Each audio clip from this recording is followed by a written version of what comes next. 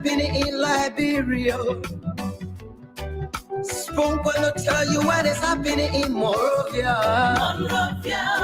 Spoon gonna tell you what is happening in Africa.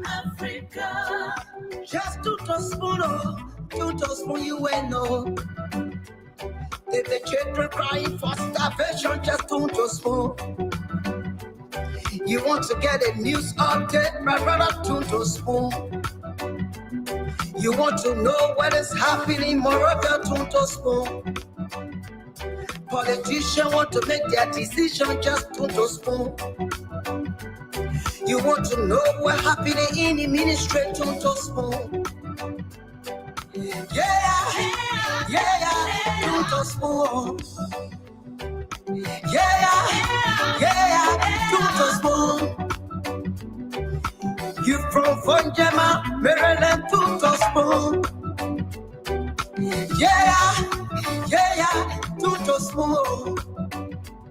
If you eat keep on gradually, my brother, to spoon. You got a Spoon TV, you got a Spoon Radio, to spoon.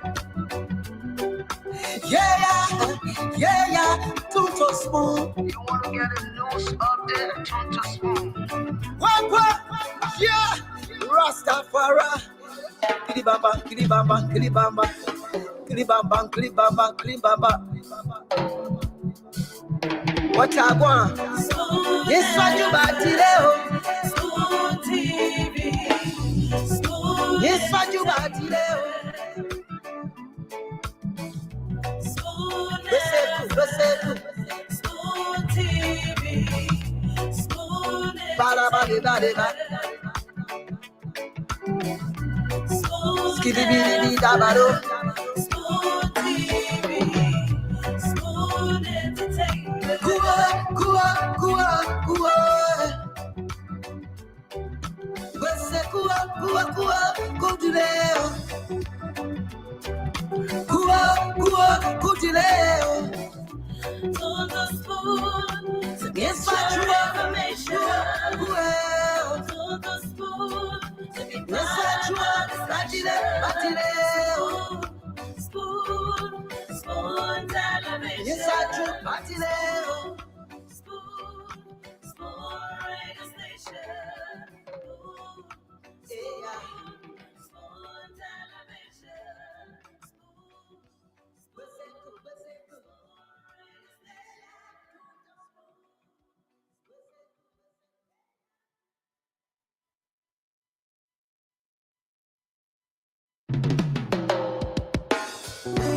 Yes, I, a special one from the CEO, stand coming with the spoon. And your boy, Friday the Southern Band, Charges on the beat. To the Spoon to get your information. To the Spoon to be part of our discussion. Spoon television. Spoon radio station. Spoon gonna tell you what is happening in Liberia. Spoon gonna tell you what is happening in Monrovia. Spoon gonna tell you what is happening in Africa. Just to spoon, you will know. If the children crying for starvation, just to spoon. You want to get a news update, my brother, to spoon.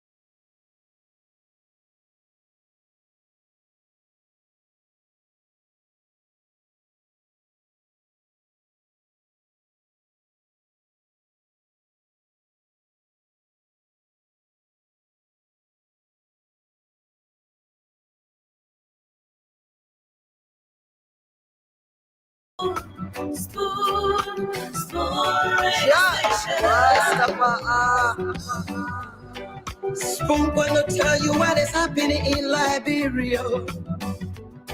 Spoon gonna tell you what is happening in Monrovia. Spoon gonna tell you what is happening in Africa. Just to spoon you will know. If the children crying for starvation, just to spoon. You want to get a news update, my brother, to spoon. You want to know what is happening in Monrovia, to spoon. Politicians want to make their decision, just to spoon. You want to know what's happening in the ministry, to spoon. Yeah, to spoon. Yeah, to spoon. You from Funjema, Maryland, to spoon. Yeah, to spoon. If you eat keep on graduate, my brother, to spoon. You got a spoon TV, you got a spoon radio, to spoon. Yeah, to spoon. You want to get a news update, to spoon. What? Yeah, Rastafari. Kilibamba.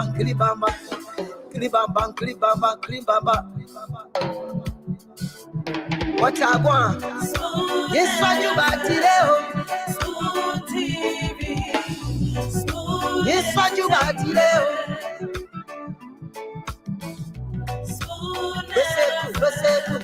Spoon TV. Spoon. Ba. Skiddy dabado. Spoon TV. Spoon entertainment. Kua. Bese kua kudileo.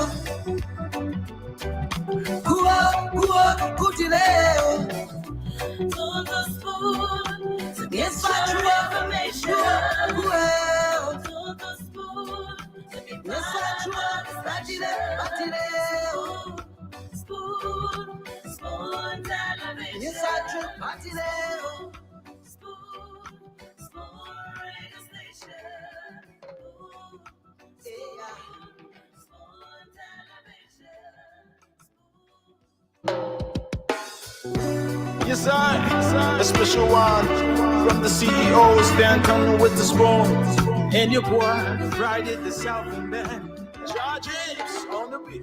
On the spoon to get your information. Good evening, everybody. Just wherever you are.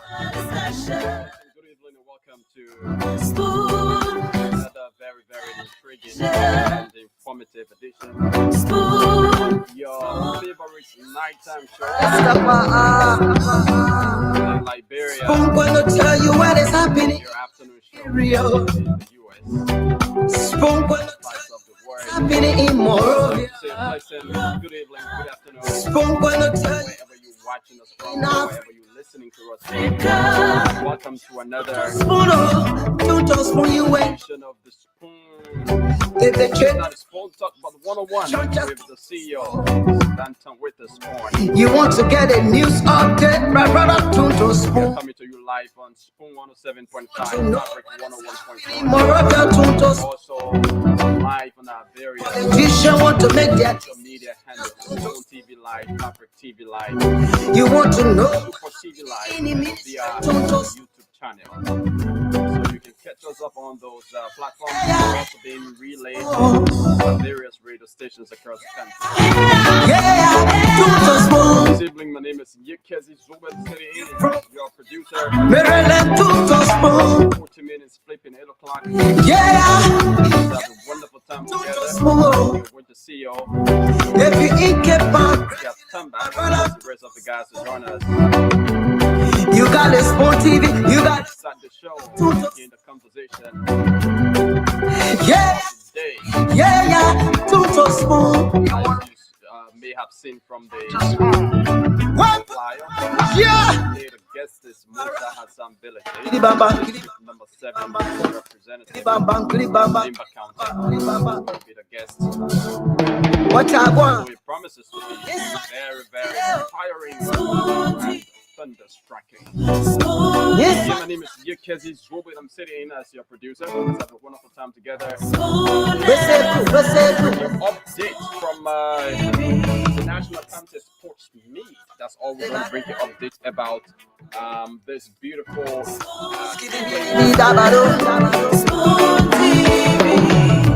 know, the Contest Sports Meet began today with the Chief Patron of Sports, His Excellency Ambassador Joseph Yimabwaka, kicking off the march in Grand Mounts County today. Let's bring you pictures played today and their results.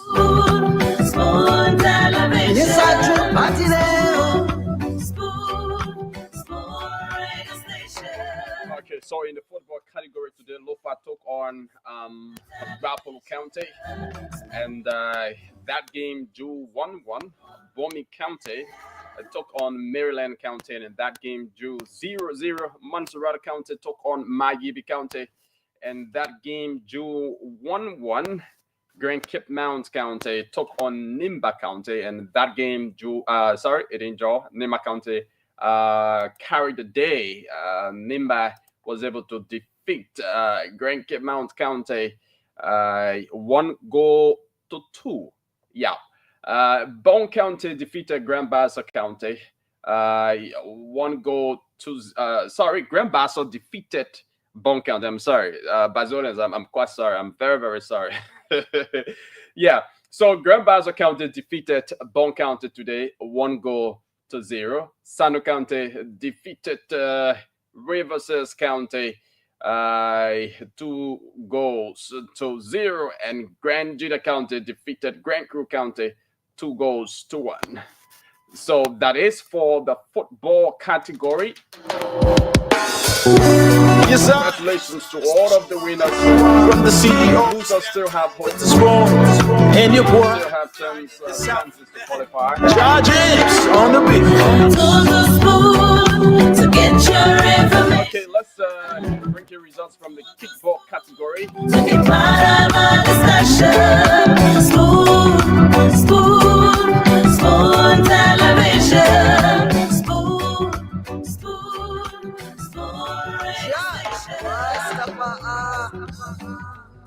Spoon gonna tell you what is happening in Liberia. Okay, yeah, let's bring you results from the kickball category. Tell you what's happening in more. Girls took on Bapalo Girls, and the game ended 7-7. Happening in 1 Africa. point.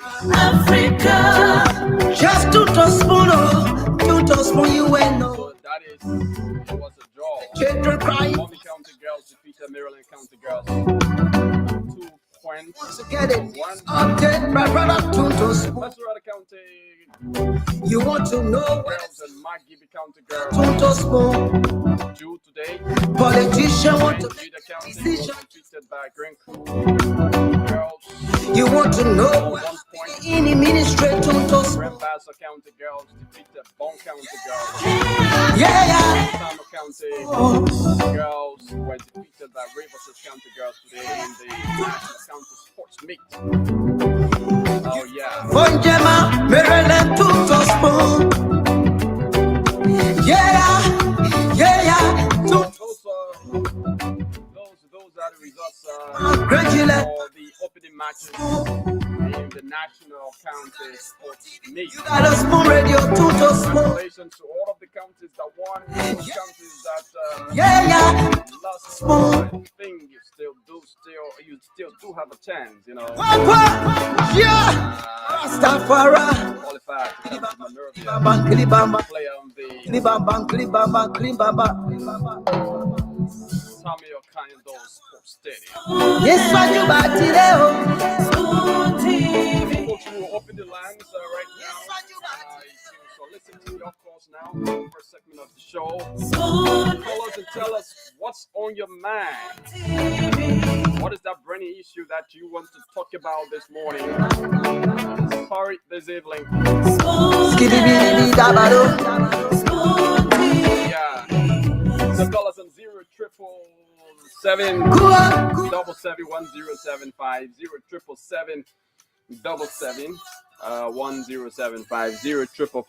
1075 1075. Call us on those numbers and tell us what's on your minds. What is that trending, that burning issue that you want to talk about?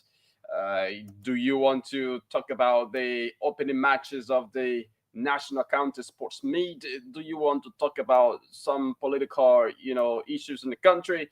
Do you want to talk about the too many mysterious deaths in Liberia, mob violence, and all of that? So, anything you want to talk about that concerns the public, we give you they go ahead to call right about now. Call us on 0777 1075 0555 101075. And right now, Barcelona is knocking horns with Real Madrid. The game in the first half with Barcelona leading Real Madrid 4-1. Yeah, for those of you who are lovers of international sports. Yeah, the first half of the game between Barcelona and Real Madrid ended with Barcelona scoring 4 goals first half and Real Madrid won. Yeah, so that's it. Let's take score on the line. Hello, your name and where you join us from? Good evening. Good evening. Let's hear you. Your name and where you join us from? Thank you. Yes, Mohammed M. Mohammed, your line is breaking. Mohammed? Hello? Yeah, your line is breaking up. Hello? Yeah, let's manage to hear you quickly, Mohammed. Okay, we're not getting Mohammed. Let's talk to another person. Good evening. Good evening. Let's hear you. Your name and where you join us from. Thank you. So good for one is my name. I'm calling from Duke. Eli. Unfortunately, yesterday we know because the question yesterday total us. The first year church we are in the achievement in Black Eye. Let me say this. I will get him 4 or 6. What they gonna achieve? Number 1 is our budget. Sell a bill from there. The area what we reach 888 million. We never reached to that before. Therefore, the second one is our labor. Like I get living place money, material of my friend to study the we have that contract the people doing every 3 months they found, but now they both fully employed. They're not talking that. Then you see Gabriel to God bridge from Gabriel to God to Douala.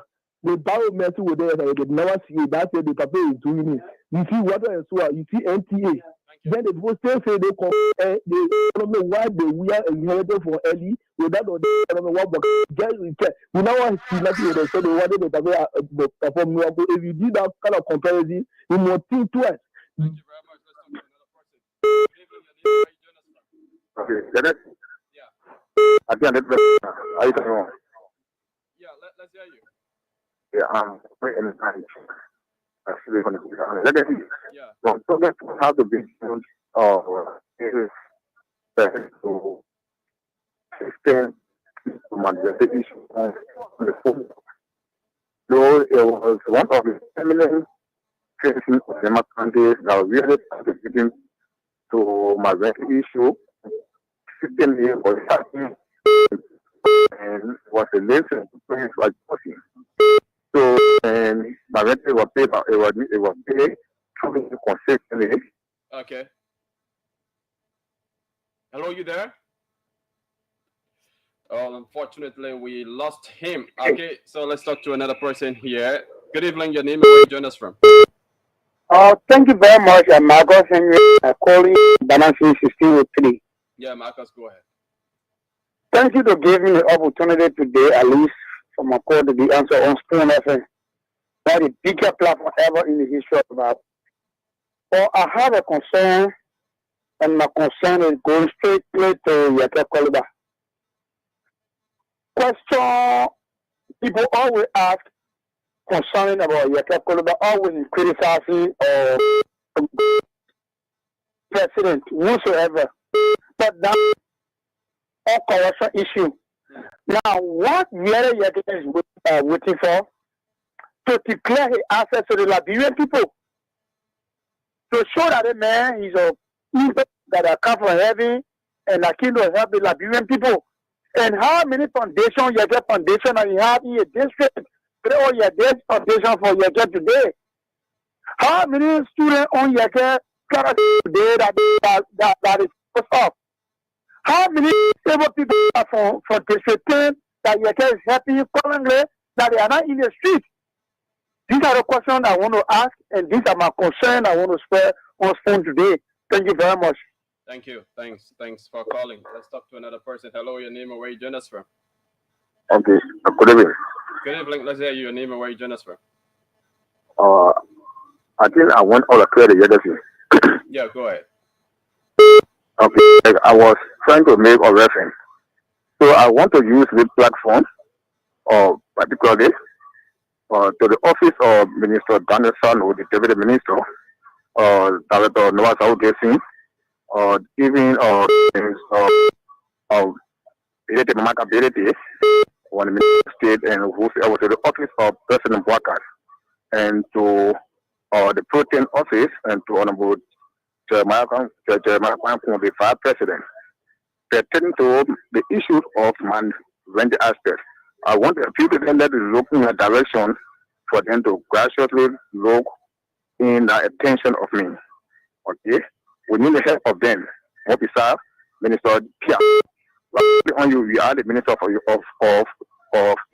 Education. So Thank you you. are very calling, I'm calling on you. Thank you. Let's talk to another person.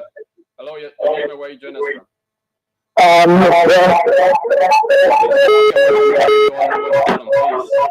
Mr. Emmanuel K. Let's hear you. My concern is pertaining to Representative U.S. Colorado. He said that the Bata government have not done anything. And he is part of this republic. He's one of the lawmakers. If the country fail, he fail. Is that him? They are all making laws and rules for the country. Let us see what he is doing to the impact to improve this country. When you call it that, the man just here a common man, he can build $400,000 resident. He can build a house in other countries. All he done is well, keep criticizing our president. Please tell him, if you don't want to be a leader, let him lead a leadership. I thank you so much. Okay, thank you very much. Thanks for calling. Let's talk to another person. Hello, your name and where you join us from? Hello? Hello? Hello, your name and where you join us from? Okay, let's talk to another person on this line. Hello, your name and where you join us from, please? Hello, Yep. this is Biwenyeba, Ponafa. Okay, let's hear you. Thank you very much. We thank God, thank you for our government. Okay. But we are striving with the disabled people. We know that Bwakat model from the disabled background, but we begging them, let them look at disabled people. Some other learn trade, but we not get work to do. Okay. Please, yeah. Thank I you. will talk with you. I do working work. I disabled man, but I try my best.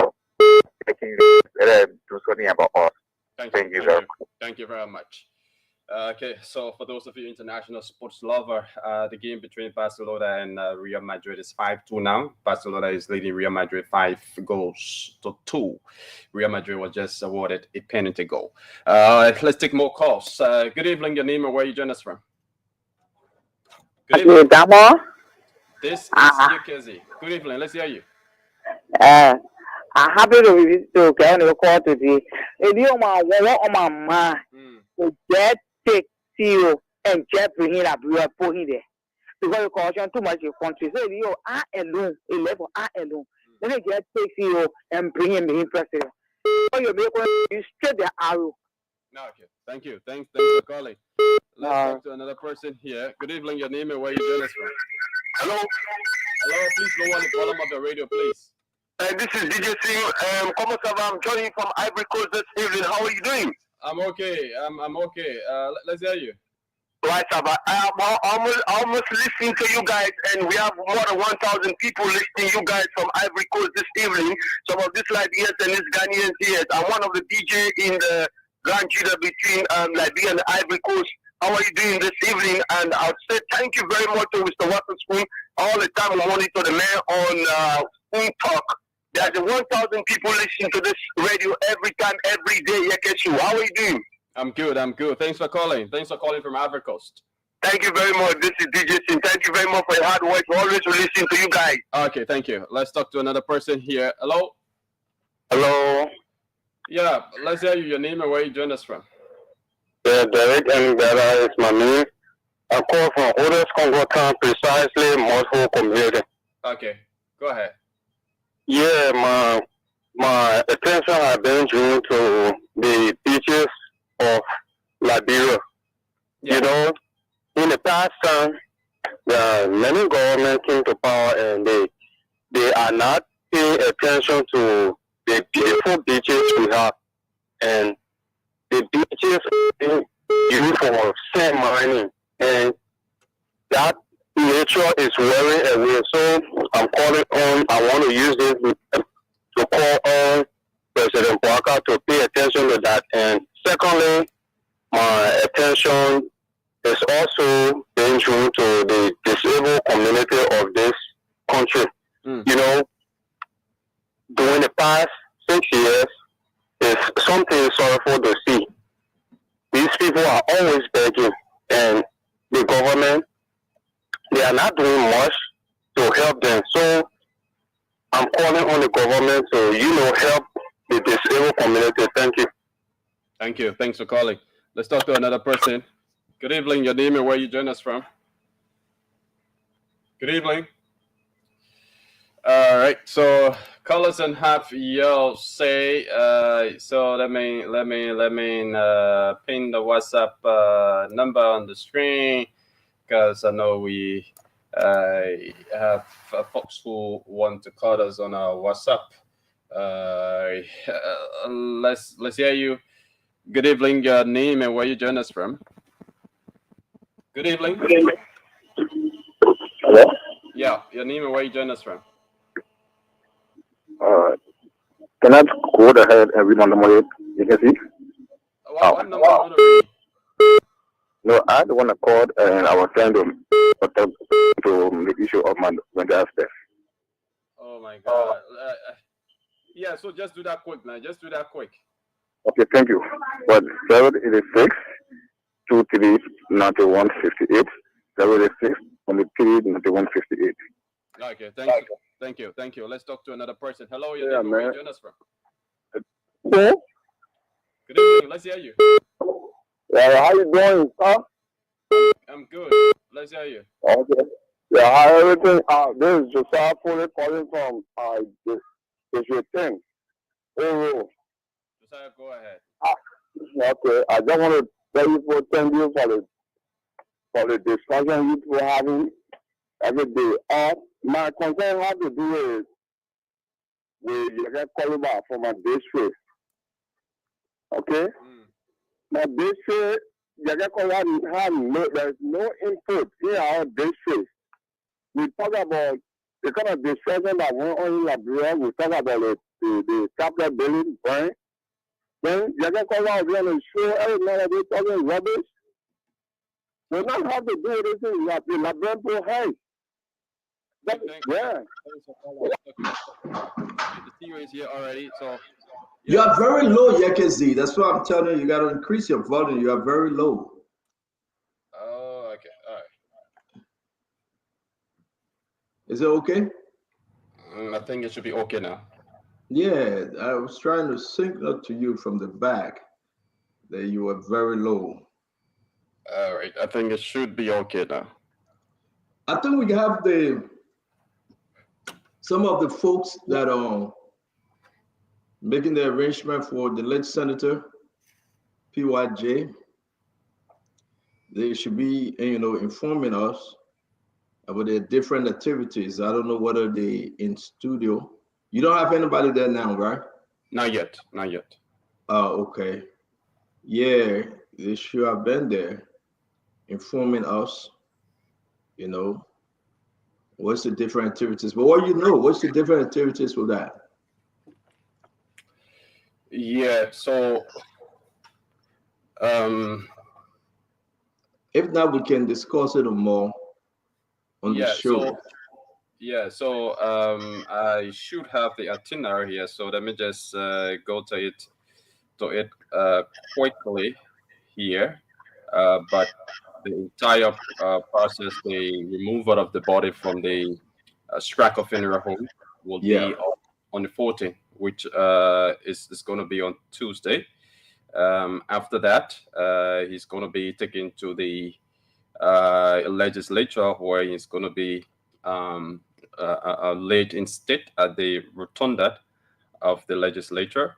On that same day, he will be taken to his church, the Christ Chapel of Faith on Ludlow Street, at 6 p.m., where there's going to be a wake keeping. After that, on the 15th, they're going to be departing for Nimba County. Yeah, and at 6 p.m., they are going to make a stop in Ganta, Nimba County. They depart for Nimba County 8 a.m. and at 6 p.m. they will be in Ganta, and there's going to be a wake keeping at 6 p.m. in Ganta. From Ganta, they depart for Campley. And in Campley, there's going to be a period of honoring from 10 a.m. At 10 a.m. and then 6 p.m. on that same day, there's going to be wake keeping. That is on the third day. On the fourth day, they depart for Ban City in Nimba County, and there's also going to be a period of honoring in Ban at 10 a.m. And then at 6 p.m. they depart for Sakla, PA, where there's going to be wake keeping at 6 p.m. And then they depart for Ganta, Nimba County, where at 10 a.m. the state funeral service will begin at his Polytechnic University there in Ganta. And then at 2 a.m., the commeter will begin, and the burial, everything followed. And then there's going to be a repast at 4 p.m.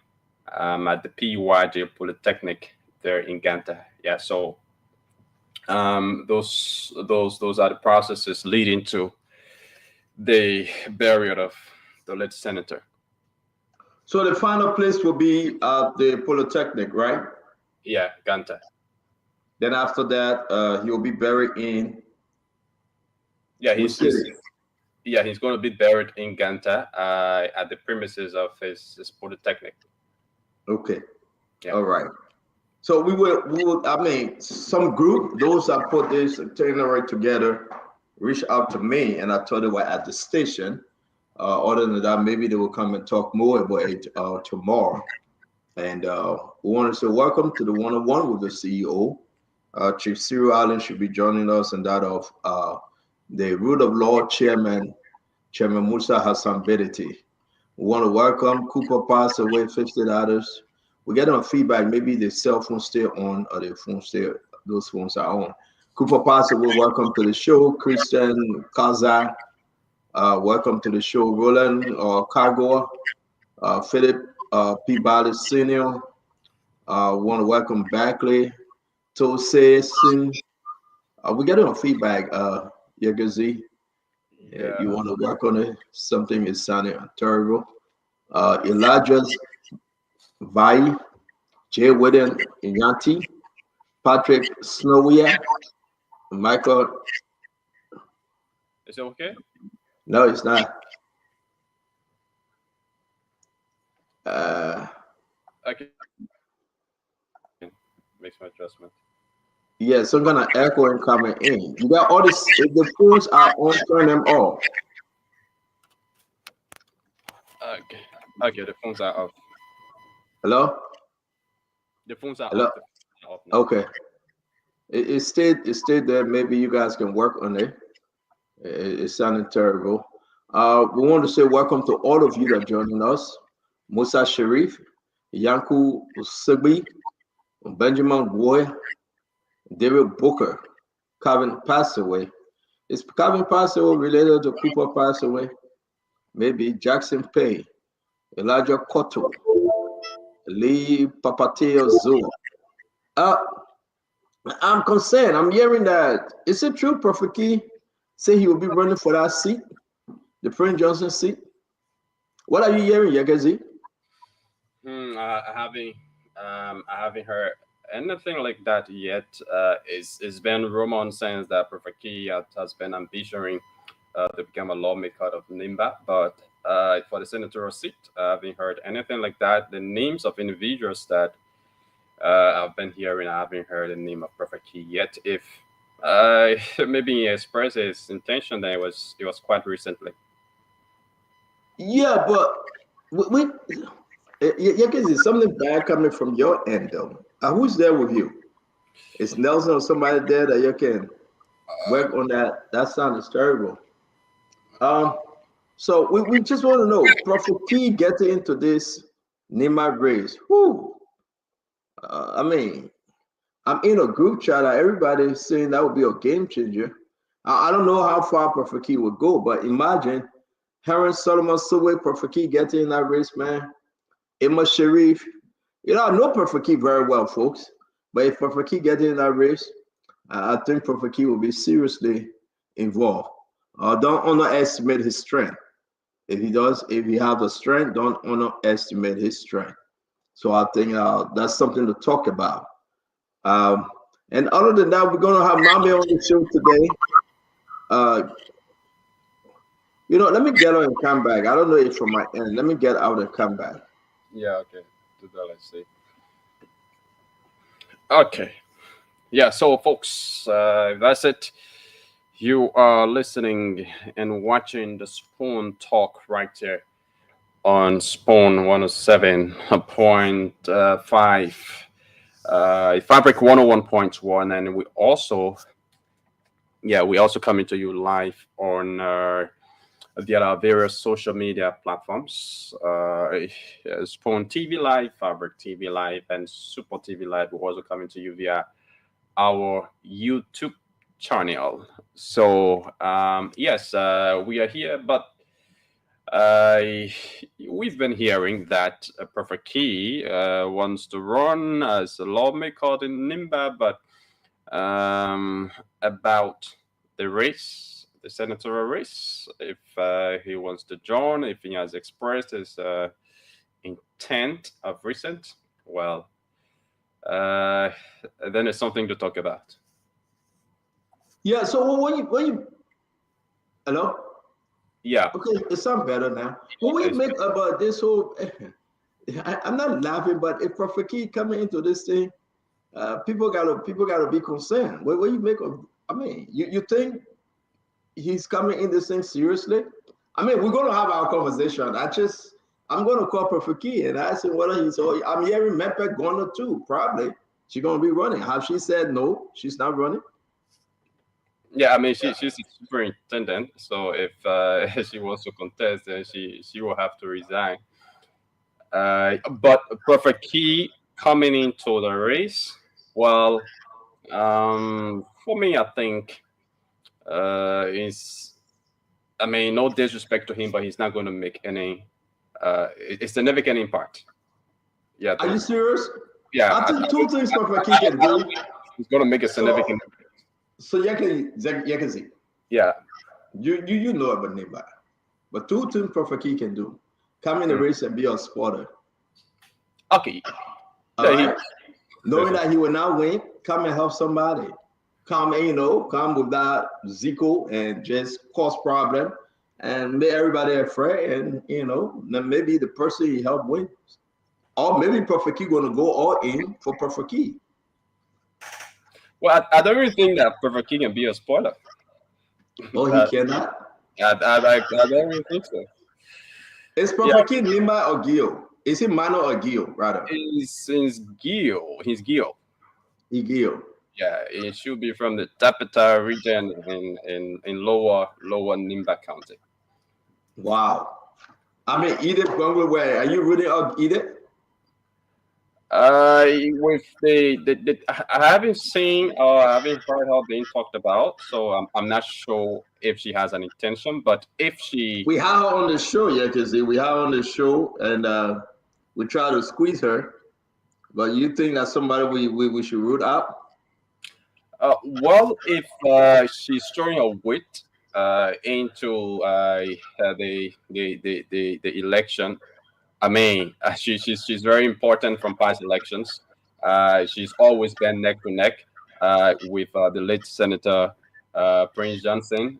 She's also been neck to neck with the current Vice President of the Republic. The last time she contested alongside the current Vice President, I think the vote margin between them was a little over 4,000 votes. So she does have a weight.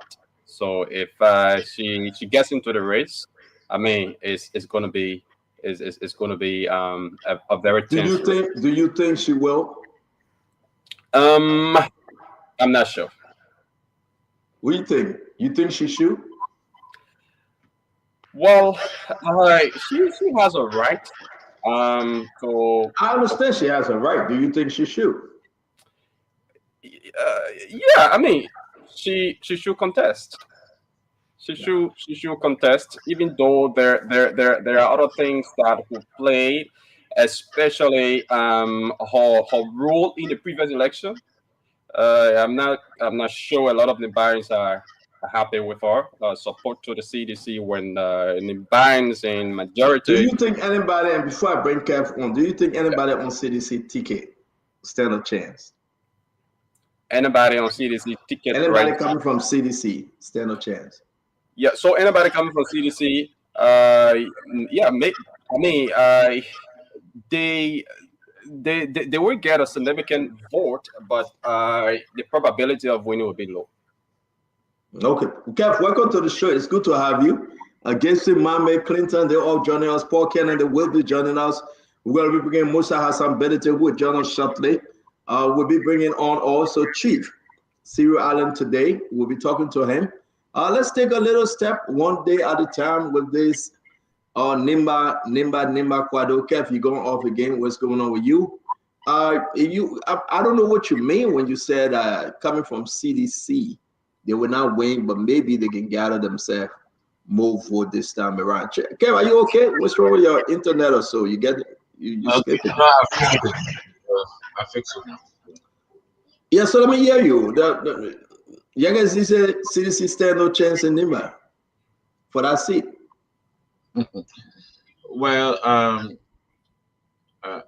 maybe Yekezi might not know how it play out there. I don't know why he said they don't stand no chance in Nimba, but I heard you're talking about Prophet Keys. The country, we gone that low that Prophet Keys should run for office. Is he not qualified that your other people that are in the legislature? Seriously? You're gonna ask Prophet Key that you're going on low because you want to run? Because we need a decent character at the legislature. How many decent people you get in the legislature today? You want to add?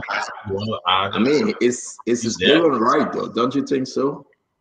Yeah, Stanton, and I can say this that from my point where I stand, right, that I know the backlash that I had and stuff that I said during the elections that hurts a female. I know female. I'm talking about Prophet Key, my man, not about you. Why you condemn? No, off the back you condemn Prophet Key. Off the back you say he's nobody. Off the back you say he's not qualified. Are you serious? Yeah, for men like that who insult women private side should go to the Senate? Seriously? That's why I'm saying, that's why I begin with that first. Because folks will say, oh, this. But I begin with that first. For men like that to go to the Senate, Stanton, are we going that low? I'm not sending him. I'm here to have a conversation with the people. But you say he shouldn't go. One thing I know, You have- the Libanians will not go that low. Kev, Is this the Liberia that we want? Kev, okay. You don't want people that insult, but you want people that steal the government resources, right?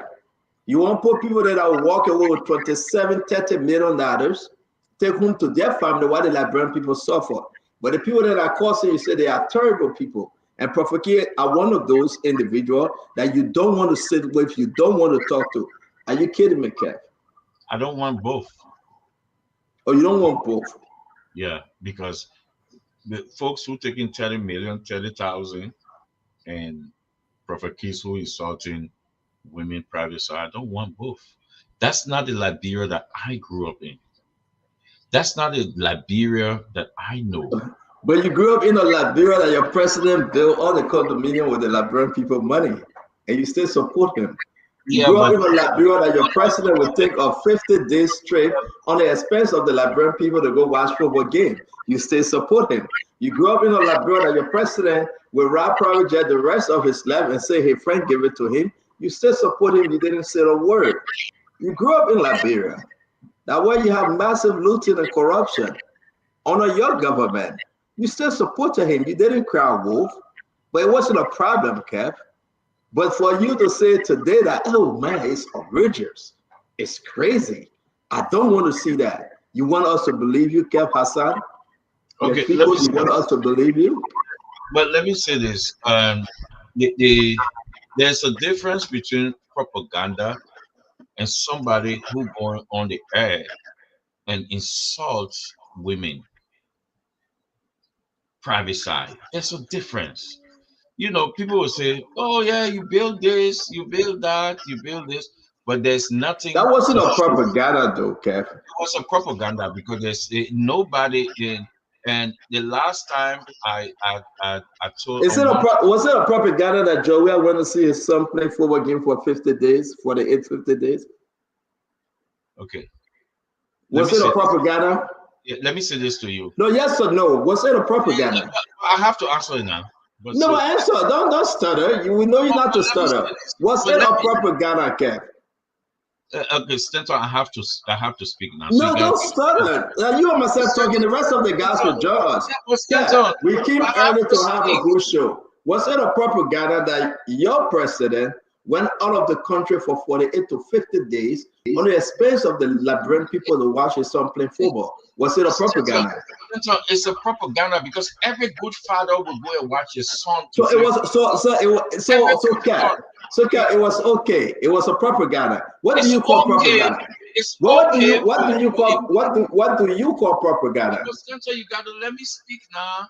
But I'm not going to say to you, man. Angela got it. The next time say I'm letting him speak. Angela. It's okay for a father to go watch his son playing football World Cup. It's okay. It's okay when you use your own money. It's okay when you use your own resources. It's what part of the budget? What part of the budget? What part of the budget show that he used? People in the time of the suffering, in the time of the crying, and you turn your back to no. Yekezi, come back. Don't leave. Yekezi, come back. Come on, Yekezi. I want to see what I want to see somebody different. Yekezi, what I did with Kev Hassan. So come back on the show. Listen, I will say this to you, Kev. It's not okay. It's not okay everywhere. And that's why we don't need the UP if UP mess up, and we don't need the CDC because we know CDC. We know both parties. That's why we don't need either one of them. So you're saying, let me ask you a question. Let me ask you a question, Spencer. So you're saying to me that you don't want a father to be a father to his son. That's why you're advocating to the Liberian people. So you're looking at a decent man who is George, we are going to see his father, but you want a undecent man who is Prophet Keys that insulting woman to come to the Senate. So you see, and ask a question, let me answer it. Let the public be the So judge. A decent man of George, we are going to see his son. Because you know one thing they taught us in ask a question and I answer your question. You know one thing they taught us in America, and yeah, a father got to be a father. So let me answer you like this. And you who I know will drive. You drive 2 hours. 2 hours. Even if the show on, we will call you when we're doing the week. They will call you, say, "But man, I'm going to see my child, my daughter." Let the show wait. Then you telling me, Joe, we are going to see his son to play in golf. So that's the issue you can. You want to compare it? You want to compare it? You want to compare it to a woman abuser? Let me answer you. Let me answer you that. Is that where we are now? Ken, let me answer you. Don't get it twisted, my brother. And I will not help you if you do this. Because you know why? You got to separate them too. Kev, Jowiah didn't use his own money to leave the country, to abandon the country, to turn his back on the country for 48 days. Kev, but let's talk one at a time. Kev, Fico. Let's talk one at a time. I wouldn't hear myself that all people said, "Oh, come here 9 p.m." So let enjoy ourselves, right? You get your 30 seconds, I get my 30 seconds, right? Can we do that, Kev? Leave the phone alone. Focus. I need your attention on this one because I've been playing for this day. Kev, your problem here is that Jowiah went as a sitting president. If I leave Spoon Talk to go on the campus to visit my daughter, I am not the president of the Republic of Liberia. Jowiah went to see father. You are a father. Wait, Kev, wait now. That's not myself. Spencer, don't be on the side. Yeah, that way you're myself. Let's do it while wait, can I finish? Kev, can I finish? Then you speak. Compare Prophet Keys and President Weah. Don't do that, my man. But Kev, can I finish? Kev, can I finish? Then you speak. I will compare a decent man with undecent man. Somebody who not decent. Kev, can I finish? Kev, can I finish? Then you speak, please. Go ahead. So we got some kind of agreement, right? Beno Masakwe, welcome to the show. Morris, we want to welcome you. Randolph, Logan, welcome you. Everybody will be joining. We'll have this conversation. Kev, let me finish. I back you, right? The mistake you're making, Prophet Key can cause bad. Prophet Key can cause bad. Prophet Key want to run to be senator or name by that Prophet Key problem. I'm not saying, I have never heard President Weah causing my empire. I have never. I have never heard President Weah insulting women. I have never. Because he's a decent man. No. Relax, my brother. I have never. My comparison is not to President Weah or Prophet Key. They are different individuals. But I want you to understand. Them in the same category. Wait. No, you discussing it in the same category, not me. No. I'm different argument yet. No, Kev, listen. I think you got to take pen and paper when you're writing this thing. You understand yourself. I am telling you that the mistake you are making, Kev, President George Bannert Weah turned his back to the people of Liberia. He turned his back. He left the country for almost 3 months. 3 months. 3 months. 3 months. I say almost. Listen, I said almost. I said almost. Give me a chance. Give me a chance. But wait.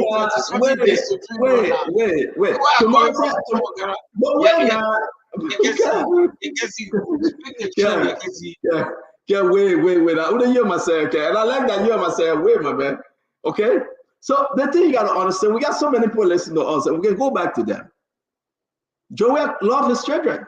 I will be the first to say, Jowiah cares for his children. I think he's a father. Okay.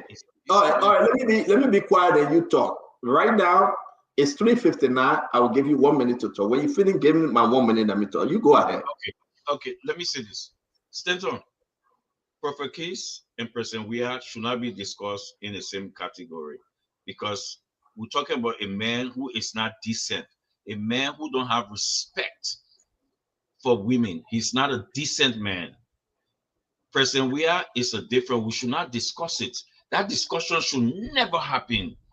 So the people, one thing I can tell you, the people of Nimba are very decent people. They're not going to put Prophet Keys as the senator because the Nibadians, I never come across a Nibadians who are not decent. They are decent folks. So we should not compare. Prophet Keys is not important in our society. You know, the only thing Prophet Keys is important because Bujuba Keita make him important and JMB make Prophet Keys important because Prophet Keys is a spokesman for JMB who the Prophet Keys causing people mad, and JMB signed that. He endorsed that Prophet Keys should insult people mad. That's why JMB instructed Bujuba Keita to call the court to take that case from the court against Julie Andy after Prophet Keys insulted Julie Andy, and JMB signed that. So you're 1 minute finished, Cap. You're 1 minute finished. You see, I was patient. I'm going to patient you too. Yeah. Thank you. Yakezi, can you watch my 1 minute? Once say 102, 402, let me know. That will be 902 your time. Okay. I respect Kev. I didn't interrupt. Ladies and gentlemen, welcome to the show. Everybody come in. I want to hear from you. I don't know if he's my brother or if he's my friend. I don't know this guy. But I think he's making a mistake. There will be no way I compare Josh Weah with Prophet Key. No way. I think he coming that low. It's disgraceful for you to even compare them, Kev. You comparing them, not me. I was speaking from different angle, Kev. These are some of the mistakes you made when you want to run and celebrate John Man and Weah, and when somebody attack you, then you go in the bubble. Joe Weah failed the Liberian people. Let's be truthful. Joe Weah failed the Liberian people. Joe Weah was the worst president. My conversation, I don't like to talk about Joe Weah. I like to talk about Unity Party because this party have to prove herself. Plus Joe Weah, Mano Joe Weah, plus Unity Party, plus, listen, the Liberian people got to move on. But you cannot leave the country for 48 days, 50 days. And on your way back, you add 10 more days and stop in Ghana. You pass the 60 days. The only president in the history of Liberia, certain president, to have, no, Buhari went because he was sick. So we'll get that to Buhari because he was sick. But the only president not sick, everything, just go and pledge what Joe Weah. And this was embarrassment to our country. We say that every day. The only president that see all his people in authority, but yesterday he said, I will not do anything. You just give me second term, I will do it again. Our country is between a rock and a hard place. How will we get all of this misery? How can we get all of this frustration? Congrats to Sano. Sano won her game today. I'm getting the information. We're talking about the Kante meet. Congrats to Sano Kante. But I want to say to all of you, Kev, and to you, sedition out there, if Joseph Yima Bwaga failed, it doesn't mean Joe Weah coming back. And that's the argument the Liberian people got to accept. Oh, he gone. Mommy, welcome to the show. I didn't go. Well, if we having a conversation, Mommy, you guys can be running away. The man go receive call. I believe so. Why did we run away? Whenever we get into that kind of argument, we run away. I mean, and these are the arguments that we need to have, Mommy. You run away for what? He will come back. You know your man. The man will come back. You know the man, yeah? Cool. No, man. Why run away for that, man? The man will come back. I don't know. Something popping up my computer and take me off. I don't know. Nothing popping up. You're banners. Mommy, welcome to the show, man. We're going to have Musa Benite, who's running a little late, and Chief Cyril Allen. We're going to have Gibson Jarrett, Paul Kennedy, and that of Clinton. They all will be coming on. We hope to do this for 1 hour. Listen, guys, the Eagle playing today. So we will do 1 hour or so, 1 hour, 30 minutes, and get out and see the second half of the Eagle game. A lot of big football game taking place. They beat Arsenal today in 5 penalty. I'm so happy. Listen, I got no team. Arsenal, man, I don't even know them. I don't know that player, but I'm happy. I heard the news that they beat Arsenal today. I heard another news that Sano won today. Beautiful. Congrats to the team, Sano. And I heard that they just beat us on this counter meet. We're gonna brush away. Nima defeated Grand Cape Man, right? I don't want to say that, but the big Grand Cape man. That was Ketama. Now coming on Ketama say he frustrated at the big Grand Cape man. He just sent me a text. I mean, but you go and put Nimba with Grand Cape man. Are you serious? Nimba with Grand Cape man. I mean, what's going on? Mommy, are you from Grand Cape man? I'm from Bomi and Bapulu. Yeah, but how can you draw with Grand Cape man? Now you get it for battle. No, I think the thing that draw is not like the machine one is like draw. So they do the draw when you select the count. No, I'm not talking about the selection, but the big Grand Cape man. Grand Cape man, they beat them, and Mo Ali Tilk, he said there he slept the last night, but the big Grand Cape man. What's going on? I mean, Mo Ali can't battle to the people take place, man. Mo Ali money can't reach there again. Mo Ali can't battle to the people place. Maybe that Kev curse Grand Cape man can't because of Mo Ali. Because he not let Mo be. Mo Ali money reach there. That only to divide it. the lawmakers there, like why money can reach. He tried, but he became. Look at honestly, Disha tell me 1 minute over with Kel. They're scared for me to talk. Let's get into the thing. Mama, I want to hear you real quick, right? Before the guys get on, don't forget the root of Lord Chairman Musa Bedite will be coming on. But Mama, let's get into this thing real quick though. Why Sidisha think that if Joseph Boakai failed miserably, maybe Unity Party will be dead, but at Joe, where people got to go to? Mama, why? You know, there's this thing in Liberia where they say, and that's what has suffered the country on a very serious note. That's what has suffered the country. A leader will take power, misuse power, steal from the people, and his only hope is Liberian people going to forget. He sits down somewhere, and after 3-6 months, will wash himself as a better leader. The people don't follow through. But this is the last time that such a thing will happen. Joseph Boakai made promises to Liberia. He's on an obligation for the next 6 years to deliver on those promises. George Weah, before Joseph Boakai, made promises to Liberians. He blundered. He failed the people. If Joseph Boakai doesn't perform and deliver his promises, it doesn't make George Weah a better leader. It doesn't. So everything CDC doing the praying God for Joseph Boakai to fail. So my question is, if Joseph Boakai fails, how does that make George Weah a better leader? George Weah was president. He abandoned the responsibilities of the people, moved into building mansions for himself. If Joseph Boakai fails, how does that erase George Weah action? George Weah from place to place, whether it was roofing the houses in Gibraltar or whether it was building park, he misled the country that these were his personal initiatives. Now we are seeing vouchers and bank statements that it was government money used to finance these projects in excess of the amount. If Joseph Boakai doesn't deliver, how does that erase that record of George Weah? So all their hope is Joseph Boakai should fail. So when Joseph Boakai fails, they say, you see, I also will fail Joseph Boakai fail, so therefore bring George Weah back. No. Joseph Boakai's failure does not exonerate George Weah.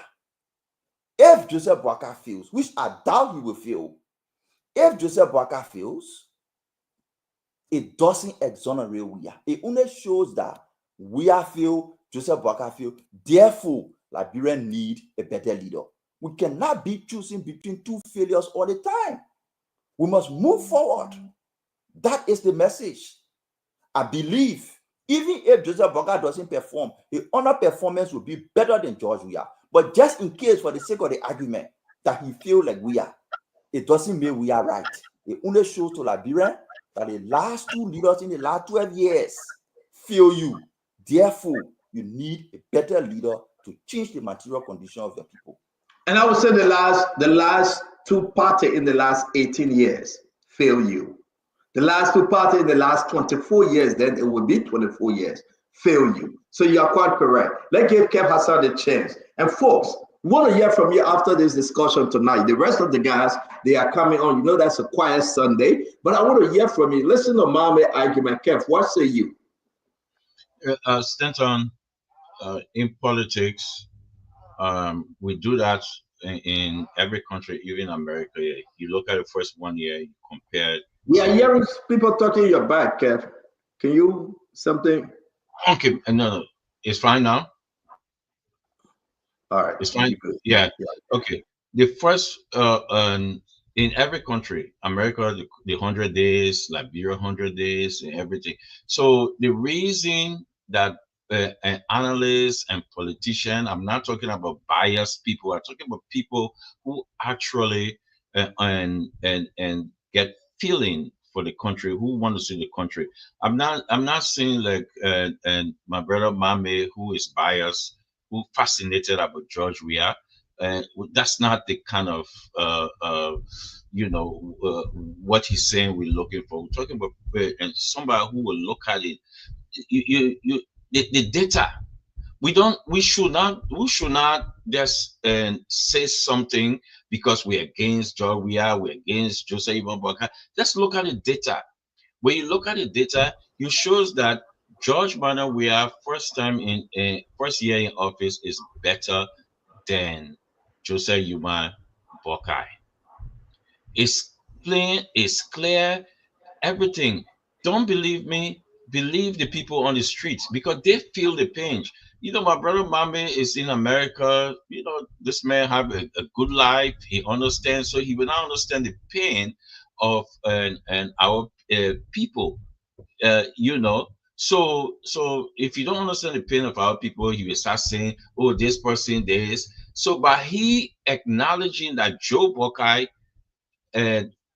first year is a failure, but Mame acknowledged that it's a failure. Who acknowledged? Because he just said, even if Joe Boakai failed will not bring Joe Weah. So he acknowledged that Joe Boakai failing and Joe Boakai would fail.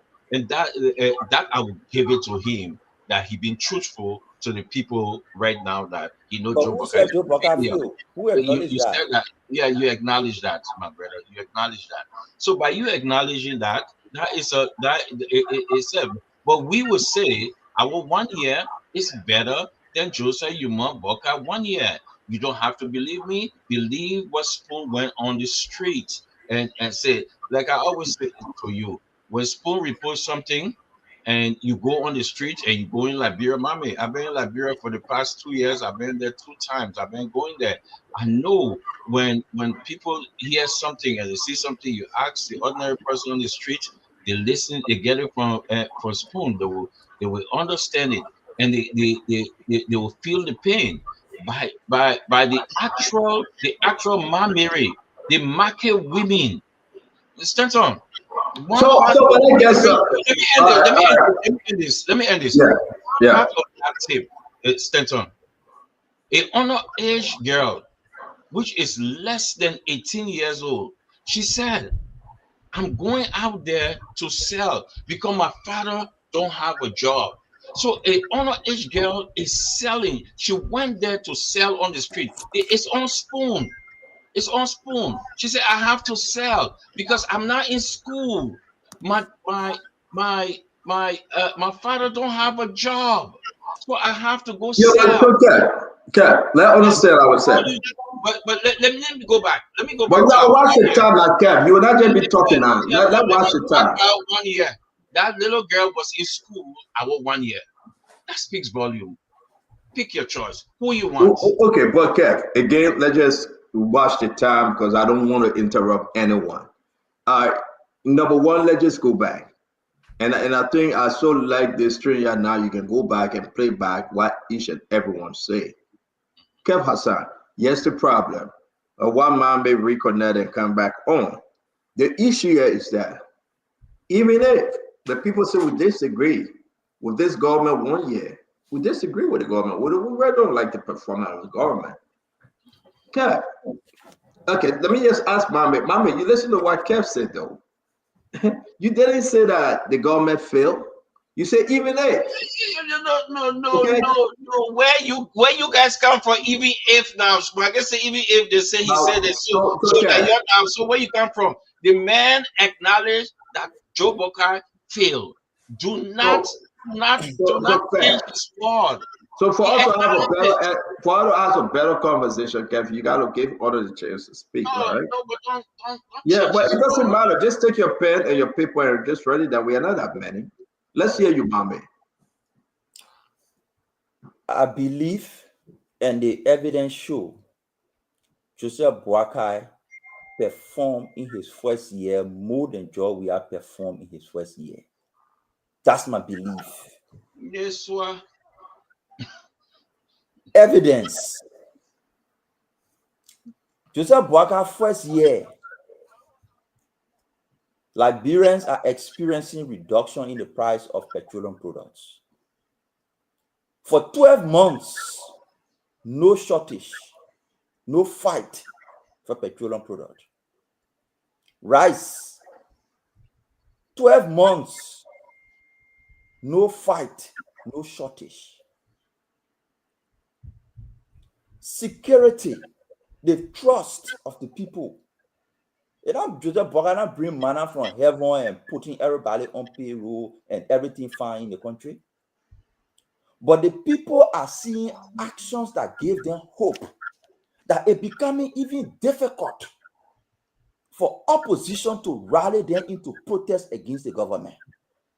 Even the protests they organize, they fail to achieve their objective to the point where they went Sierra Leone, they went Gambia, they took pictures from there to post in Liberia to show violence.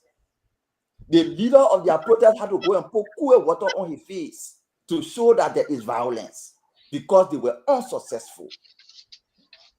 Unlike in we are situation. We're not talking about making money yet. 12 months gone. We're not talking about that.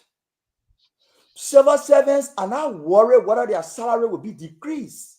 In fact, they have seen a clear commitment on increasing their salaries. Internationally, the country is gaining respect. So you can find other issues to speak about. But I believe that Joseph Boakai in the first year performed better than George Weah on significant indicators. Yes, there are hungry people in the country. Yes, there are poor people. You have over 50% of your population poor. Those people who you see speaking in the market say they disappointed. Yes, we acknowledge their opinions. We don't disagree with them. But equally so, we say, as we acknowledge your opinion, we feel your pain, we know you're hungry, we know you need jobs, we know you need the electricity to be better, we know that.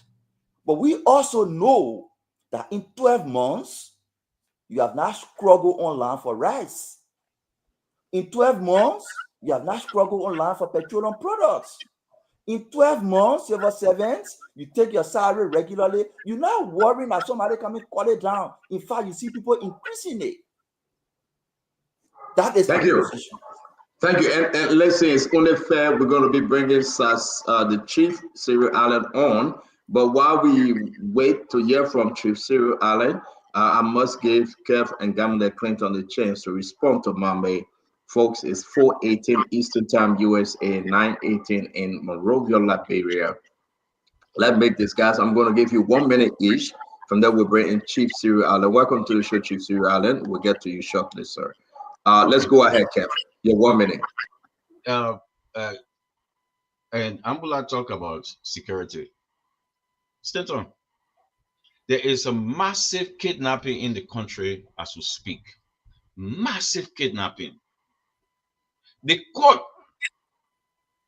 you have the document, order the living body of Liberians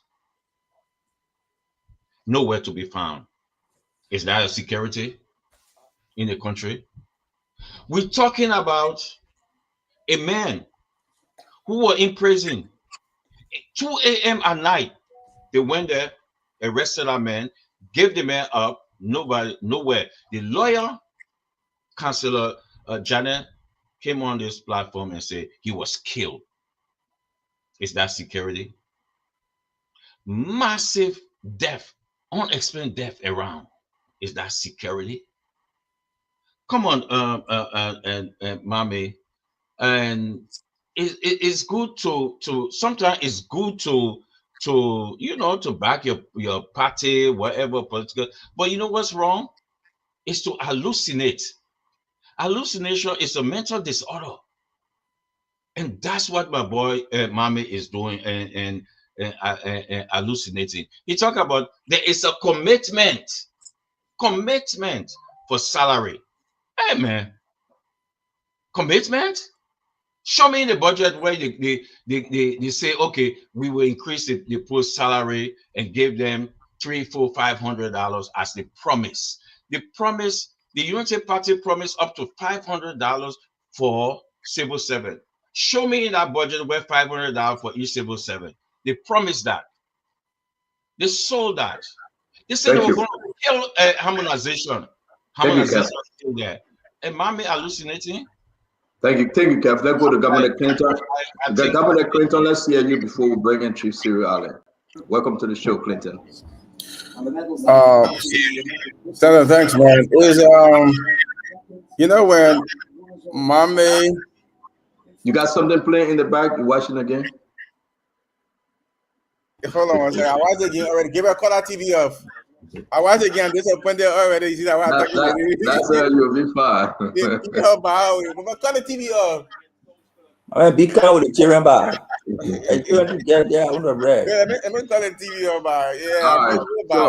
All right, the man scared. They beat him. Welcome to the show, Chief Cyril Allen. It's good to have you, sir. How you doing today?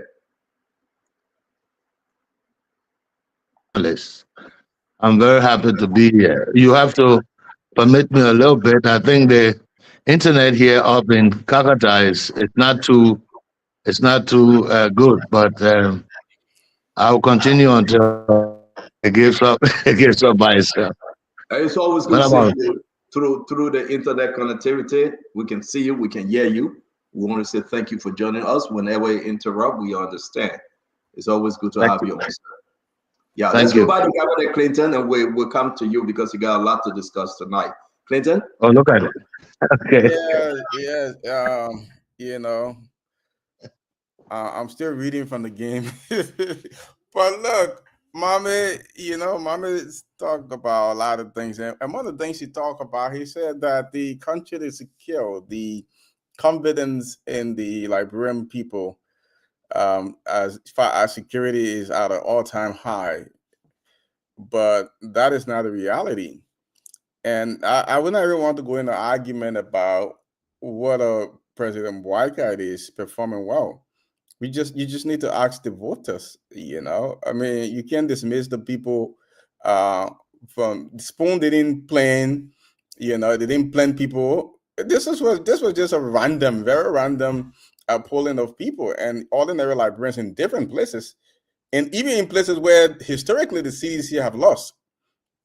Like areas like Raleigh, historically CDC haven't even won those areas. Those are a Unity Party stronghold, and those were the voices that were saying that this president in his first year has performed very dismally.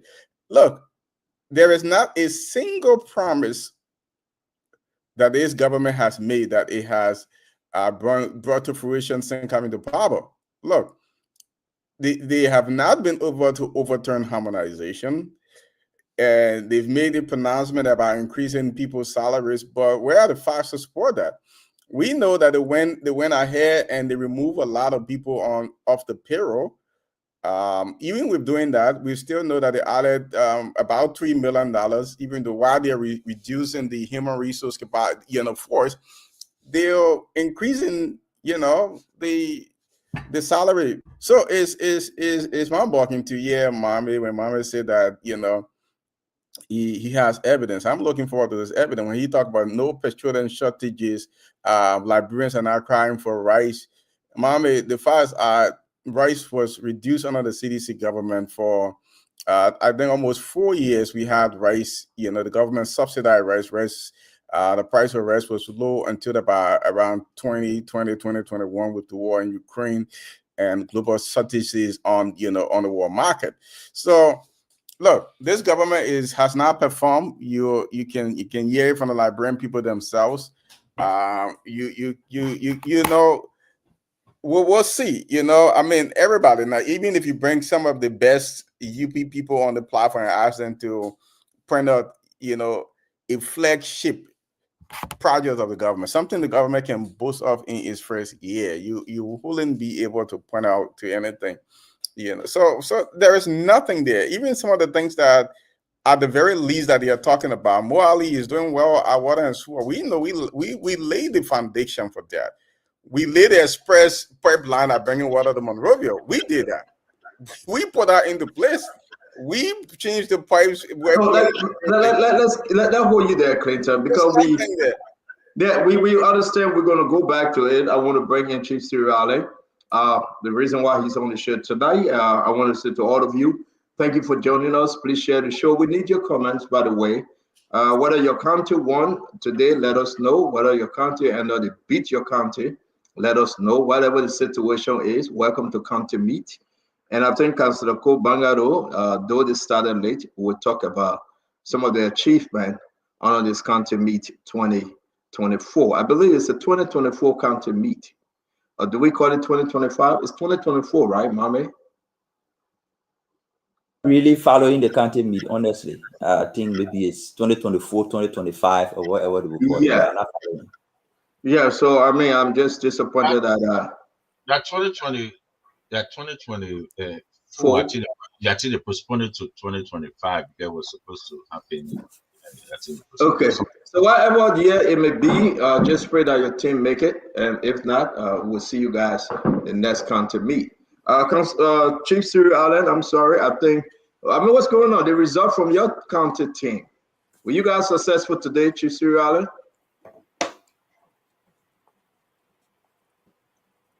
Magibi won the game. Yeah. Magibi won. I thought it was 1-1. Magibi drew the game, right? Was it draw or Magibi won? Magibi beat the game today, that's why they're telling me now. Oh, okay. Then that's good. It's good to know. It's good to know. Magibi were lucky today. I want to say to all of you, I was praying at the beat your county though, but we'll get you guys. Well, it's all right. Whatever happens, it happens in Liberia. County win, county lose.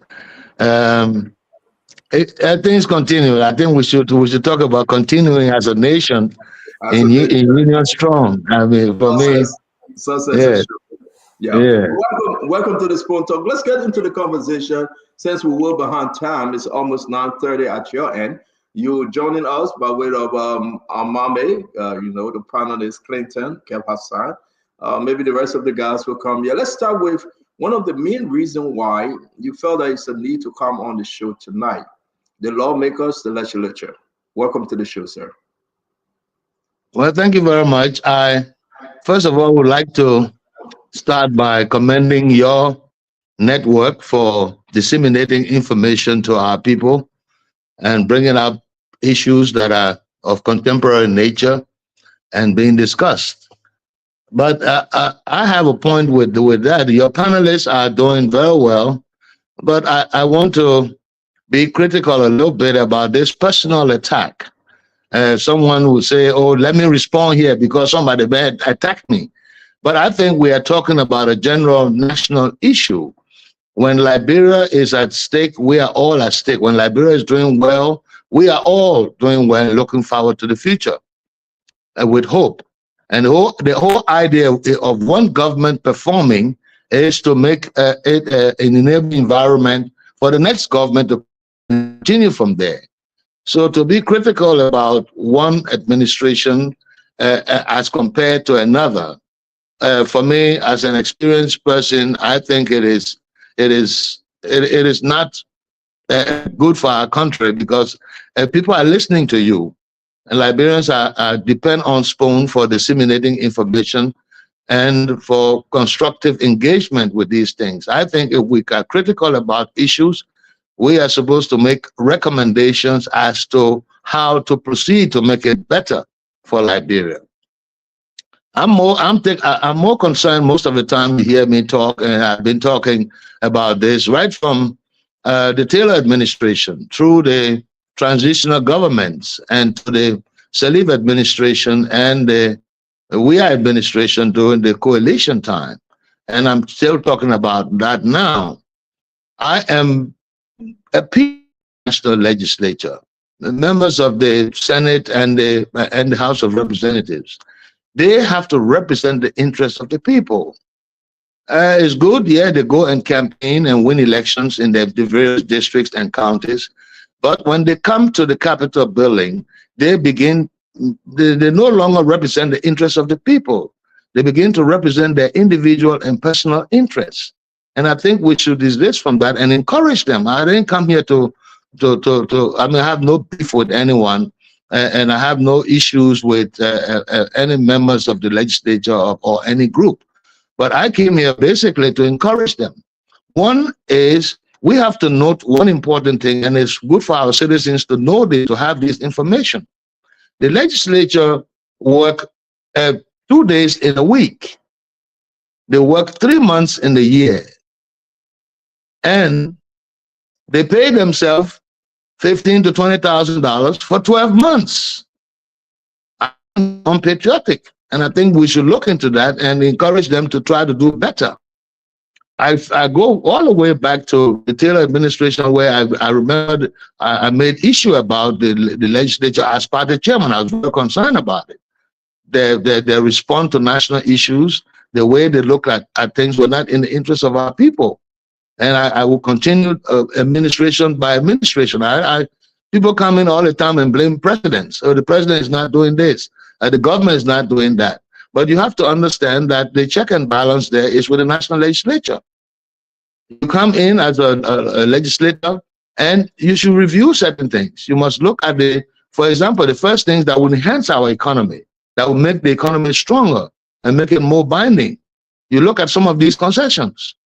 The concessions are there. Legislators come in year after year. They do not review these concessions. Most of them are not in the best interest of our people. They're not generating sufficient to sustain our national budget. We have to look at some of these things. They are very important. Instead of increasing every regime, for example, when the coalition came in, I understand. I was upset over the fact that the legislators came in and tried to increase the presidential budget. To say, Mr. President, you have to do more programs and whatnot, so we want to increase your presidential budget. Well, as soon as that is accepted and embraced, the next thing is for them to increase their own budget. And we have come from a point where now we see that it runs in thousands of dollars. You cannot have 103 persons in the country where we give them credit for their jobs. I mean, they are backed by the Constitution. They have a job to perform and duty to perform. But at the same time, they have and they have to be prudent and they have to be rational. And also, they must be guided by the constraints that govern human conduct. You have over 600,000. We have over 600,000 Liberians in this country that we refer to as Zogos, a young generation of Liberians who are also citizens of this country and are entitled to a better living condition. There's no money in the budget for them. There's nothing that's allocated for them particularly. Thank you, Chief. Thank you. And that's why we are here to discuss some of those important issues today. It's good to have you. As you see, we've been joined by the representative, Musa Hassan Belete of Nima County, and also he's the chairman on the Rule of Law Caucus. You've been following the situation at the Capitol building. You're talking about the budget. I want us to get into it. So it's also good to have you brought that conversation up. Ladies and gentlemen, we have Chairman Belete. You know, he's a representative, but we used to call him chairman. And we have Chief Cyril Allen. Let's have a very, very beautiful show today. It's only important that we discuss the issue that is affecting our country. We'll hear from Musa Belete as to what the chief said, and then we will make our own argument moving forward. Mame, Kev Hassan, Clinton, it's always good that you guys join. Musa, thank you for joining us, Chief.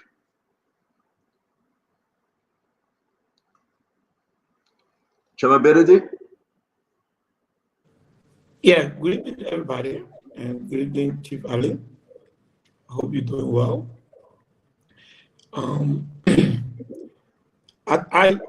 It's a 50-50, I agree with him on the principles, but, the idea that lawmakers should do their work, I think it's time to be fair that seems probably not possible in Liberia. How can lawmakers do their work when every time we try to bring balance, the executive interfere, dismiss the rule of law, and have undue influence on the legislature? I mean, in the recent history of our country, the country has been ruled by CDC and Unity Party. Unity Party has consistently made it a habit to remove speaker. They did it twice before this government. They've just done it. The only consistency we've had is the 6 years that CDC has. Maybe we need to change the rules. Maybe we need to say, when you win the presidency, you should take the legislature. But if the government is meant to be balanced, and if it is meant for lawmakers to do their work, I am sorry, the system is not designed that way. It is written that way, but it's not designed that way. There's no independence. You see, from October up to today, since the legislature, in collaboration with the judiciary, hijacked the legislative aspect of our government, what has happened? Zero supervision, zero oversight. Nothing has happened. I guess this is how they want the country to be. Now, nobody can call minister of anything that's going on in Liberia now. Nobody, because they've literally hijacked the legislature. The Senate, has abdicated its responsibility. The House of Representatives is divided. Those that is the executive catapults into quote-unquote authority are now, bidding to what they want to do. What do you want lawmakers to do? The last time I checked, the House of Representatives was very robust. We were calling ministers, government agencies to order. I guess this is what they didn't like. Now, they've neutralized it. We are running on one government system. Not just I mean, not a one-party system, a one government system. So, I mean, how do we do this? And it's always happening. I remember during President Taylor time, the speaker became something, and the president literally brought the speaker to his knee. And that was the end of, again, supervision. It happened. So maybe we need to look at our laws, but as it stands, legislators seem to have power on the book, but it doesn't exist.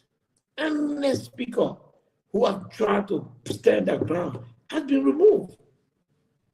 We all be here. That's the history of our country. That's the history of our democracy. Thank you very much, Representative Musa Bereti.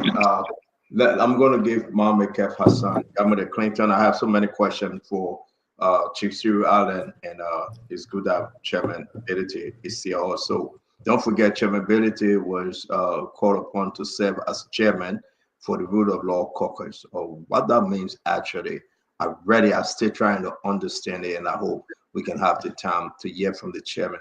The Rule of Law Caucus, what does that mean? Mohamed, talk to us. You heard from Chief Cyril Allen, and you heard from Chairman Bereti. I mean, I tend to agree with Chief Cyril Allen on how we should, I don't want to say upgrade, but try to enhance our conversation and the content of what we say. I disagree with his statement that we should, forget about comparing governments. That's the reason why that's something we should do. We should always, compare where we came from, where we are, and where we're going.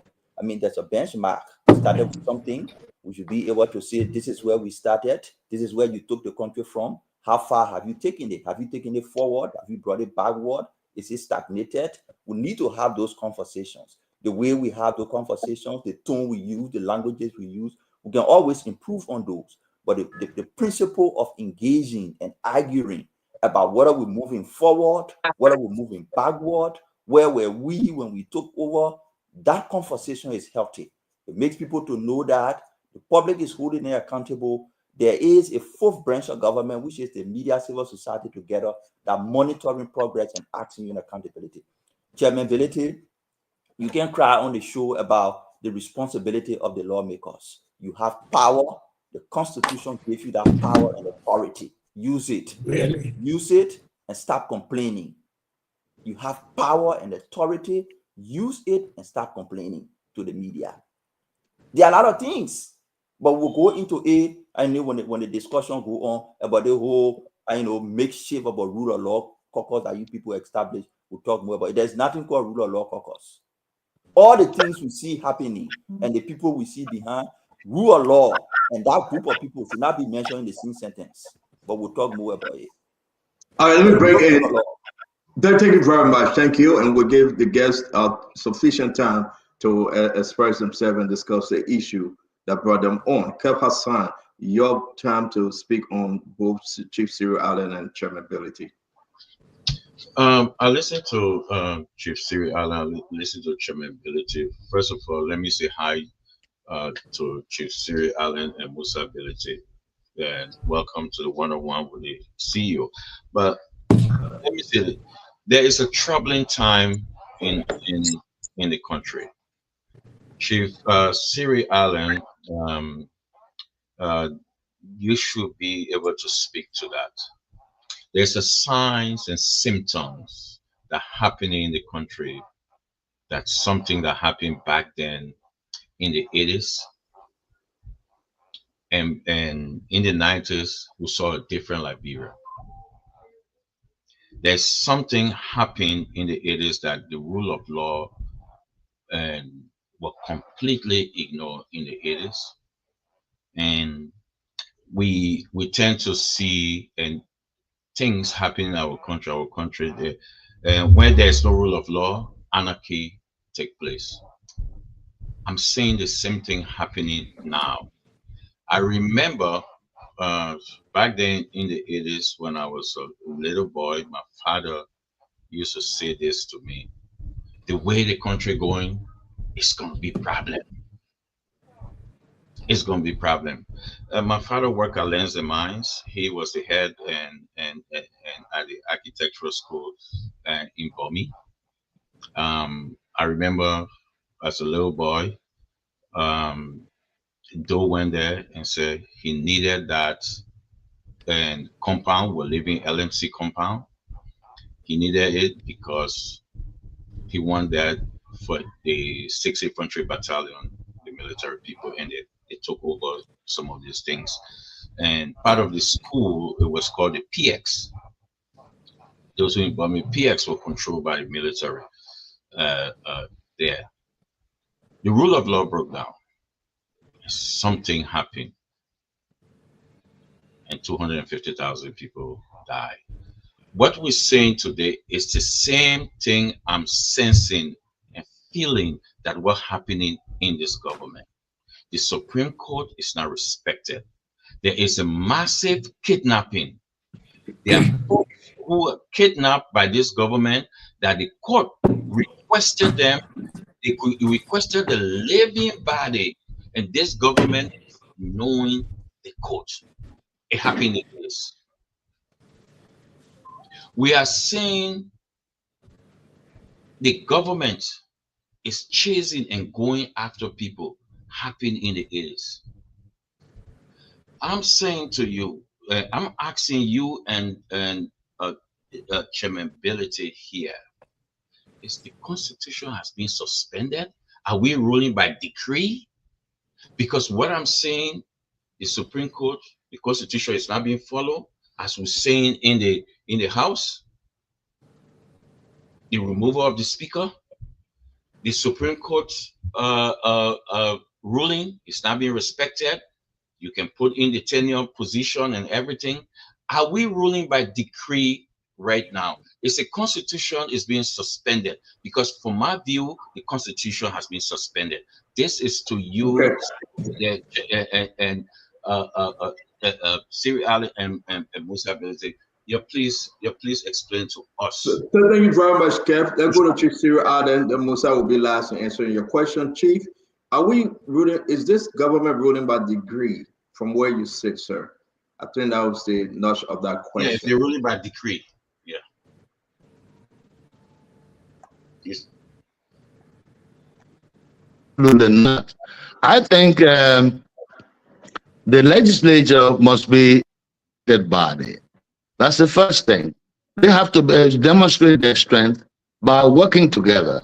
The fact that you bring a crack in your leadership gives people gives the executive or whatever or judiciary branch the opportunity to use take advantage of that crack. That's why I'm saying that the legislature now and has been before, it's not now, they no longer look at the collective interests of building a nation. They look at the individual interests. And that's what's creating the issue. I want the legislature, I would advise. I didn't come to criticize. I have nothing personal. I've said that over and over. I'm interested in the legislature looking at, for example, the concessions that are there.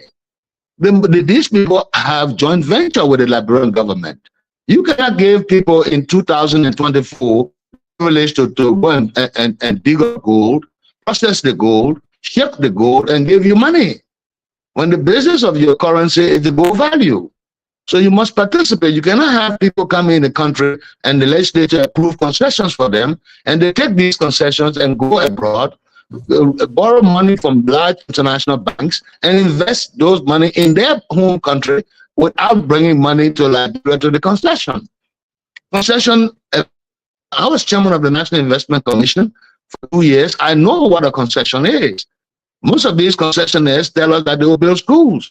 They tell us that they will build hospitals. They will improve the roads leading to the concession. And they will develop the constituency of the county in which the concession is operational. It is the legislature to put their feet to the fire to do these things. Not going to the concession and getting fuel oil or getting gasoline or getting gifts or other things to support the initiative. The legislature must also understand. You're talking about the 80s, Kev. I appreciate what you are saying. In the 80s, the legislature passed laws here to create the Lofa County, the Bong County, and the Nimba County agricultural development projects under the FAO. We had over 33,000 Liberians working. They approved concessions for logging that people had thousands and thousands of Liberians employed and working professionals. You approve laws that recognize that Liberia had 300 miles of coastal waters. And there were fishing companies, there were trawlers and boats packaging shrimp, lobster, and other things on board and shipping to strengthen our currency. Also, we have to, the legislature have to also know now that Liberia has 33 million acres of timber forest. Liberians should know this. We have the largest rainforest in Africa. We should utilize our forest. The legislature should be preoccupied trying to get investors and other people to bring factories and industries to process our raw material into finished and semi-finished products. They should be concerned about improving the lives of the 700,000 young Liberians who are able-bodied men and women who must be provided for by the legislature, by law. You cannot say 103 of you will be in the legislature and making $15 million or $16 million in the budget, 103 of you that go to work 2 days a week and 3 months in the year. And you are getting a total of about 15 to $20 million in the budget, but 600,000 young Liberians do not get a dime in the budget. This is the kind of thing that brings dissension in the ranks that Kev was talking about. These are the kind of things that lead to controversy, to riots, to strikes, to civil commotion and demonstrations. We have to have to be a check and balance. That's why I'm encouraged. They come here to criticize, that came here to make recommendations and suggestions to them on how they should governize themselves under one umbrella, united as a group, and look at these things that will benefit the interests of our country. It's very important that we look at some of these things. Liberia is coming backward. In the 80s, we had factories, we had industries. We had processing plants. We had exports from Liberia. We must do that now. We must get agriculture extension programs in place. I'm happy that President Boka, Ide Gongo said the other day, President Boka is experienced. He watched the Toba administration, he watched the Topman administration, he watched the Taylor administration, the Salif administration, and he watched all the transitional governments. He knew he knows the errors and the flaws in those systems. I think he should take leadership of the country, that he get his legislature and other people together to try to make Liberia a wholesome functioning society, where we gravitate from this mudslinging and fighting unity and tribalism and party division, and bring Liberia under one leadership umbrella. I think that was the reason why most of the Liberians supported an elderly statesman, to be able to put Liberia together as a father. And we are losing that. We are losing that right now. He needs to take the initiative and good rapport. Listen, also the legislature must understand the president cannot lead right with the division. It is creating the in the right. We will come back to you. I mean, you are striking, and you are striking into deep. We want to say it's good that we want to hear from Musa Habsability representative, chairman of the Rule of Law Caucus, to Kev question again. And you also listen to what you Cyril Allen said. Is this country is ruling by degree within the first 1 year or maybe 30 months? I didn't say that. I didn't say we're ruling by degree. No. Chief Cyril Allen, no, that was Kev question. It's not you. Yes. But I appreciate your okay. answer to his question. Thank you. Yes. Chairmanability. I get a bit worried because I will not lie to you. Chief Cyril Allen is one of very few Liberians that is known for saying the truth. I remember, I never forget that, in the most tense moment of the war when Charles Taylor was president, he went on radio to say that the security forces were misleading the president. So he's a very bold man. He has a history of being bold. But I'm disappointed that he's not being bold tonight. You know, he's a guy who knows government. And, you know, I see Mame, you know, because they have the freedom to come here and talk, and they just come and throw talk at people. The government that you are on spoon promoting every day, can't you see that the government has literally destroyed democracy? And you want lawmakers? I mean, I'm waiting for somebody to tell me that what you want lawmakers to do when the executive has stonewall everything. Oh, you think that these things are by accident? We used to have hearings. We just came in a year. We used to have hearings. We were robust. Everything that happened, and nobody here is willing to talk about the fact that the distraction in the executive today is being, in the legislature today, is being masterminded by the executive. And when are we going to be bold? When will we be bold to say that today this country is not being run by the Constitution? You know, the truth of the matter is that where we sit right now, there's nothing constitutional about what is happening in Liberia. There's nothing constitutional about police. The Constitution is very clear. When police have the right to arrest anybody for questioning, but the Constitution put a time to it. The Constitution is very clear on the protection of the right of the individual. All of those rights have been abused. And yet, you know, you come here because the legislature is fair game. You, Mame, is sitting down here, you see the very government that you defending here up and down. You see what they are doing here? Then you want to talk about, if I call myself injured, that's my business. Where your right ends, my right begins. So if I call myself rule of law, you have no right to say, I don't have the right to call myself that. You know, you don't define who I am. You don't determine who I am. I'm saying that I am for rule of law. Now, if I say I'm for rule of law, you cannot say that I have no right to do so, because the individual rights are very important in our democratic discharge.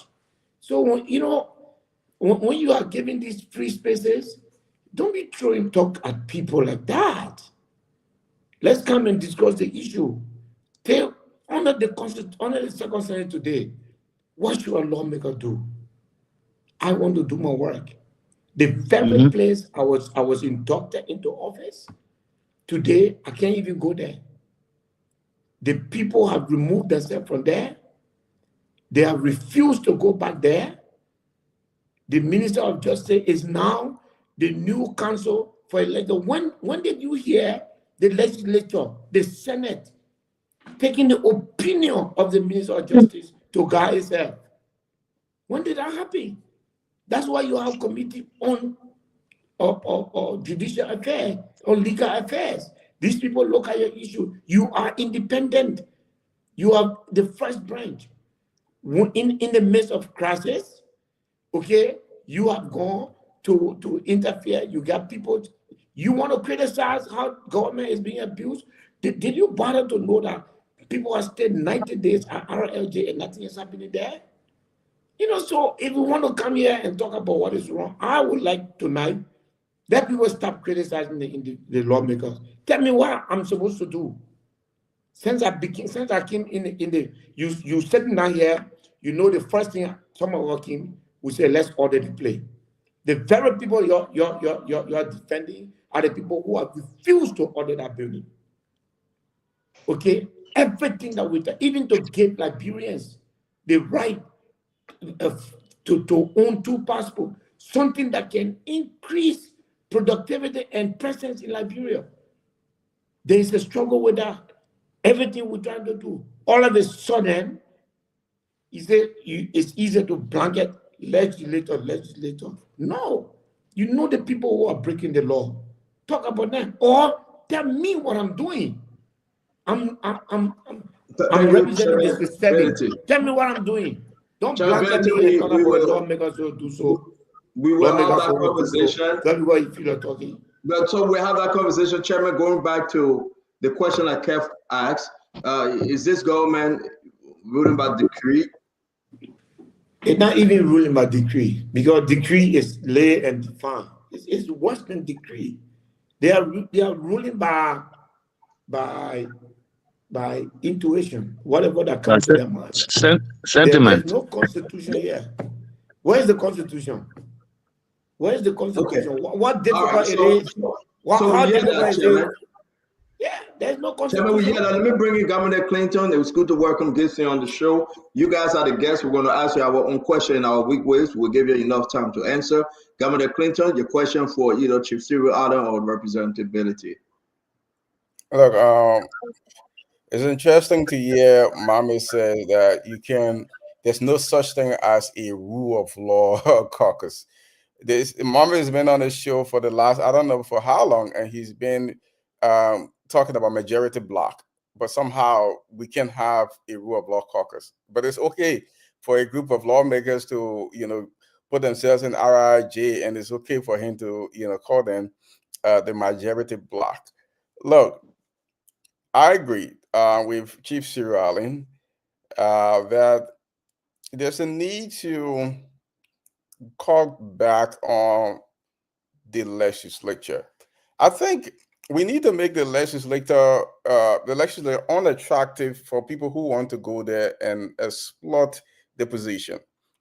And the way we can do that is to actually reduce the salaries and benefits for people. And then maybe when people really go there, they will go there because they really want to go there. They really want to do something. I think the place is really, really attractive for a lot of people who want to go and get rich very quick. And that's why you see people with credit money, and they will do everything they can to do all these quick impact projects in little districts so that they can win and have the opportunity. So I think we really need to think about cutting back that. And I also believe with everything since the Ellen era, with the bribery and allegations of bribery, and as a matter of fact, not just allegation, but evidence, because we've heard lawmakers on tip. We've heard lawmakers accusing all along presenting evidence of bribes to pass legislation to remove speakers. I think it's time we move to create a special anti-bribery law for public officials so that, you know, we can maximize penalties for people who we give the public trust to do our work and they will engage in these kind of conduct. And now on the rule of law issue. Look, I've said that this country in the last 11 to 12 months have gone down the drain. It's all evidence. There's no speculation here. We know for a fact that a Guinean Liberian national was being held under the custody of the courts, the government overnight removing from prison and extradited him against the laws. We know, and we talk about this, and we'll probably talk about it tonight again, that there is a gentleman who was arrested and is now in the custody of either NSA or the Liberian National Police. It's been more than 48 hours. His lawyers have filed the writ of habeas corpus before the court. The court have asked them to produce him. You know, his family have not been able to have access to him. These are constitutional violations. We know after the Supreme Court issued its opinion, the president has decided that he would deal with who he wants to deal with. In this case, he would deal with Richard Cohen and the quote-unquote majority bloc. We know what happened, the decisions the president took when it came to tenure. We know that during the elections, there were people who were involved in violence that led to the deaths of people that are holding high positions in this government. The government is yet to investigate them. Matter of fact, it rewarded them with jobs. So this is a pattern. This is an established policy of the government. A complete and flagrant disrespect for the rule of law is ongoing. And I agree with Chairman Belody. What at this point, what do we want? You know, how can the legislator? Because in civilized societies, the Supreme Court, you have the Supreme Court is the highest. Clinton, let's make progress. Let's move on. Okay. Let's leave it. Yeah. Do you have questions? I mean, after your statement, do you have? Yeah. Let me just ask Chief Cyril Allen and Chairman Belody. With the current situation at the legislature, we know the Supreme Court ruling. We understand it. The government has decided to go another way. We know that legislator from the minority bloc has been refused. They've been blocked from accessing the building. With everything that happened, what happens now? Because we know they've gone there, they've been beaten on by state security forces. How do we get past it? How do we get the government to comply with the rule of law? Thank you, Chief Cyril Allen. You want to go first, and Chairman Belody will go last on this question. Well, thank you very much. I'm listening to everyone, and I think we're making some sense here. We're getting headway. Let's look at some of these issues. First of all, let's deal with the issue of the rule of law. I've said very clearly on more occasions than one in the last 8 months that there is a flagrant disregard for the rule of law in our country today. I always tell people I'm too old to tell a lie, and I'm not afraid to die. And I made that very clear on many of my interviews, that we have to conform to the rule of law. There are things that must happen in the country, and we have to conform to that. And the president must take charge of that. He's the national leader. He was voted in as president of the country. He must take control of the country. I mean, there are dissension in the ranks right under him. And you cannot say that your government is succeeding when you have dissension in your ranks. The legislature is, even the Supreme Court was ambivalent in their ruling. The rule of law is straightforward. When the Supreme Court make a ruling, they are supposed to be emphatic and concise. And the issue of another issue is the issue of bribery. This is something that's happening in the country. For us to take national money, government money, out of the executive and use it to spend money on legislators to remove their leadership is undermining and eroding the base of your leadership. I remember some time ago, Ability said that. I mean, interrupt you, Chief. Sorry, something I really don't like to do, but this is the one-on-one. There's no proof as to the executive took money to sponsor the removal of Speaker Kofa. Do you have anything contrary to the executive taking money? Can you elaborate further? These are just I don't know. I don't know where the funds came from, but I'm certain that there was money being passed around to do that. It's been done before. It's not the first time. There was money paid to remove Edwin Snow as Speaker.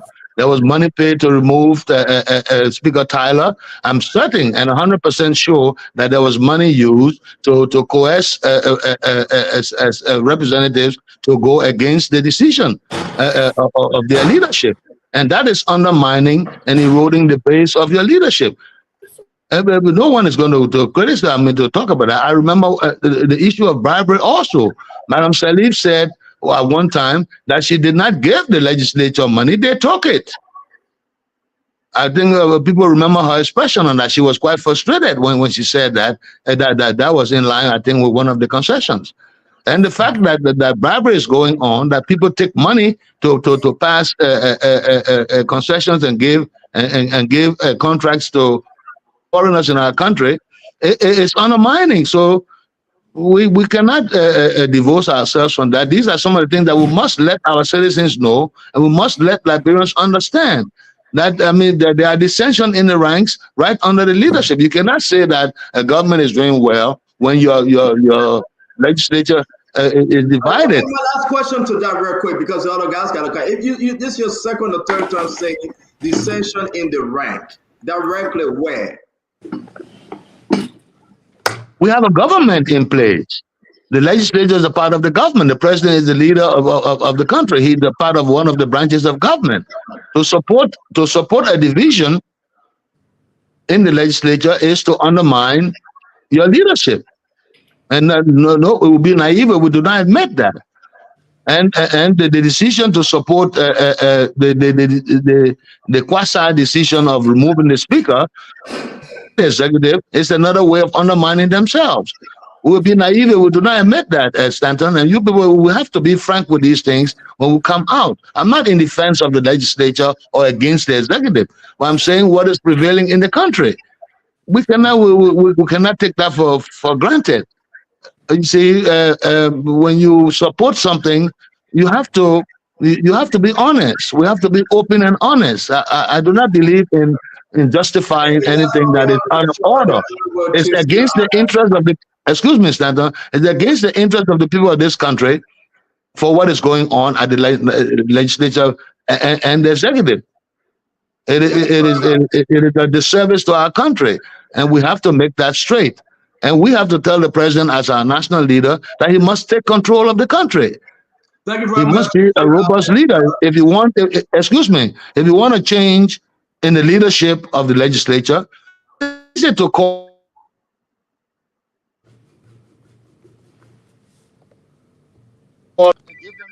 Give them your opinion. I'm certain they themselves will be harbingers, and they will go in and try to institute that or try to organize it in the best way in accordance with their rules. But you cannot just arbitrarily say that, and the Justice Minister cannot say.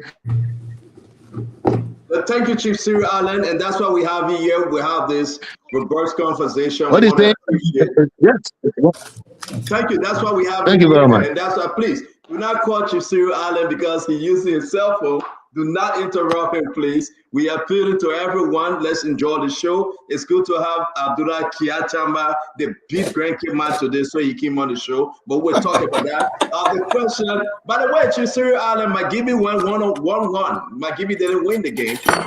Okay. 1-1. Well, it's news. It's news. Musa Belite, let's talk on the issue before we get I think they did well. To the rest of the guys. Musa, answer the same question I will ask. Yes, then go ahead. No, you heard the question that came forth. I want to give you the chance. You want to take a piece of that question, but Chief Cyril Allen said a lot of stuff. the ranking structure, you say it have crumbled, it's crumbling, and we'll talk about that. But what say you? Or maybe I will bring in somebody that will ask you a direct question because you're in or off. Can we do that? Either one. I can answer the question and then answer. Okay, go ahead, Chief. Go ahead, Chairman. Because I think governor was more or less asking, what do we do now?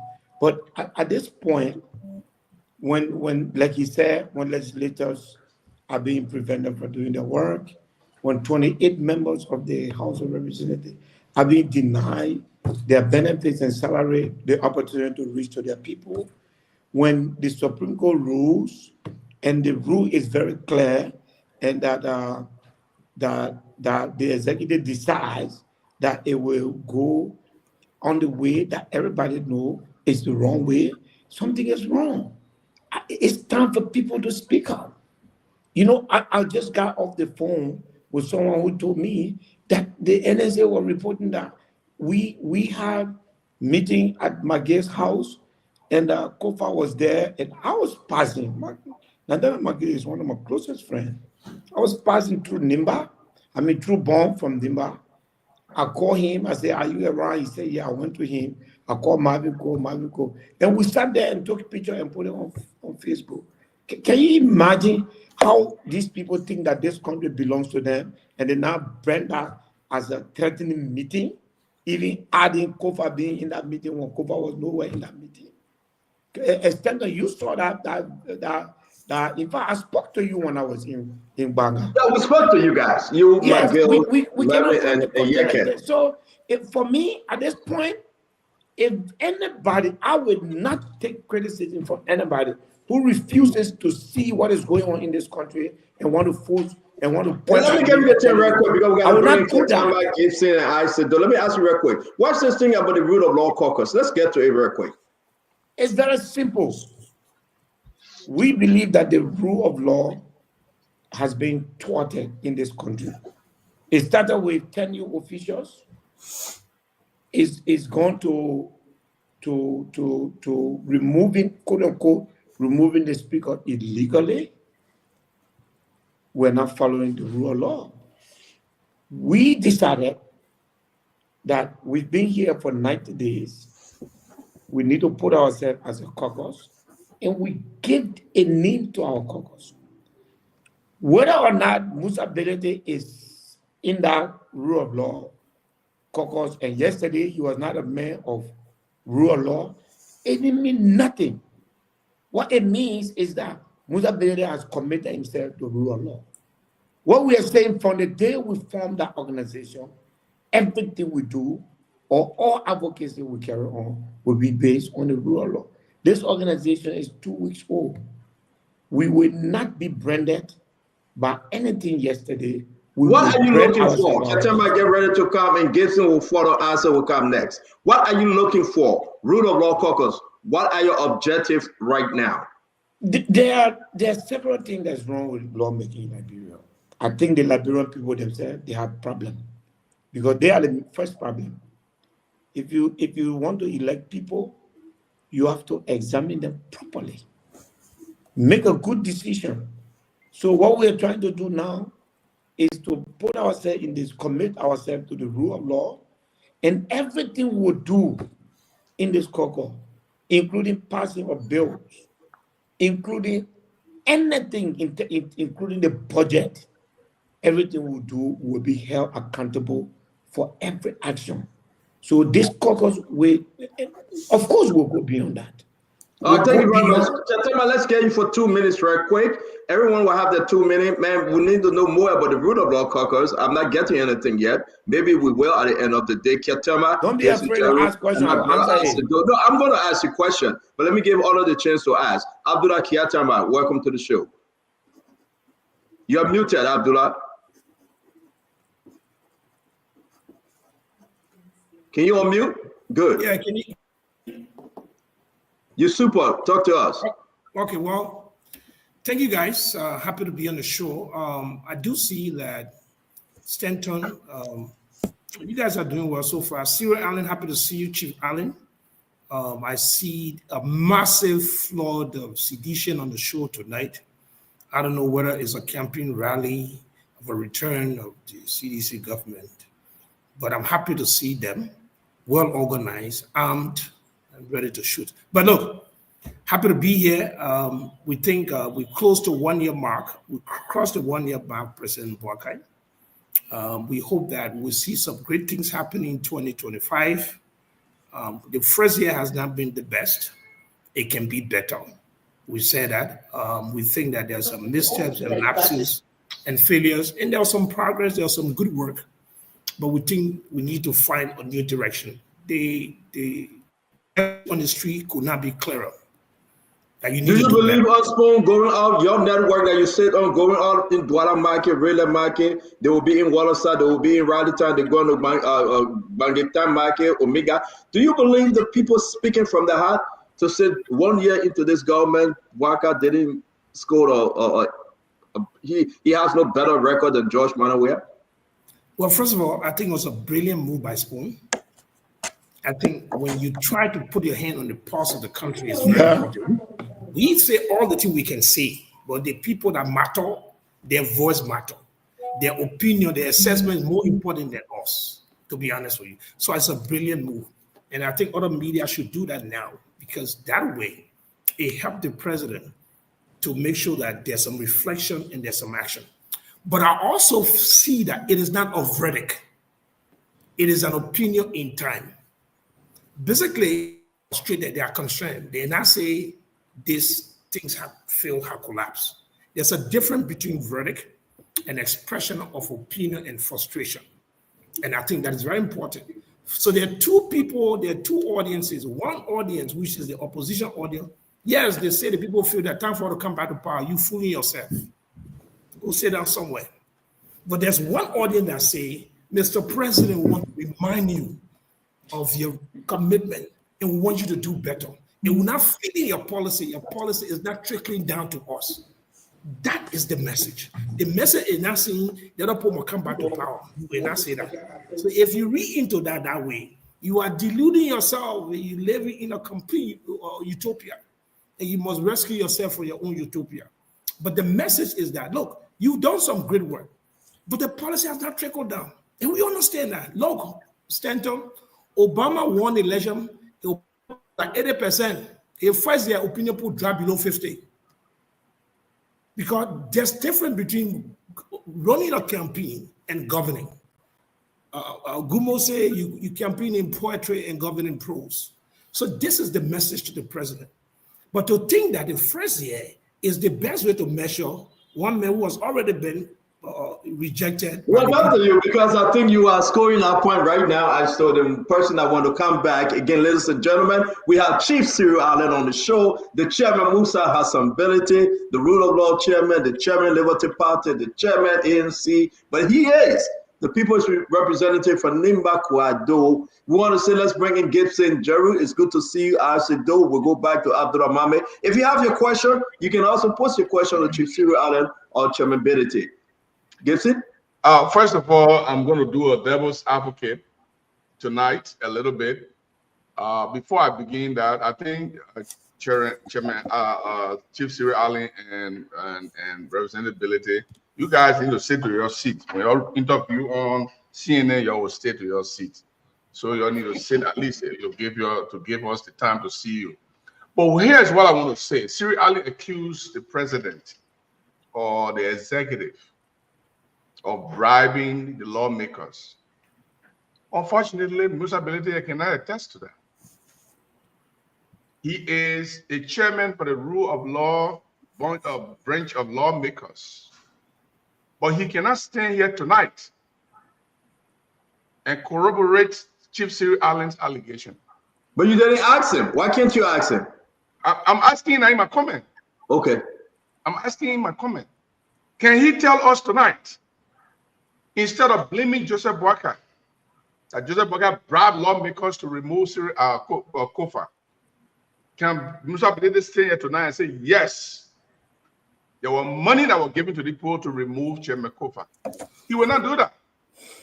You know why you will not do that? My friend, ask me the question. Don't tell me what I will not do. Please, I beg you.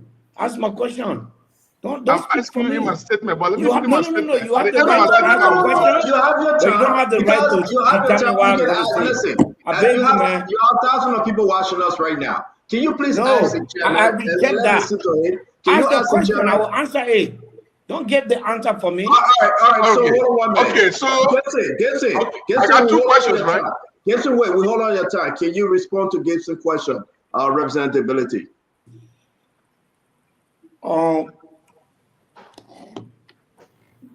Chief Cyril Allen is correct. I definitely cannot say who gave the money, but I know that money is being passed around. I'm not a kid, and nobody is. For a group of 44 people to take a hotel and stay there for 90 days, somebody's paying for that. That's not coming from their pocket. Money has been passed around. Okay, so you have answered. Let's go back to Gibson. You say you don't know who gave the money. So it means you didn't answer the question. No. I'm not an irresponsible person. I cannot sit here and say, Joseph Boakai, I don't operate like that. But I know that somebody is bankrolling, and it should be the interest of all of us to know who is bankrolling.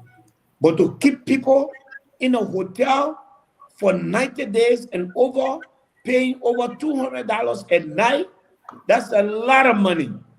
Okay, who is let me paying finish that? my comment. That's got to be paid by somebody. That's the reason why you should be investigating now that $524,000 representing payment to 28 lawmakers have disappeared in the account of the House. No, they said they put that in escrow. We had for the formula says in escrow account. Where is the evidence? Well, that's Do you know what the escrow account is? Let's go back to escrow account is an established record. There's no evidence. We get there. Let's go back to escrow. There's no money in escrow. Let them bring the bank statement to show that the money. I know that the money was taken away.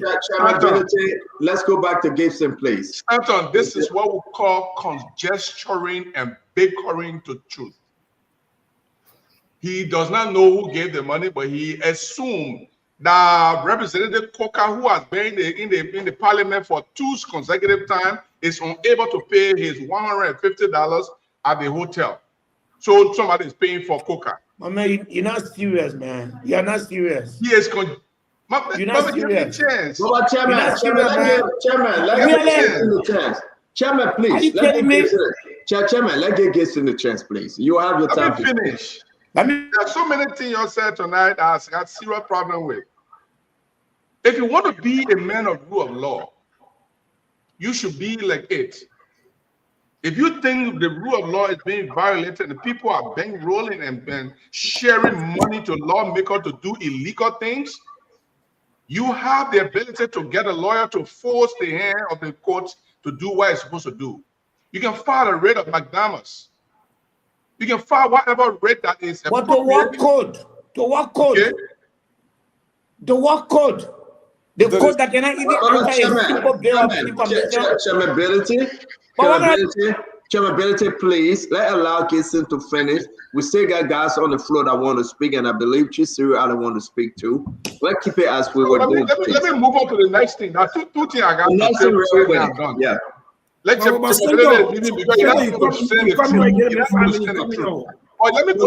the You're right. Sorry that I interrupted you. Let's go ahead with the next thing. Somebody who is ringing, can you please control it? Listen, when the legislature is fighting among themselves, we will expect that the president will interfere. From the position of the executive, it is inappropriate for you to interfere when the lawmakers are fighting among themselves. Of course, the lawmakers will not interfere when the president is dismissing his cabinet ministers. The other day, there was a problem at the DEA. It was the president who solved that problem at the DEA. He didn't go calling the speaker of the House to come and intervene in the issues of the DEA. He didn't go calling the pro tem to come solve the problem of the DEA. He solved the problem. It is the problem of the executive. But every time there's a problem of the legislature, they expect the president to come and thrust himself into the midst and solve the problem. That's weakness. That's weakness. Those people at the lot that elects them must be able to champion their own cause.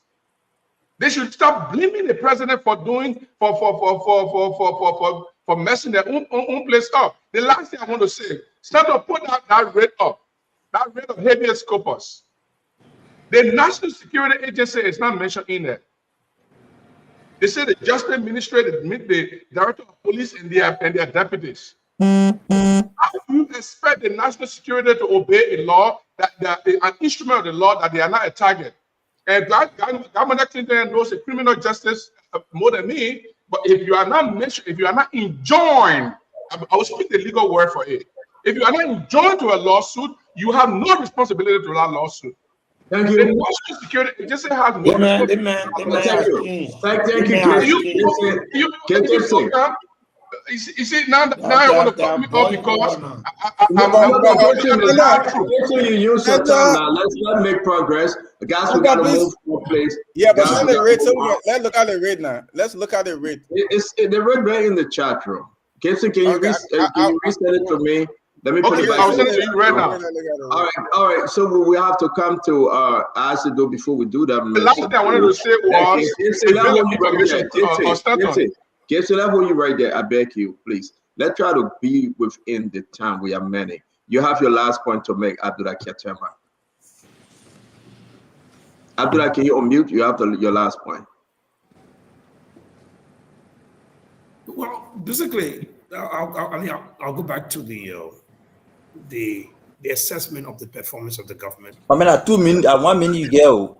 Yeah, don't worry. I can do 30 seconds. I think that it is a clarion call, it's a wake-up call.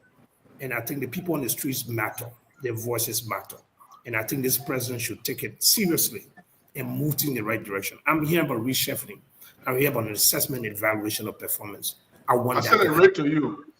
I want that to happen. And I think this is very important. We use our voices to strengthen them, not to weaken them.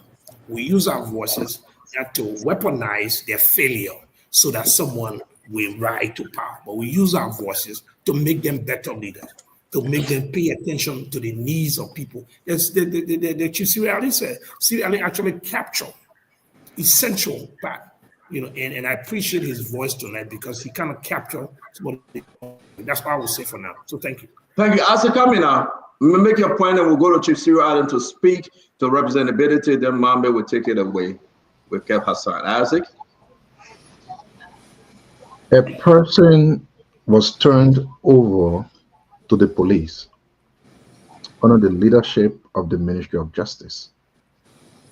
What happened in there, we don't know. It was said that the police turned that person over to the NSA.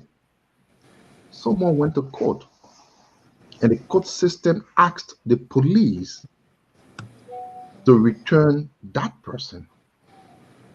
But because the person was initially turned over by the police to the NSA, and that person is no longer with the police said, no, we turn the person over.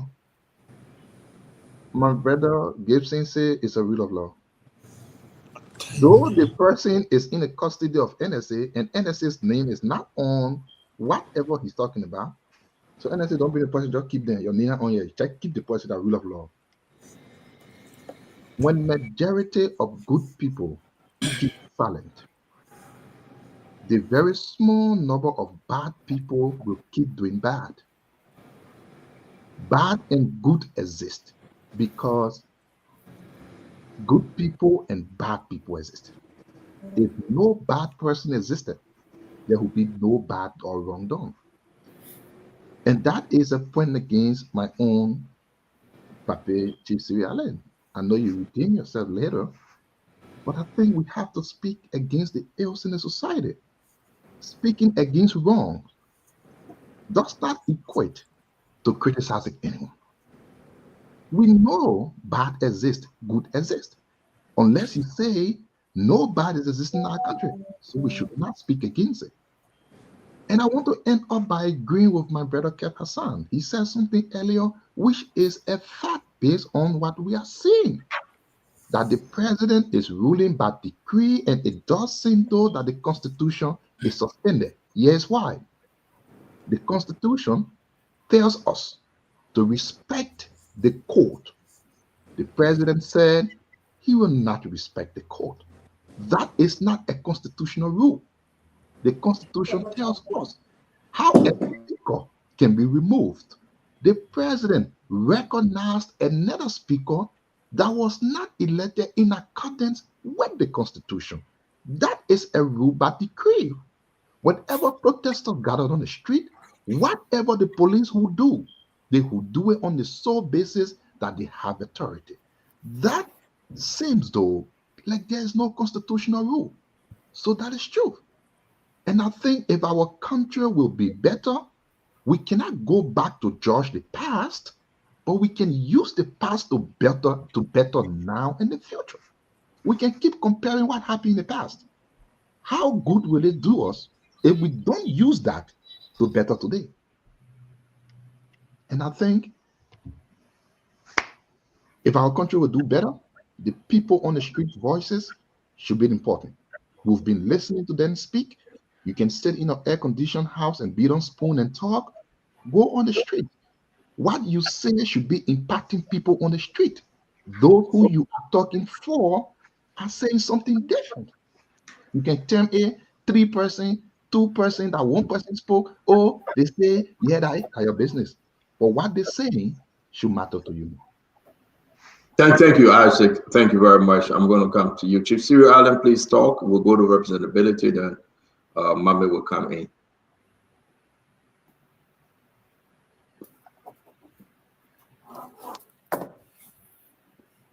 We are listening to you, Chief. He's muted. He's muted. Oh, thank you. Thank you. I'm listening. I always make it very clear that I do not come on this media or any news media for confrontation. I come in to give my suggestions as regards to issues of national concern. I'm concerned about the manner in which the affairs of state is being governed, and I've said that over and over. I'm concerned about the division and the dissension at the national legislature. And I'm also concerned about the inactivity of the executive in taking control of the country, saying the president has no business or no right to do that, but he's the national leader. And he cannot divorce himself from that because it is his government. And he has a responsibility to ensure that harmony prevails. Harmony is the support of all institutions, especially a national government of this nature. So there's no way to keep, the fact that you talk forcefully and point your fingers does not mean that what you're saying is in the right direction. Be that as it may, we're looking at the rule of law committee, and I wanted to ask a question to honorability. How do you all intend to proceed? You have the State of the Nation address coming. You have a division between and amongst your membership. You have accusations here, there, and yonder about the issue. You have a speaker that's been supported by the executive. How do you guys intend to bring harmony within the national legislature? How do you intend to harmonize that situation now? And what is the opinion of your minority or majority bloc? How are you all, because you all are national leaders. You all were elected to perform statutory functions under the constitution of the country. Are you all going to continue in this manner? Do we hope that there will be some harmony? I understand the other day that there was an olive branch extended to the majority bloc by the minority group. How true is that? And I would like to know that from you. And Gibson, I want to make it very clear that no one made mention of President Borkai, paying the legislature to remove the speaker. We are saying that money is being passed around, and every legislator has said that. You haven't been listening to the news. My opinion is very clearly, and Honorability made it clear. You may laugh, but that's the reality. That's what's going on. Now, you know that money is changing hands, and that some members of the legislature have claimed that they received money. You saw some physical money being given to people who confirmed that they did receive money. So I don't know whether you need a rocket scientist to tell you that they are bribing legislators to carry out this action. And you know that they won't be carrying out this act. The people can't pass a fading law without being paid. Then you're talking about removing speaker. I mean, you have to look at that too, Gibson. You have to be objective, and you have to also be prudent. Thank you very much. Thank you very much, Chairman Benedict. From Chief Cyril Allen and y'all Olmsted. Yeah, thank you. Before I come to the chief, I would like to just talk about the point that Isaac raised. You know, where we are, we just need to have an appreciation of the fact that the rule of law is being eroded, and we can have our sides, but at the same time, we can be factual about what is happening to our country. As lawmakers, Chief Cyril, coming to your question, we have exhausted, and I'll need 2 minutes to explain this. We have exhausted so many means. We've sat with our colleagues and said, we acknowledge that you are more than us, but you do not have the sufficient number to take outright decisions. We acknowledge that we do not have the number to make quorum. So we agree. You are in pole position. Let's just do everything properly. The speaker has not resigned, so let's work on a system that allows us to make a resolution, and in that resolution, we can deal with all of the issues, and then if we're to have election today, you will win. So even assuming that you win, we can give your winning to you in that resolution. At the same time, make sure that the rule of law is protected. We made that offer to them. All we have refused is that you cannot elect a speaker at 9 o'clock. You cannot go to a house. Your own agenda does not carry the election of speaker. You cannot ignore your rule that says when speaker is removed, the chief clerk must announce to plenary that there is no speaker, and therefore election is called. You cannot ignore the rule that says to call election, we must agree that you plenary set the date within the 60 days. You cannot ignore the fact that there were only 42 of you present that day. You could not have made a decision that requires 49 people. So all we are saying, let's put all of this so that we can keep the rule of law alive, get your speakership in a fair way, we even suggest that resolution should even call for the dissolution of all the committees to give the new speaker the chance to appoint his new committee. Now, to answer your question, I was just explaining the concession that we are getting, that the guys have refused to respond to. As we said today, we decided 2 things, Chief.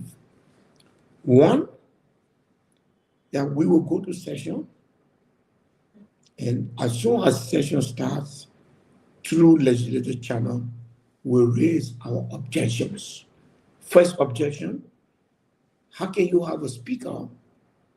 How can you say you have a speaker when the other speaker has not resigned? Let us know, let's discuss that. Committees that all of the grievances we have, we want to discuss it there. We also have decided through the Civil Law Code to take all of these issues and take legal action so that the court can decide. One of the panelists tonight said the Supreme Court did not do well. I agree with the president. You can't have a judgment and two people go in the courtroom and they all come from your courtroom to say they have won. Something wrong with your judgment. That's why we went back. That's why we went back to say, Supreme Court, this your judgment is not clear. Please make it clear. If that is done today and we are wrong, we'll go home. But for now, we intend to go to session and take our grievances there, at the same time looking up to the legal system to resolve the issue. We have not made any decision as regards the state of the nation. We are meeting tonight, right? If I have to leave very soon, we are meeting tonight to make a determination on tomorrow's program, whether or not we should attend, and on the state of the nation, whether or not we should attend. We've opened the olive branch. We are prepared to resolve this issue, and they can have their speaker as long as we follow the process that all of the procedures will be elected. So, Chief Sirali, we've made those proposals. We made those proposals to the president of Liberia. And the president of Liberia look in the eyes of the rest of us and say, Musa Bede has spoken. Did he speak for every one of you? And all of us, all of the other guys, I say yes. The president said, this is a good proposal. Now the ball is in my court to try to resolve this issue. It's been 3 weeks. We have not heard from anybody. This is where we are. We will stay here. We will not be violent. We will not do anything that will disrupt the peace of this country.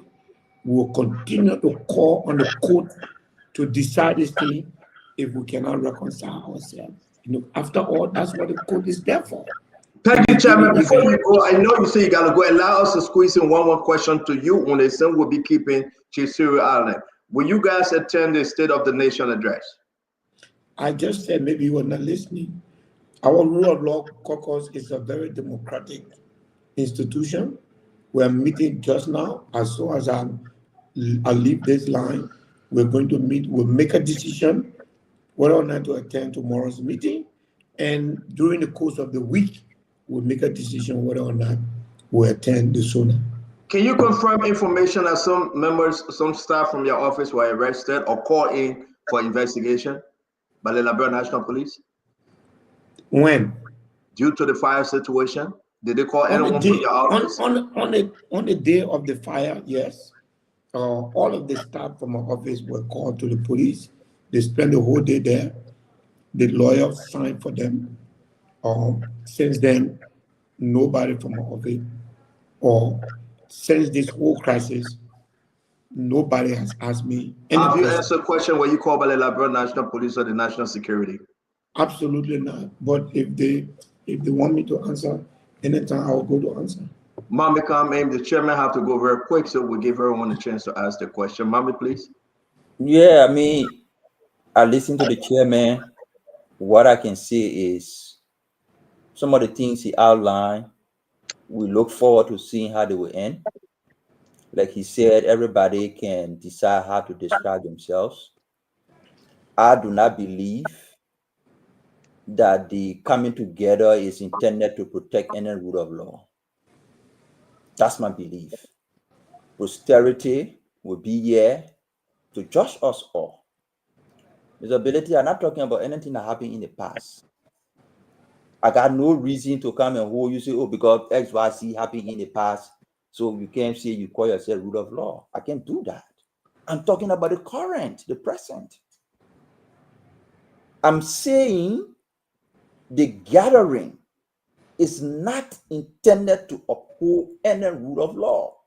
It is a political gathering intended to drive. Why can't you give them a chance, Mohammed? It's just 2 weeks into the program. I come in, Stanton. It is a political gathering intended to pursue political objectives. It's not intended for rule of law. And I can point to issues. How can you be a rule of law caucus? In your midst are lawmakers who are defiant to declare their asset. You've made no comment on that. But you rule of law caucus in your midst. So this rule of law is only when it affects you, or it's only when it's against your interests. Have you spoken against members of your caucus who have refused immediately to declare their assets, which is a violation of the law that you pass, and you silent on it? But you rule of law caucus. There is no rule of law caucus, and it's not intended to call you a scammer. There's a scammer of law caucus. They are scheming on the law to pursue political objectives. They are not rule of law caucus. They are scammers of law caucus. That's how they should. And posterity will judge us. You will see in less than 3 months from now, you will establish that they are not for rule of law. They are pursuing political objectives and scheming on the law. So they are schemers of law caucus. They are not rule of law caucus. Mama, thank you. Let's go back to Chairman Bennett. Can I answer to that? Yes, sir. And we got to bring the rest of the guys. I'm not going to say scammer of laws. I will keep the rule of law. Mama, to the extent where you have the right to express yourself. It is scamers of the law. Gibson, I'm speaking, man. Please. Yes, sir. Can you mute, please? You said just now that we should sit properly. You see, just talk to people, say things to people that you can be as an example yourself. You ask Chief Allen and I to sit properly, but you are here, misbehaving on the camera. So please behave properly. Yeah, please. If you can't hold yourself, just cut your camera off. That will help. So, Mommy, the point I'm trying to make is, I take your challenge. I take it. But I'm proud to tell you, as leader of this group, I've spent 12 months in the House of Representatives, and I'm proud of every decision that I've made. And there's not one that I regret. And there's not one that I made that is against the interests of the people of Liberia. And I have proudly declared my asset. And I'm pleased to tell you that I can happily say I'm leading by example. I acknowledge that there are members and other people in our group, Foko, Fonati Kofa, all of these people have declared. We are 28, but we have more people that have declared assets from our 28 than the rest of the entire government of the UP, even after a presidential mandate has passed.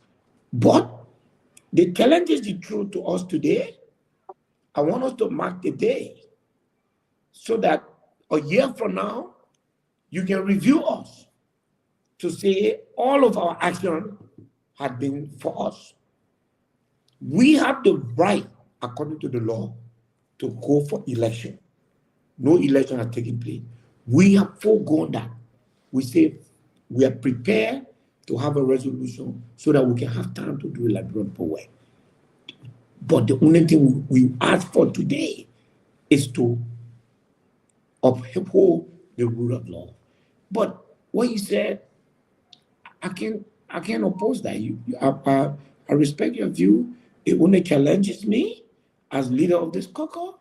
What I can counter you with is that Liberian people will be proud of this caucus, and I promise, under the skylight tonight, that this rule of law caucus will be here for Liberia, and that there will never be a decision that this caucus will take that will be against the interests of the Republic of Liberia. I just hope that when that time reaches, you will be bold enough to will you tell those that didn't declare the asset to be lauded body? We will do that. Insisting to our colleagues to declare their rule. Otherwise, then your membership, look, there are things that will hold our members to, and once that is done, then we'll bring them up. We're just 2 weeks old, mommy. Thank you very much. Because we got to run with this thing, let me bring Kev Hassan. Kev, your one question, 1 point to Chairman Billington, because he got to run. Let's try to satisfy everyone, and we'll be here with Cyril Allen thereafter. Okay. Thank you, Stanton. let me say this. My brother Jerome, you said you were playing the devil advocate. Liberia is not a country of playing the devil advocate. People believe what you're saying. I know you don't believe what you're saying. You just try to play devil advocate. Don't do that in Liberia. That's not a country of playing devil advocate. And let me say this. My brother Mami talk about the rule of law people are scammers. Let me say this. When you promise, I was like mute. When you promise folks that you're gonna come in. No. When you promise folks that you're gonna come in. Oh God. When you promise folks that you're gonna come in and follow the law, you accuse the last government of being reckless, not following the law, not saying this. Well, when you promise folks and saying that you will be different and you come and do things in a different way or on steroid, for me, I say that the scammers are GMB. So before we get there, we got a skill representative ability. Do you have any question for him? He really got to go. Yeah, I will come there. Yeah, just ask him the question. If my minute finish, no, it's not for your minute. If you don't have question for him, let's move on. Because we stay here. I want to use my time. I want to use my time. I won't give Kev Hassan. Kev, I beg you. The other people got to ask the chairman question. If you don't have question for him, then we'll come back. Okay, let me ask you. Okay, let me ask you. Chairman Ability. Yeah. Chairman Ability. Let me say this. When you promise people that you are going to come and change things, and you're doing things on steroid, all the promises that the Unity Party government, the president, JMB, that promised, he stood on Pope. For example, let me give you one example. He stood up with Yeke. His former Secretary General saying Yeke bought a home in Ghana, $400,000. Yeke killed folks, right? But JMB called Chairman Belisi, I hope you listen. JMB asked the Liberian people to vote for Yeke, knowingly that Yeke did all this thing. Is he now a scammer? He didn't scam the people. He may not want to use my word, but I'm just asking, is he not a scammer? You want him to speak against one of his members? No, I'm talking about JMB. JMB is not a scammer. That because he said X, but he's Secretary General. Is he not? Kev, let me answer you philosophically, because I try my best not to be personal. Any politician who campaign under one principles and then govern on another principle, that politician is scheming. He's a scammer. Thank you. He's a scammer. Yes. Thank you. Thank you very much. I'm gonna bring in Dominic Clinton before we go to Abdullah Mame. I said Doe and Gibson will be the last. Then we'll excuse. Gibson will ask me tonight. Yeah, he will ask you a question. They're just bad. They just wanted for to go. Clinton, you have your one question. I don't have a question. I just before Chairman Ability leaves, I just have a comment. I don't believe that this decision by members of the majority bloc to hold the country hostage to, by the executives to disregard our law system. I don't think any of us should stand for it, whether those in the minority or the country. This decision, I've been very emphatic from the, and I've said that this should not stand, and we should do everything within our powers to ensure that this decision is reversed. It has to be reversed. The removal of a speaker must follow the law. And I will hope that if this thing pushes towards the Sunan, that the Sunan is boycotted by members of the majority of the minority bloc. They should not show up to is soon presided over by Richard Combs. This should not happen. I don't think members of the Supreme Court should show up at the Senate if Richard Combs is going to be presiding. And I think members of the diplomatic corps who are following, events in Liberia should also boycott the Senate to send a message to the government that will. And I think ordinary Liberians, should also send a message. Civil disobedience has been a part of democracies around the world for a long time. And I think through civil disobedience, ordinary Liberians should stand up to this government and ask them to respect the laws that they swore to uphold and protect. That's just my part and comment for you, Chairman Ability. Thank you. Thank you, sir. Thank you very much. Let me bring in my brother Ketama, please. Ketama, what's your last word for Chairman or your question? You are muted, Ketama. I actually don't have a question. I'm interested in two things. One is the bill of information to the Supreme Court to see basically if there's a clarification on their ruling. And the other aspect, I was confused on the SONA because Richard Combs going to preside over the SONA. So even imagine you having a meeting to decide whether you go there or not. There is a partial and mid-tense or concession. I know there's a possibility that we can go there. So I hope that's what I'm understanding. That's the only questions I have. I don't have any other questions. I agree with you, but the reason why I'm reserving, as I speak to you, the folks are waiting for me online for to make some of this decision. But you have a good point. Even the Supreme Court, they themselves, their action and inaction will show. So I agree with you, Ketamba. We decide on the side of the rule of law. Thank you, Isaac. Thank you. We were told of 3 billion from China. That was a scam. We were told of 5 billion from HPS. That was a scam.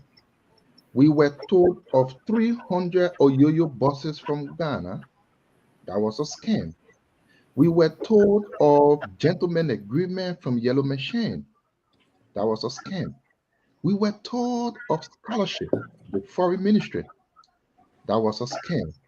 We were also told of scholarship from the office of the First Lady. That was a scam.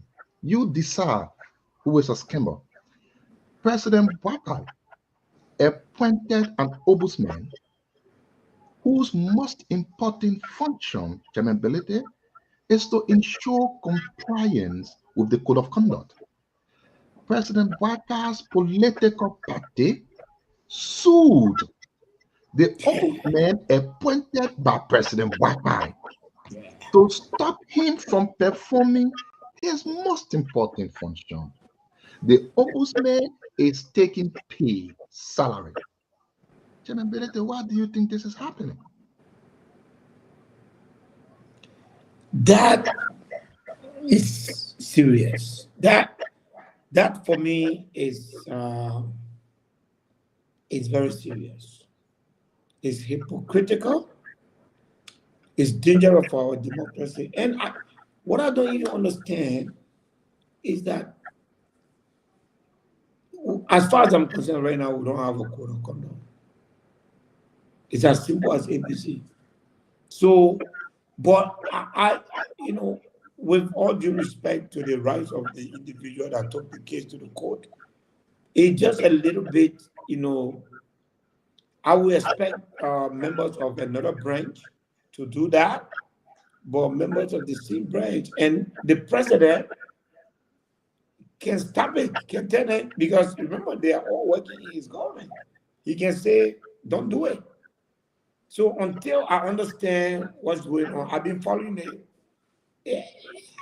It's hypocritical, man. Nobody has practiced hypocrisy equal to the United Party. I mean, I agree with somebody tonight. I think it was Ketama or somebody who said that, evaluating a government 1 year is not enough for the government who have just been removed to say, let's get ready to go to power. I agree with that. You can recover from a 1 year flop. But for a bunch of people that have 12 years experience, if you fail in the first year, what I know in Liberian politics, and you can take it from me from here, no government in the history of Liberia recovers from the first year failure. That's been historical. So how Unity Party is going to recover when it is starting like this, it is starting in New Year, it's up to them. We are here to do our work. But that particular incident with, I think, the Unity Party carrying the ombudsman to court, it was a little bit edgy for me. It's too hypocritical. I mean, this is a vehicle that was used to tell Liberian people, your vote for us, we are going to change. That vehicle is standing in the way of the enforcement of a good governance mechanism. There's no hypocrisy that will reach. That is the height of hypocrisy. So that's all I have to say about that. Thank you. So I can leave now? No, Gibson last, please. Let Gibson. Do I have the right to say I don't want to take question from them, man? Well, you don't want to take question from me. You want me? Okay, I will take it. It depends on the question. Look, Mr. Ability, very honorable Ability, you're my friend. What's the big deal here? I want to disagree. I want to disagree with Mame that this is a rule of scammers. I just wanted to say that. It just looked funny to me to say a rule of scammers and not rule of law. So it's kind of striking to me. Scammers of law. Scammers of law. So here is what I wanted to ask. Earlier, I said you should take legal action if there was a need. And you said to which court? But now you said you guys are considering an option to go to the civil law court to take the same legal action that we're talking about. To which court are you going to go? And then the last question, if you can add this one. The Analyst newspaper published a story on January 9 and warned the minority group that you are on a slippery slope by forming yourself into a rule of law group and joining the rest of them in the majority bloc, which will definitely dilute your cause. You think the analyst is wrong? No, the analyst is right. Sometimes, Mame, I have to say, sometimes you can think upside down or you can analyze upside down. Because when we go to the Supreme Court, and I think it's also about whether or not you have the knowledge on how the court works. The action we've taken, Gibson, which is going to be in the civil law code, that goes directly on appeal to the full bench. You understand? A bit of information to be heard by the Supreme Court is the sole prerogative of the Chief Justice. So if the Chief Justice decides that she's not hearing our bit of information, nothing the rest of the justices can do. That's the end of that. So due to that procedure, we cannot say that we won't go to the court anymore because the Chief Justice has refused to put our case before the full bench. There's other route that our lawyers showed to us. This case can be heard by the civil law court, and then on appeal, whether they appeal or we appeal, it goes to the full bench. That the Chief Justice has no say in it. She has to hear that. But where she has the right to say, I can hear the other. So when you see us moving from the Supreme Court and coming down without asking what you say, we are scammer. I mean you are reading upside down. But we are following the advice of seasoned lawyers again and trying to be law abiding. What can we do here? The Supreme Court has failed us. The Chief Justice has refused to hear our case. What else can we resort to? The lawyers say you have another route.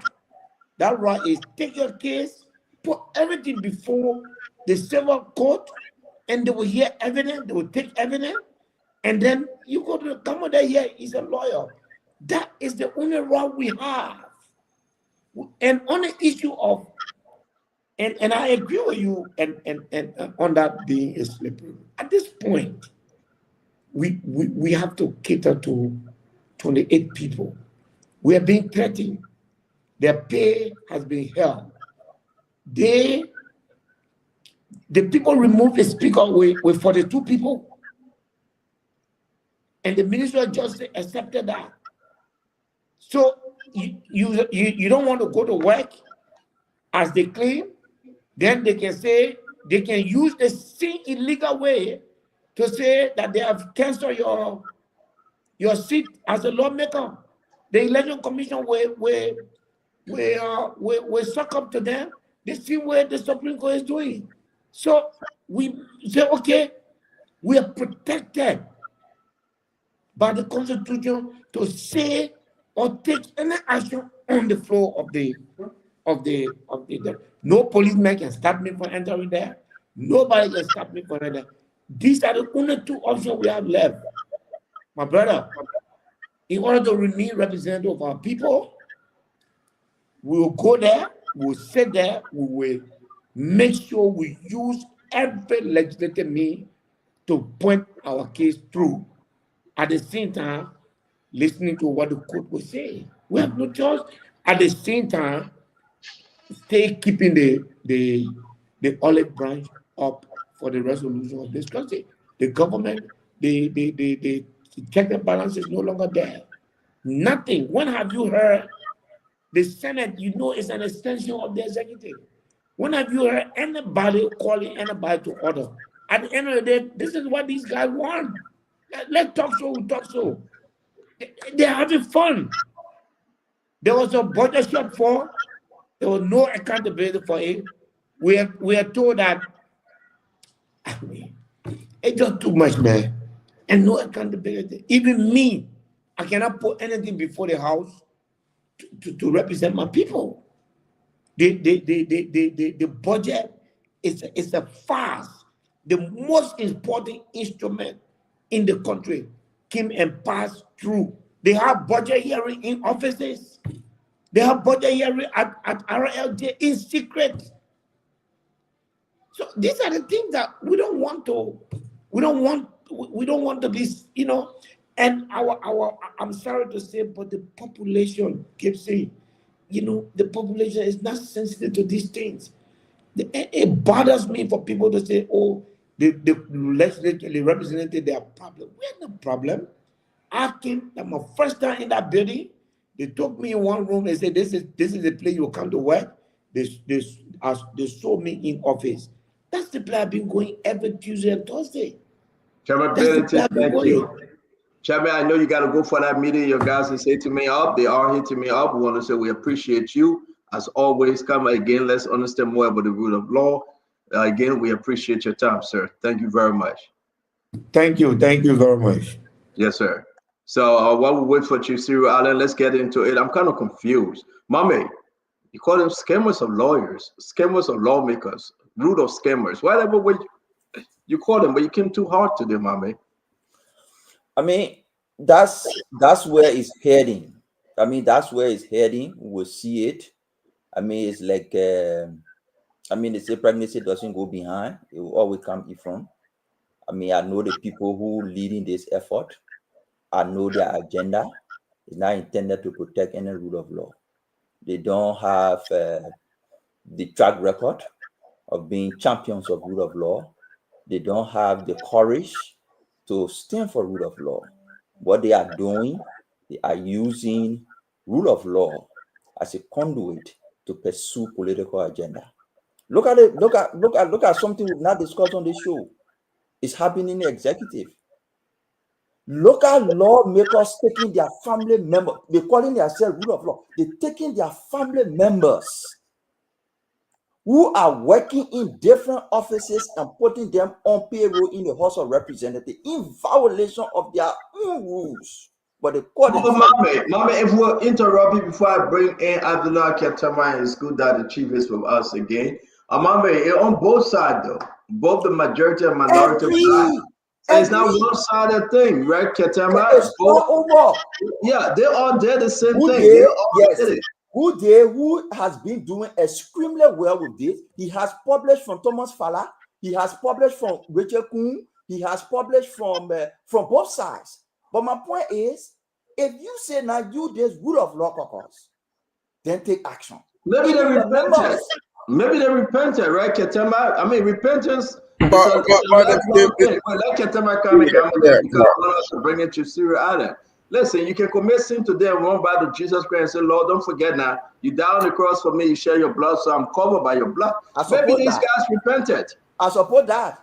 But let's think, if they repented like you claiming they did, you will have seen a statement. If they repented, they would have put in declaration of asset as a condition to be member of rule of law caucus.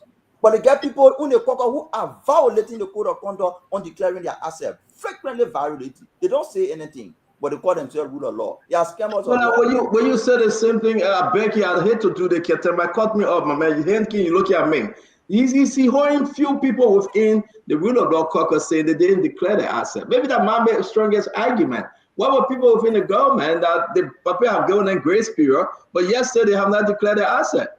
The public came back over and over again and said, I will give you your last day. You do I will be when you come from school. They came from school, Ketema, they didn't do it. You wash the dishes tomorrow, you're not eating. Tomorrow, okay, they stay eating nothing. Okay, I'll wait for you Monday morning, 7 p.m. And I will get you, I will not give you reset. Ketema, what's going on here? Who is the biggest name in the country besides Joseph Boakai? Joseph Boakai is the biggest name. We criticize him to declare and publish his asset. Who else can do it too? Ketema, take it away. So here's what I'll say. First of all, in this public manner, I'd like to clarify that Cape Man did not owe any juju man who came on social media. Don't bring that the picture, man. I was that juju man is a 419 juju man.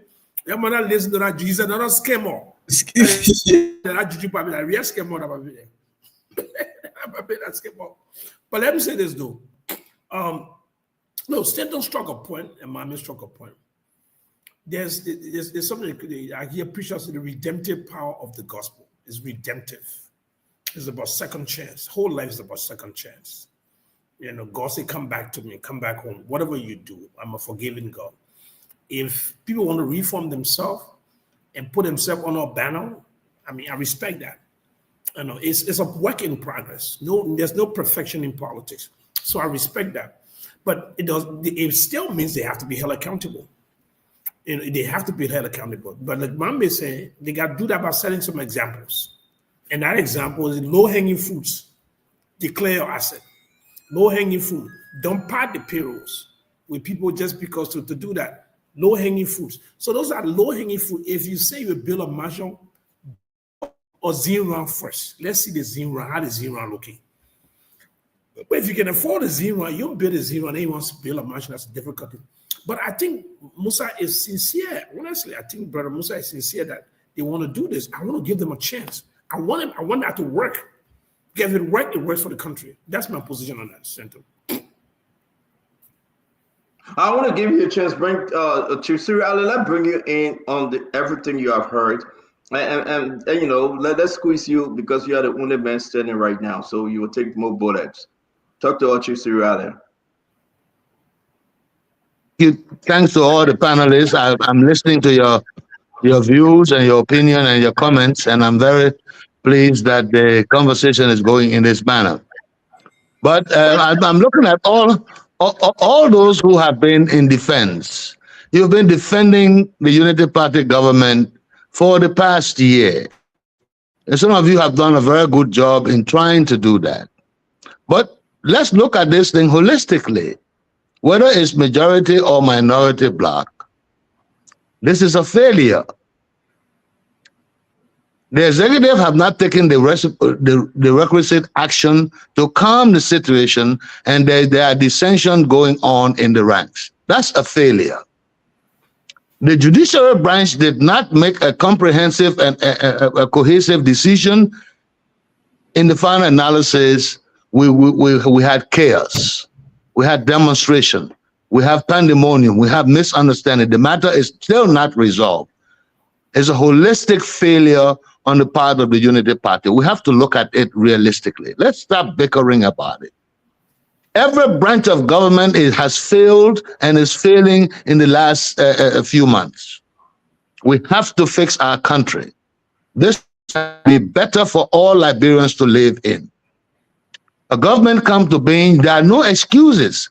The government have a responsibility to provide an enabling environment for our citizens. The legislature has a responsibility to ensure that they provide means in the national budget for our disadvantaged youth and stop increasing their money by millions. All the money they are increasing the benefits by, they are still crawling on the ground to solve an issue like this.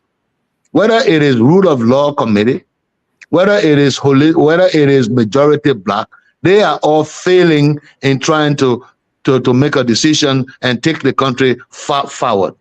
They have a responsibility to do that for our people.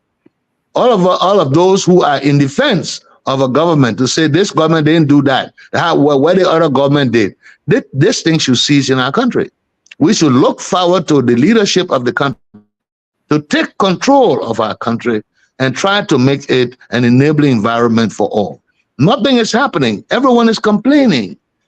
And we still say it's all right. It's not business as usual. The leadership of the Unity Party promised to do much better for our country. We trusted that. Liberians supported that initiative. You come in, the legislature, the executive branch does not respect the rule of law. They do not go according to what the Constitution says. There's flagrant violation of the Constitution in many respects, and all of you have admitted that. Stanton, you have been frustrated over several things that have happened. So have been Mame and the rest of the people who keep supporting the Unity Party government. You have just said that people in the executive branch of government are not declaring their assets contrary to the rule of law. You have just said the legislature is not operating in the proper manner. The judiciary led, look at how can this government, you say it will fix it. I understand my friend from Cape Town there say, yes, you cannot judge in the first year. I agree with you 100%. But how can this government redeem itself? The Capitol building was burnt under the leadership of this government because of the inadequacies, because of the inability to resolve an issue like this. It's a stigma. It's going to continue to haunt them for the next 5 years. How do you remedy this? What can you do now in Liberia to say Liberians will forget about this? I'm just saying these things so that we can understand. I don't come in to cry anybody down. I don't come in to confront anybody or to criticize, but I make recommendations and suggestions to make sure that we move forward. And that is the whole idea of the Spoon Talk. I think, and I've said panelists, people come in to defend themselves. You come in to defend a particular situation if it favors you. If it doesn't favor you, you take exception to it. That is not statesmanship. That is not being patriotic. I've told you that the legislature is unpatriotic. The fact that they gave themselves $20 million in the budget for their benefits and whatnot tells you that they are not patriotic and they are not guided by constraints that govern human conduct. And we have to tell them that. We have to ask them to do better. We have to ask them to initiate to get investors in our country to bring factories and industries. They have to review the concessions that are existing in the country with the aim of doing better. Look at Cape Mount and Bomi area. You got a gold mining company there making millions of dollars every month and paying us little peanuts called a royalty. How can a country in contemporary time give somebody the right to mine gold, prepare gold, ship them out of the country and give us royalty and give us peanuts when the basis of our currency is gold value? I don't understand that. The concessions were all here. Excuse me. The concessions were all here, said that they are going to make the country better. They will build clinics. They will employ Liberians. They will give Liberians jobs. They will give contracts to Liberians. They're not doing that, and no legislator, no executive branch of government is putting their feet to the fire to do these things for our people. We are concerned about these things. I'm talking as an elderly statement, I'm not a partisan of any of the group. I don't claim to be a partisan. I am a nationalist. I'm a patriotic citizen. I've always said I've criticized each and every government and supported them where they went right. And I will continue to do that as an elderly statesman. I'm not taking sides. But I'm telling you people, I'm telling the public exactly what needs to be done to make our country better. Businessmen are not getting any advantage. There are no extraordinary incentive for business people. You go for a contract, an East Indian or Lebanese will win the contract before you. Well, it's business as usual in the country. Let us look at it, and I want us to be realistic when we do these things, and we will talk. Chief, the reason why Thank you. The reason why we're keeping you, this is Chief Cyril Allen, you know, a straightforward shooter when you come to talking in the country and its politics. Let's do this round two very quick. Ketema, I left out with you. Let me bring you on. You heard what the chief said. Let me give you a full 1 minute. Everybody will take a quick 1 minute. Any question or any statement, Ketema? Well, I think Cyril Allen was bold, was clear, was pointed, but I see some contradictions, and that contradiction is selective outrage and amnesia. Cyril Allen presided over, he was part of the governing council of CDC, and he probably, Cyril Allen lost his voice. Cyril Allen disappeared. He evaporated into thin air. Their voice that was needed was silent. That voice was missing. Well, that's not true. That is not true. That is not true. No, that is not true. Let you finish up. You will come in place, sir. You the only. It's untrue. Yeah, but you have to be factual. You have to be factual when you say these things. My voice never disappeared. I don't want to argue with you, but my voice never disappeared.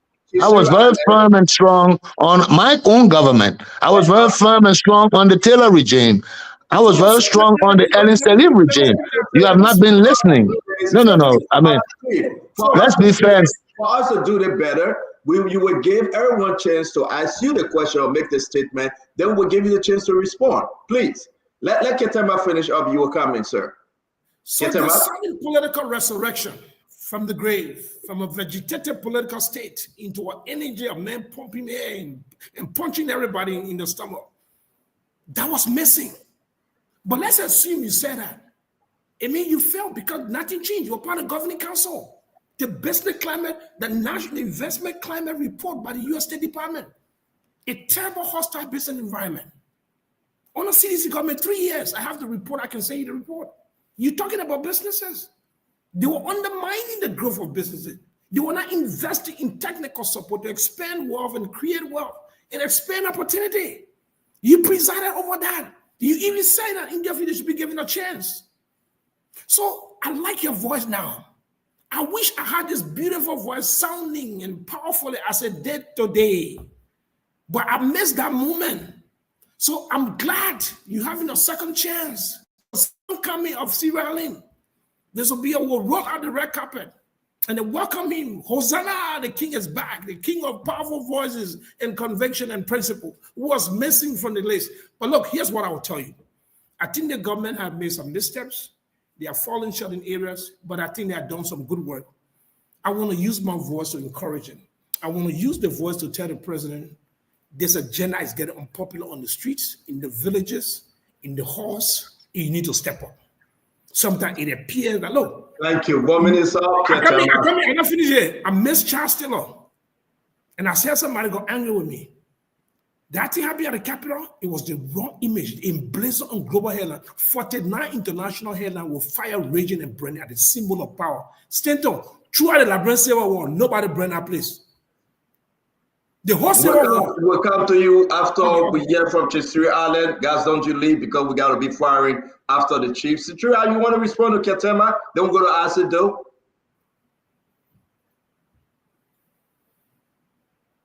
With in the last statement, because there's never been a time, Ketuma, that I have been silent. I've told you one thing, I'm too old to tell a lie, and I'm not afraid to die. And I said that many times during the Weah administration. Yes, we serve on the governing council. Yes, we made recommendations. Yes, we wrote the platform for the coalition. Was the platform implemented? It's the same quality of legislators, the same quality of Liberians. It's Liberian general attitude towards government and governance that is affecting the country. That's what is affecting this government. That's what have affected several governments over the period. It is our attitude towards work and our belief that what we think government is. Liberians must step up to the plate. And sometimes these networks and these talk shows are very important for us to keep pushing it in the face of Liberians that we as Liberians must do better. Officials of government, those appointed to decision-making positions, must be diligent in the discharge of their duties. People must be effective in the performance of their duties. And stop this personal gain. And people, I said it earlier, we were not in Kitoma. Legislators go in, spend money and campaign and win elections. They tell the people that they will represent their interests. As soon as they get into that building that was burned, they begin to promote personal and individual interests, group interests, party interests, tribal interests. That's what's ruining our country. It's not about one person in one government saying to change the government. No individual can come in and change whatever government you are part of. And I don't blame anyone in the Unity Party for this. I blame the president himself because he's experienced. He saw the Tobert administration. He knew the people that failed there. He saw the Taylor administration. He knew the people that failed there. He saw the Salif administration. He knew people who took government money and ran away. He now bring them back and put them in decision-making positions. He is supposed to be a leading example for us. He's one senior over our generation, and we all witnessed it. I said it earlier. What happened to the Lofa County Agricultural Development Project, the Bon County Development Project, the Dimba County Development Project? What happened to the Monserrato group of companies? They are settling factories, the piggeries, the fishing industry, the shrimps and lobster that were packaged to ship abroad. Why is he not getting his functionaries in government to perform these functions that he knows Liberia is capable of doing? Why they're not industries and factories transforming our raw material into finished and semi-finished products? That's an example. If you want to talk about leading by example, we think our president should lead by example. He should take control of this country because he's a national leader. He's an elderly statesman, and he should take control of this country. Put the legislature under control and try to lead the country correctly. That's all I'm saying. I'm not being critical without giving a recommendation on how to move forward. Thank you. I'll ask the comment, sir.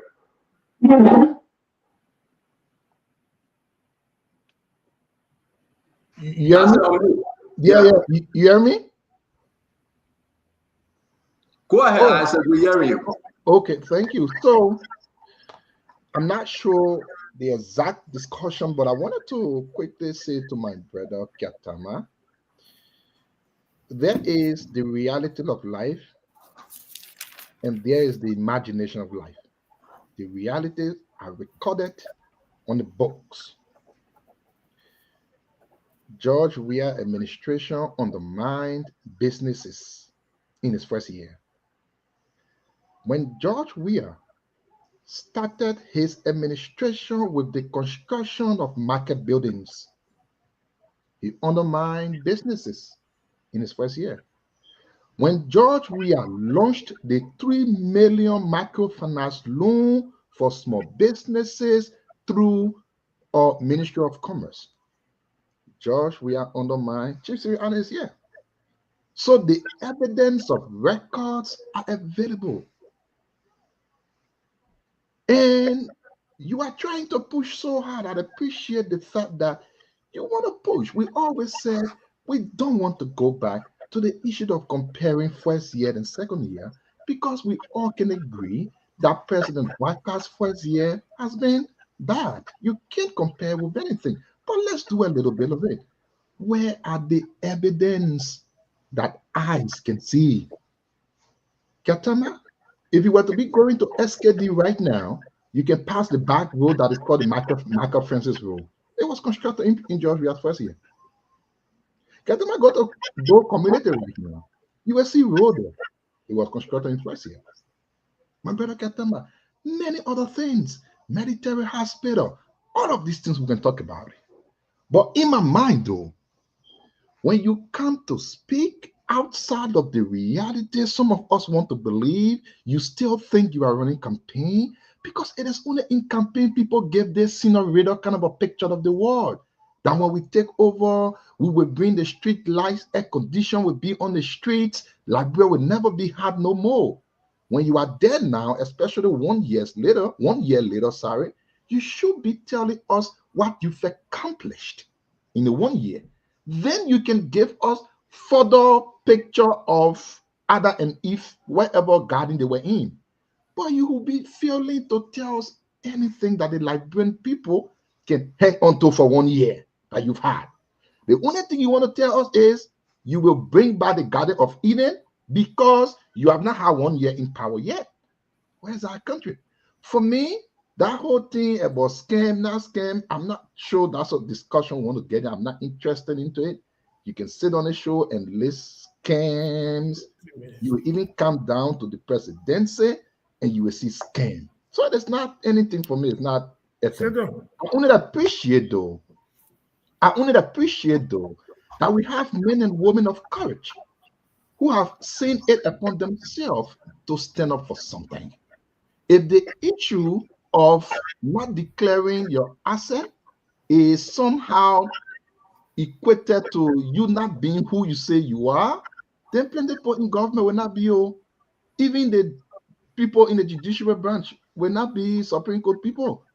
So somebody on the show says sometimes when we're talking, I was talking be upside down. About the reasoning of it, because hey, it said only because somebody did not declare asset, so somehow they cannot be in a caucus called Real Caucus, or somebody did not drink water, so they cannot be in a caucus called Water Caucus. Can I get one to respond? So you can I said, thank you. Do it real quick, Ketema. Just 30 seconds, real quick. Yeah, just 30 seconds. Just 30 seconds. 3 times before I even thought you were responding. You see that mean 1 minute. Take it, gives you gives you a right nice minute. Go ahead. Make it real quick, Ketema. Make it real quick. I got a special place for I said do. But when it's something, so now, whether you're reading poetry or you're reading speech, or you do comedy, so that it can confuse me. I'm so reading for AR, like the AR people. The people where they can use AR, they can people without AR. I beg you, stay down. You gotta be cautious. You're beginning behind the scenes more to sharpen your things more, because sometimes I know why you do poetry, you really grab a poem or pass a poem. I don't know. But I just tell you AI, you say ask me again. Before other people gotta speak, I beg you, gotta go. I'm ready for AI. I said no. Say I wait my time. Okay, thank you very much. Let me bring Clinton, go ahead. Real quick, get 1 minute. Look, very quickly. Let me go to look. Mame looking for all the scammers, and he's on this platform every day defending a government of scammers. He was on here the other day crying for Nicotech. Now we have the first lady office. He's not talking about those scam, but he's looking for scheming. What are you looking for scheming for? You have so many schemes. This is a government of scandals. Since the inauguration of this president, almost every other 2 weeks, there's one scandal after another scandal. Too many scheming going on. So, Mame, focus on the scheming. Talk about them. Those are the real scheming you should be looking for. And let's talk about this rule of law. And I think we're missing the point when we want to talk about the asset recovery, the declaration of assets actually, and talk about other things that these lawmakers should be focused on, right? I don't think it's appropriate time, right? You have to understand why these lawmakers are converging right now, why they are grouping right now, where they are calling themselves the rule of law caucus. There is a serious constitutional crisis that is affecting the country, and it's against that background that they are coming together. They can be fighting for that. They can be fighting to get the legislature in the order, and and talking about those other things. The priority right now for them is how do we get the government, how do we get the legislature back on track to respect the laws? How do we get the executive influence out of the legislature? That is, that is priority number one. When that is done, when we get the legislature back together, when we have the government to respect the rule of law and have a speaker, the legitimate speaker presiding, then we talk about all the other issues, right?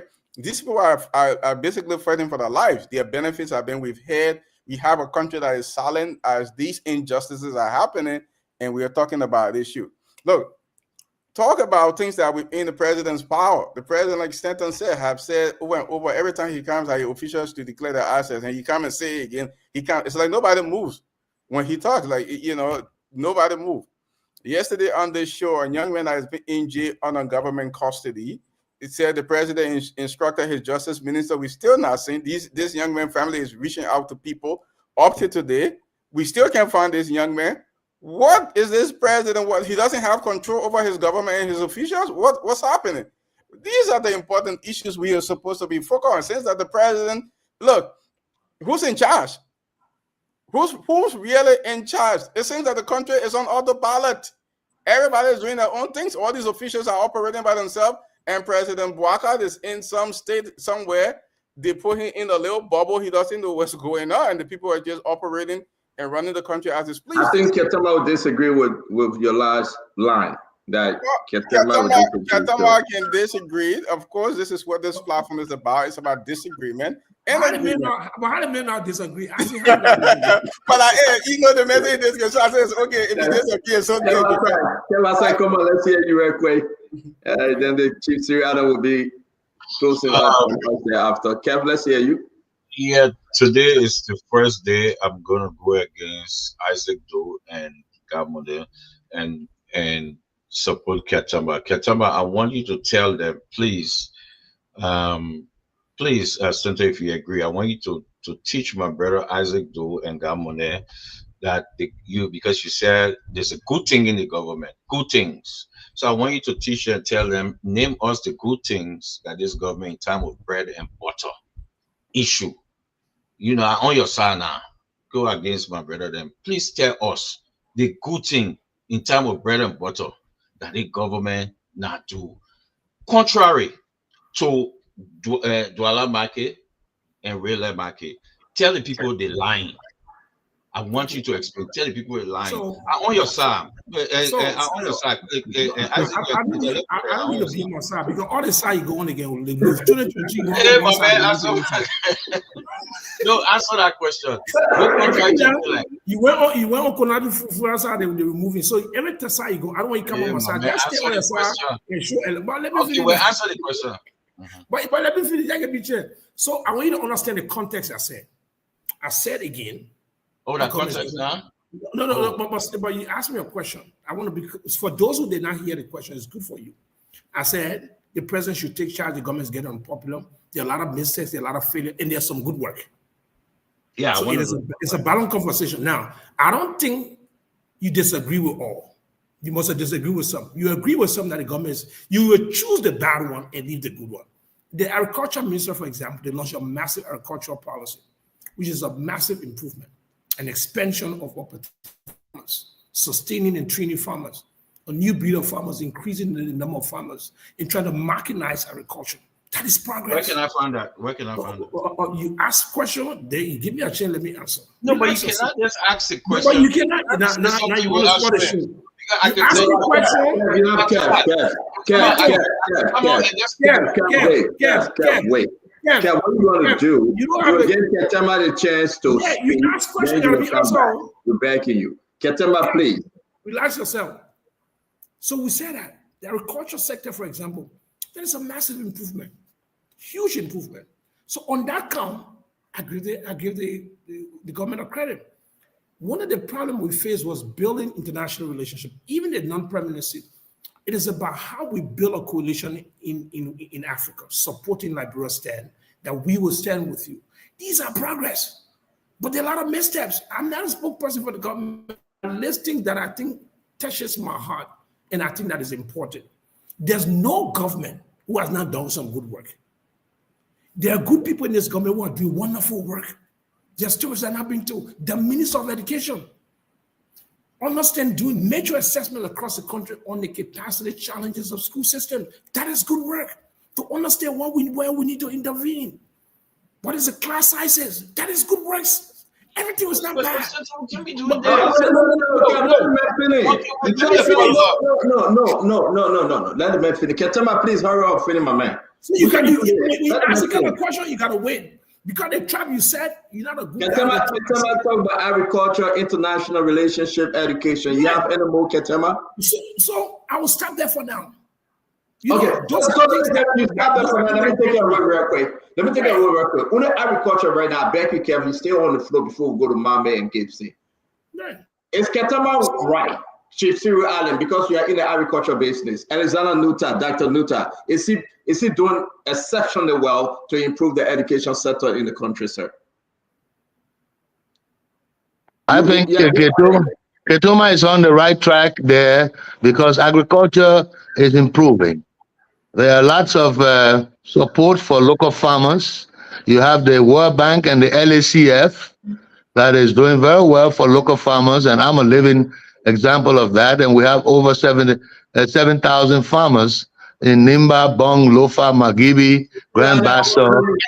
I want to hold you right there. There's a reason why I asked you. I have uploaded all of your great agricultural pictures, photo, video you have sent me. I'm asking for that reason. And on that note alone, we will call you to talk about agriculture and how the sector is improving. So please, I beg you, let me hold you right there. I think we listen, I've been following Dr. Nuta, and I can openly say, though he have his own situation people can talk about, but he have improved greatly on the side. And this is one of the greatest things this government should be proud of and boast about, because they are tapping into small farmers, small businesses when you talk about agriculture. And I think, Ketema, that was a well taken care of when you say agriculture. I went for it because I know it. Now, we can also expand thereafter. Let's give Kev Hassan his last 30 seconds. Kev. Okay, let me go to you, Honorable Cyril Allen. I'll put the honorable on your name. I know you. I know you're into the agriculture business. I know you're seeking help from the government. It's one of the things that I know. Absolutely not. You are wrong. I will interrupt you. You are wrong. You are wrong. I want to make it very clear. I was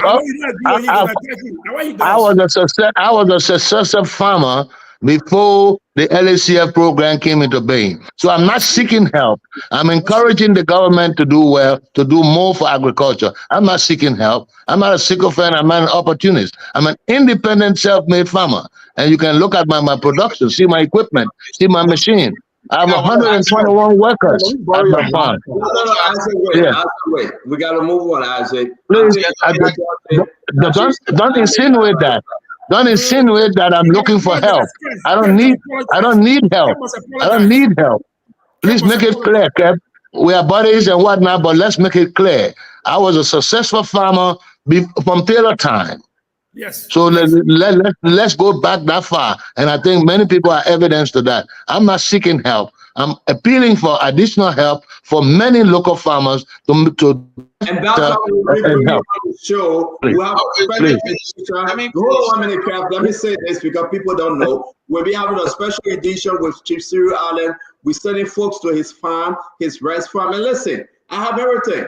He's shipping barrel of oil, palm oil, right, onto the international market. We got to say those things because it's only true that this man is doing exceptionally well.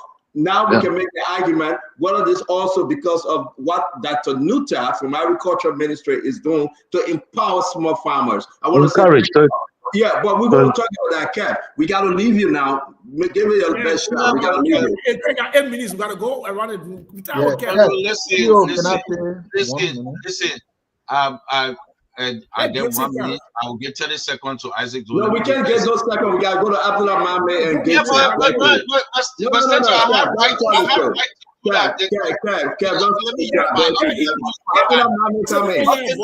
use my time now.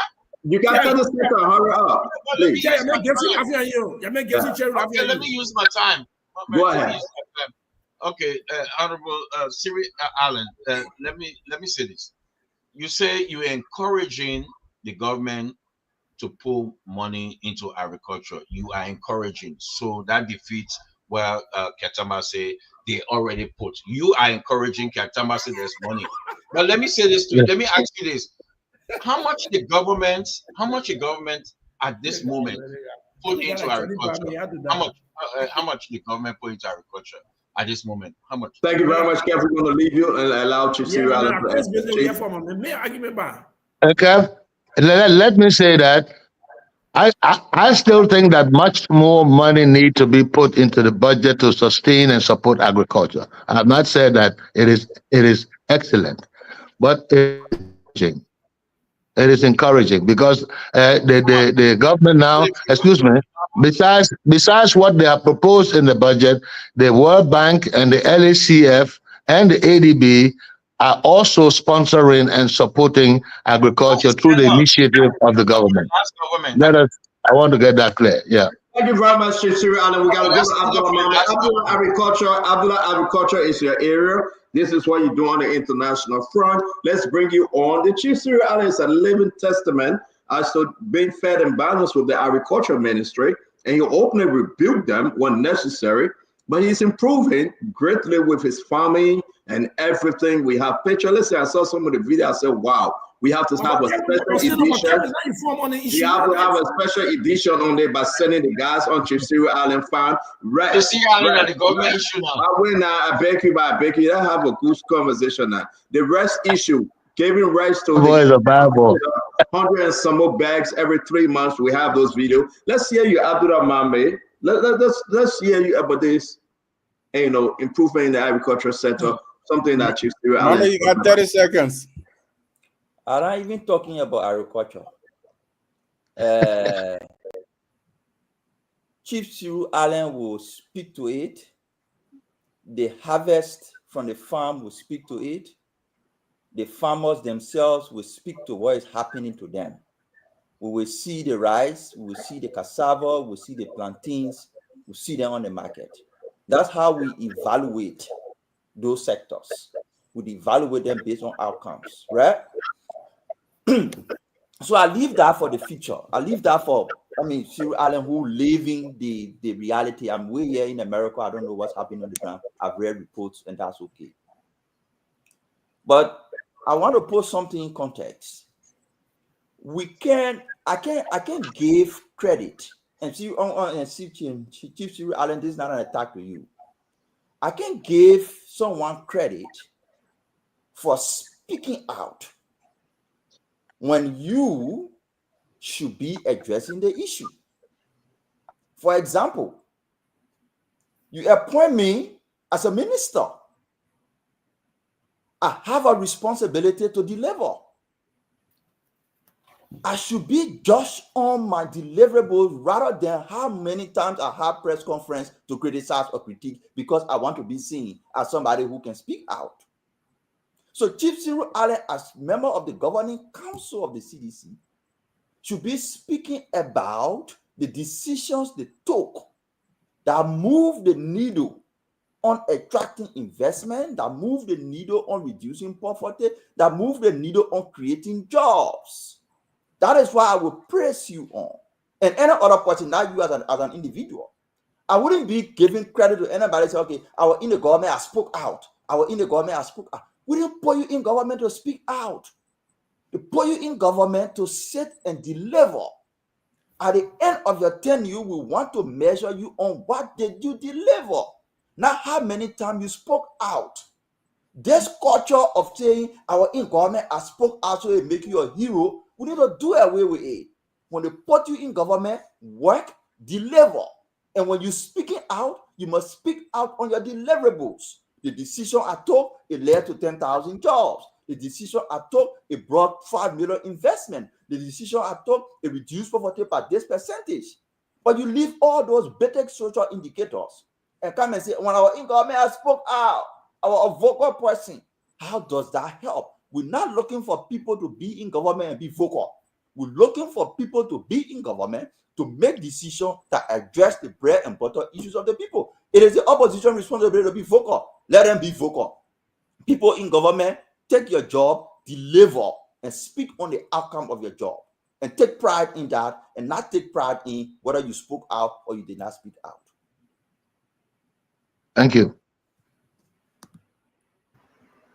All right, so we're going to bring Gibson Jerry. Gibson, you go finally, then we'll get a partner statement from Chief Cyril Allen. We have our time to give our closing. Gibson? I think do. I'm no longer playing the Don't devil's beat me, oh, Papa. No problem. We're on my own today. Gibson, go ahead. I'm no longer playing the devil's advocate. But here is what I want to say. I know Cyril Allen for a very, very long time. He's a very vocal person, a very pragmatic person. So I know him very, very well. I remember especially when he used the word oligopoly. The first man who introduced that word is this man who was enjoying oligopoly. But hey, look, I agree with Isaac though. What is happening to Ketama is what we call,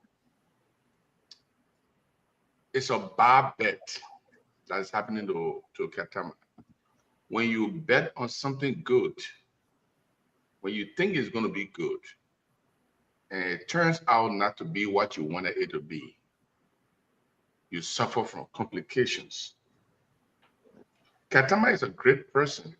He's a very great advocate. I've known him for years. He stands for Bali. But the bet he put behind President Bouaka, it backfired. And it is difficult overnight, after 1 year, and you make a turn and you start criticizing the person that you made 2 years ago or 1 year ago. But I think he is getting his tune back. He's getting his tune back.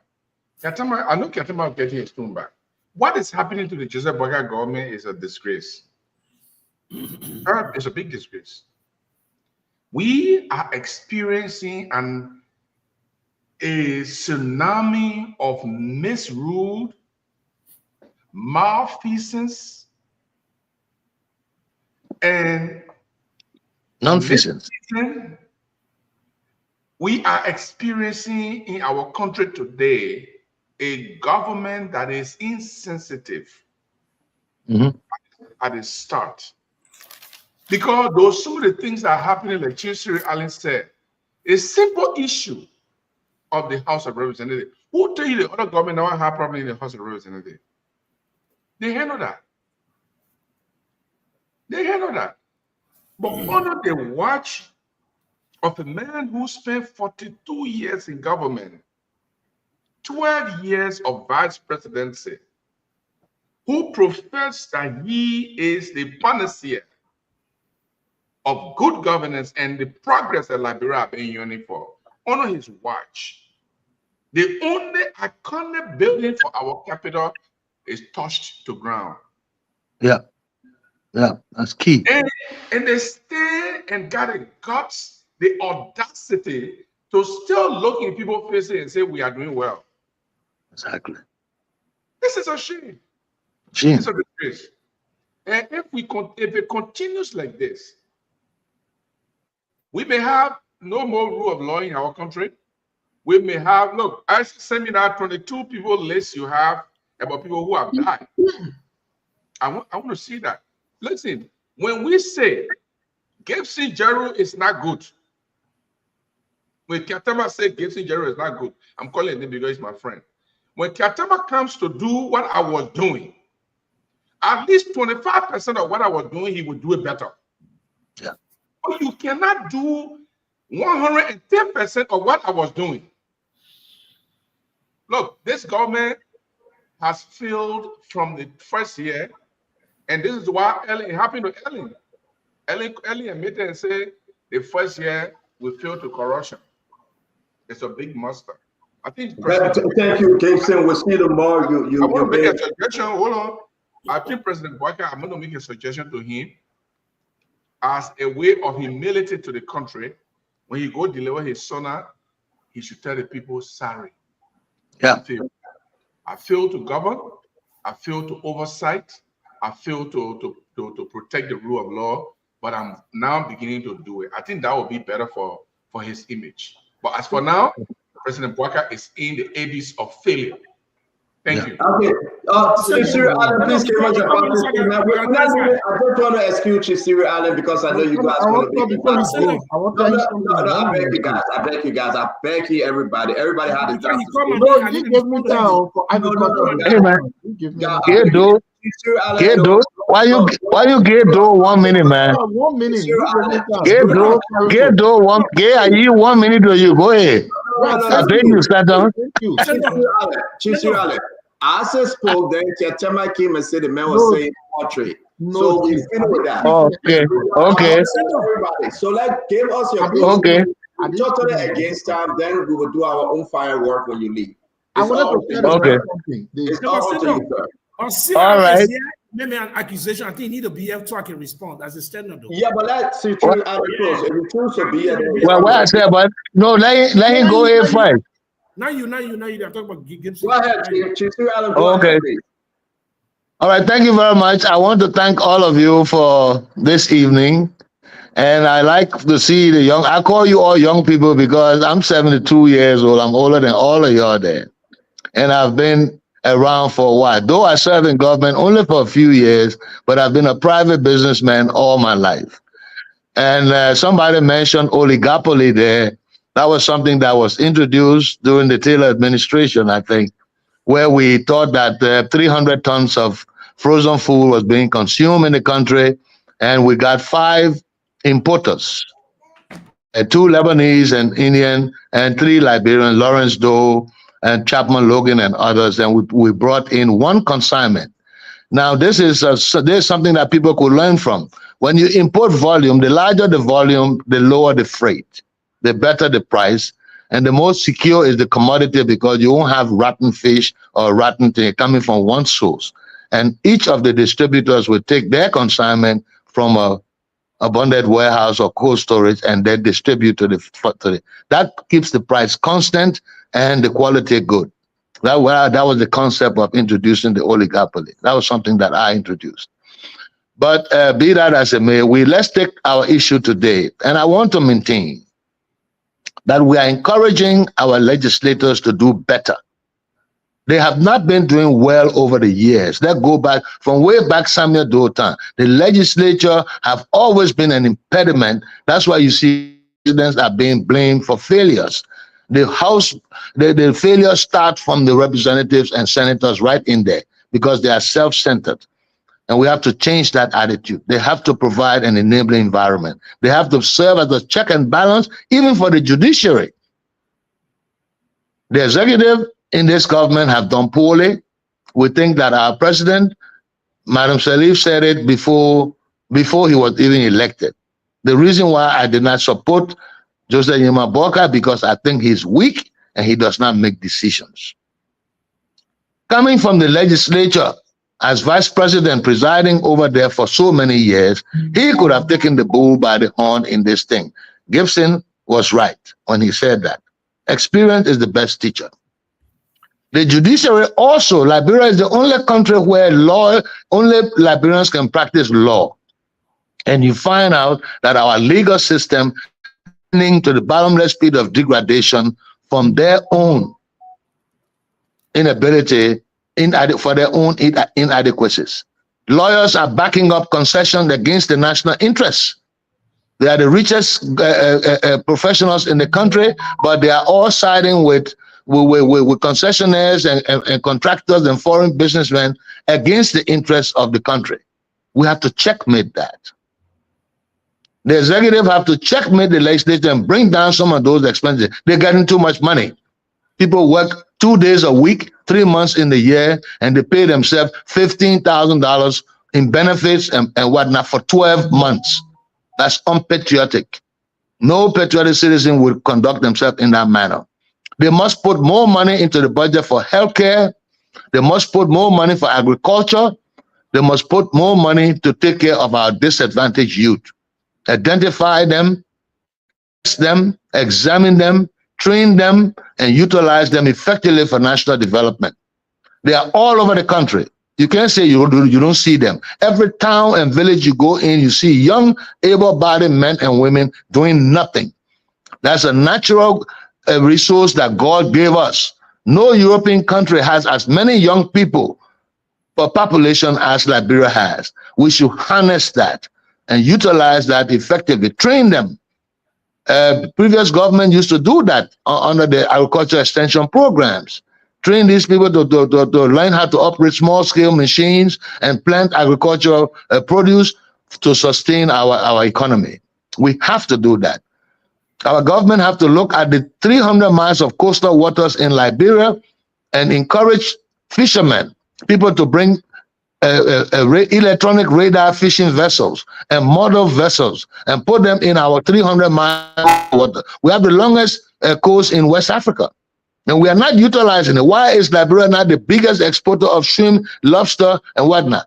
The European Union have 32 tuna vessels in our waters, fishing under the fishery thing, and they are exporting tuna to Europe under European labels. We must checkmate that. You cannot be shipping tuna from Liberian waters and you ship it, the European Union people bring their French company from Europe and come here, bring the vessels, process it on board and ship it under European label, and Liberia government don't get anything but little royalties. We don't get benefits on our national currency. We should strengthen our national currency. We should try to get diamond drilling machines, gold processing. We must mechanize mining. We must get yellow machines, bring in the yellow machine, they bring it into Kandu, say the Billing Road. That's good infrastructure. But we need to get mechanized machines, extract our natural resource like gold and diamond, process them, deposit them in our central bank so that we can strengthen our currency. We can build our currency to the extent that it will be one-to-one with the US dollar anywhere in the world if we effectively manage and mechanize our natural resources. We have to do these things. My admonishment is not to criticize, it's to suggest to government. These things have happened before. In Liberia, we had matches factory, we had battery factory, we had acetylene factory, we had detergent factories. I had a plastic factory. I had a factory in this country to assemble fire extinguishers years ago. We had all type of industries far ahead of Nigeria, Ghana, and all here in the 60s and the 70s. Monserrato group of companies, we have to reborn that. We have to rebuild that. We have to rebuild the Lofa County and Bon County agriculture development and get international partners to support us in mechanizing agriculture. I'm calling on the president to use his initiative, use his weight, use the influence of Liberia to invite international business people to help us to propel our national economy to national development, to sustain ourselves. Thank you very much. I will stop here. Thank you very much. I know when you're in the city, visit the network, and we can bring you on and talk immediately about the Thank you very much. Center. You are welcome, sir. Have a good evening. Thank you. Good evening, ladies. Good evening, gentlemen. So, gentlemen, yeah, I don't see the ladies tonight, but good evening, gentlemen. Bring one. Make sure you bring one. Good evening. We want to say thanks to Chief Cyril Ali, as always. A very, very, very good program today. Thanks to Musa Hassan Benedict, guys. Let's do our closing. Listen, I would say I appreciate everyone. I will appreciate every one of you joining the show today. You know, on Sunday in the year. Why you want to respond to me? I'm praising him. Respond to me. At the time, let's close. Katamba, you want to go first to use your time in your closing? No, I'm responding. I'm not using my time to close. I'm responding. But we got to close. Yeah, but I got a right to respond. I mean, if you give me a chance to talk, I got to respond. That's just a standard. You got 30 seconds for your response. 30 seconds for your response. Yeah. Let me say this. First of all, when I listened to Gibson, I was entertained. The reason why I was entertained is that sometimes I wonder whether, there's somebody called Rip Van Winkle, the guy who went to sleep and woke up 20 years later and miss out on everything. That's a movie. You just start talking. Google a Rip Van Winkle. That's the guy. You just start talking all kind of things. There are people that peddle gossip and conspiracy theory. Gibson has been a renowned conspiracy theorist in the library. Everybody knows that. But here's my point, Gibson. I did not endorse anybody. So I'm not struggling with anything. If I was supporter of Boakai and now frustrated with Boakai, then your argument applied to me, but it does not apply to me. I think you are assuming that Keatama endorsed Boakai. I did not. And you should have asked me the question before making a statement. Now, because you didn't ask me a question, so you punish me for your ignorance, and which is bad. You know what I'm saying? Basically, you only be responsible for your ignorance, which is a bad thing, Now, You should have asked me, Ketama, did he endorse Baka? You did not understand I'm that. gonna tell a second investors. Don't worry. I'm listening to you. Listen to you. I ain't go 15 seconds. You start shaking in your boots. Relax yourself. You know, they show that one is serious. I don't like to come on it. You go to come on it, you over there. Can I get 10 seconds to respond to? Can I get 10 seconds to respond? Can I please give me the chance to speak? I beg you, please. Can you please respect my right to speak? So that's the first thing. Two. But it's 30 seconds over now. My public position is public talk on the media. I was 4 hours. I only talk for 5 minutes.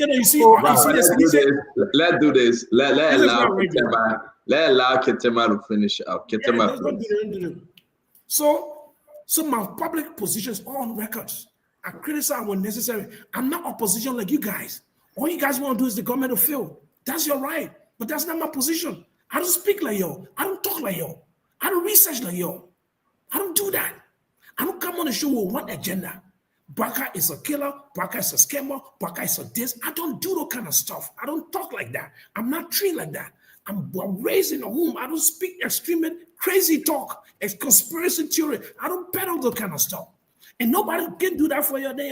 No, and this is wrong. And seriously, I'm asking for prayer for y'all. You need prayers.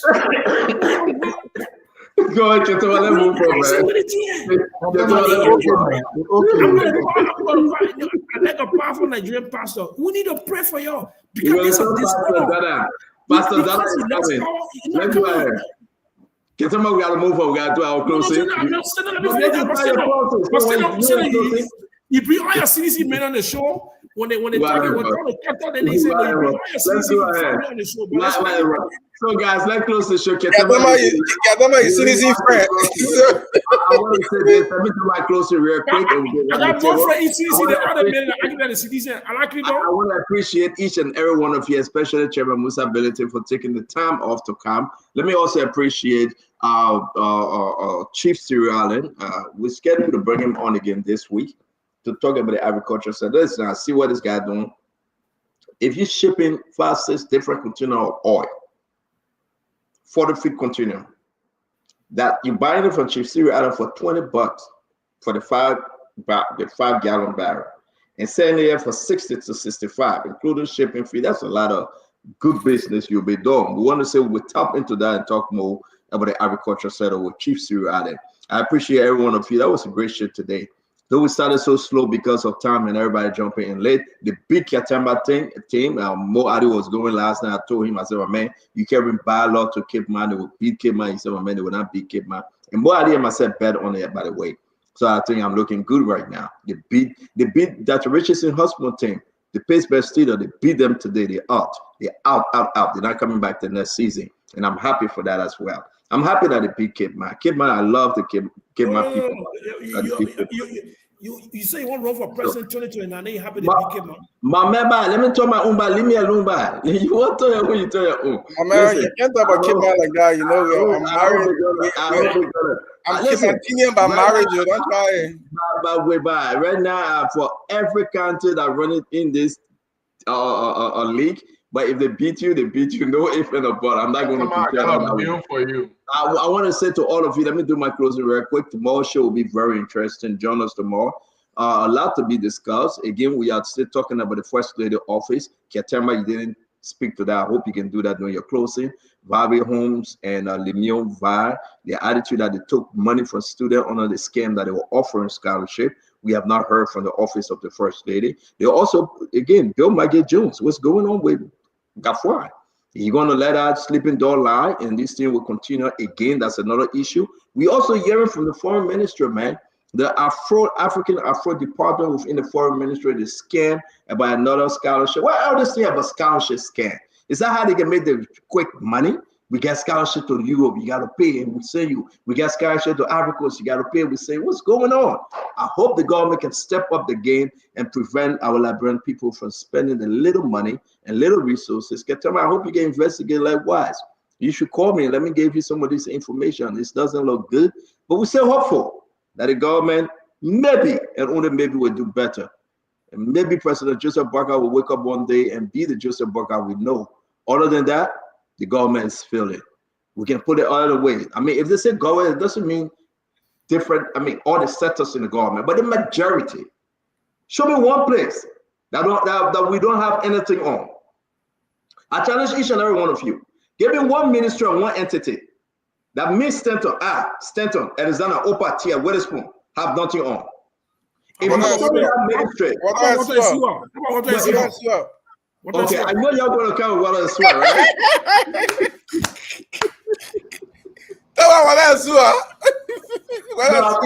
I plead the favor of my man, Ali. I know. Right now, listen, Marty driving on a fool, we got some technology, call water so he can get go alarm or he go alarm go already.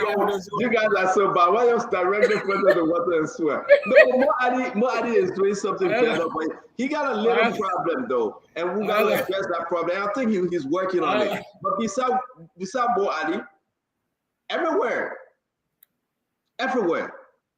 small arms, it's small arms. They're not looking good. The LDA, the new people that went there, they're just not looking good. How about LBS?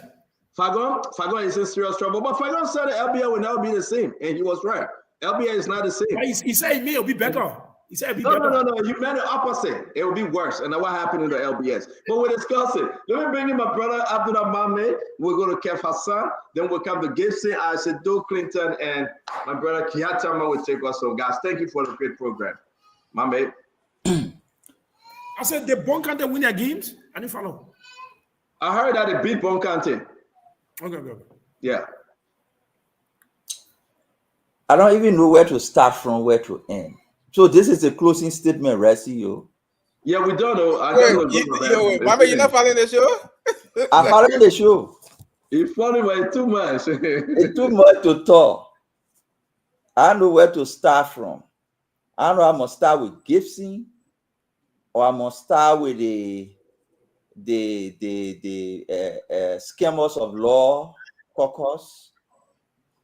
But anyways, look. Everything. Let me interrupt you for 10 seconds, I beg you. Somebody says Stanton, and I think this is fair.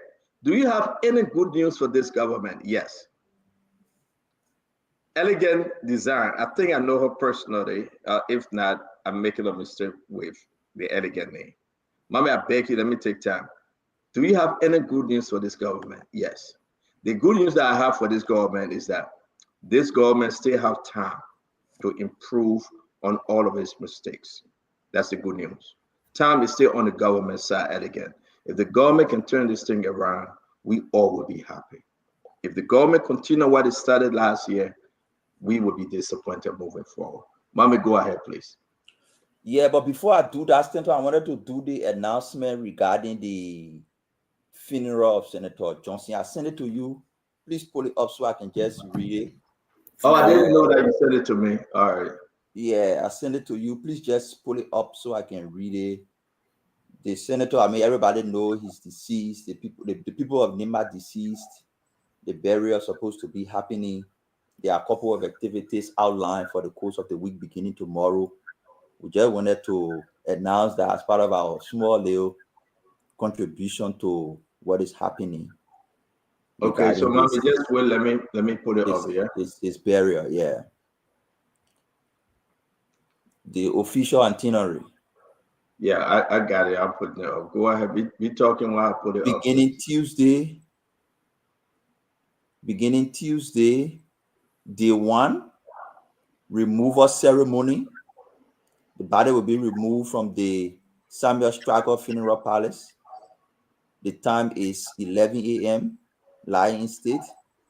And there will be wakekeeping at 6 p.m.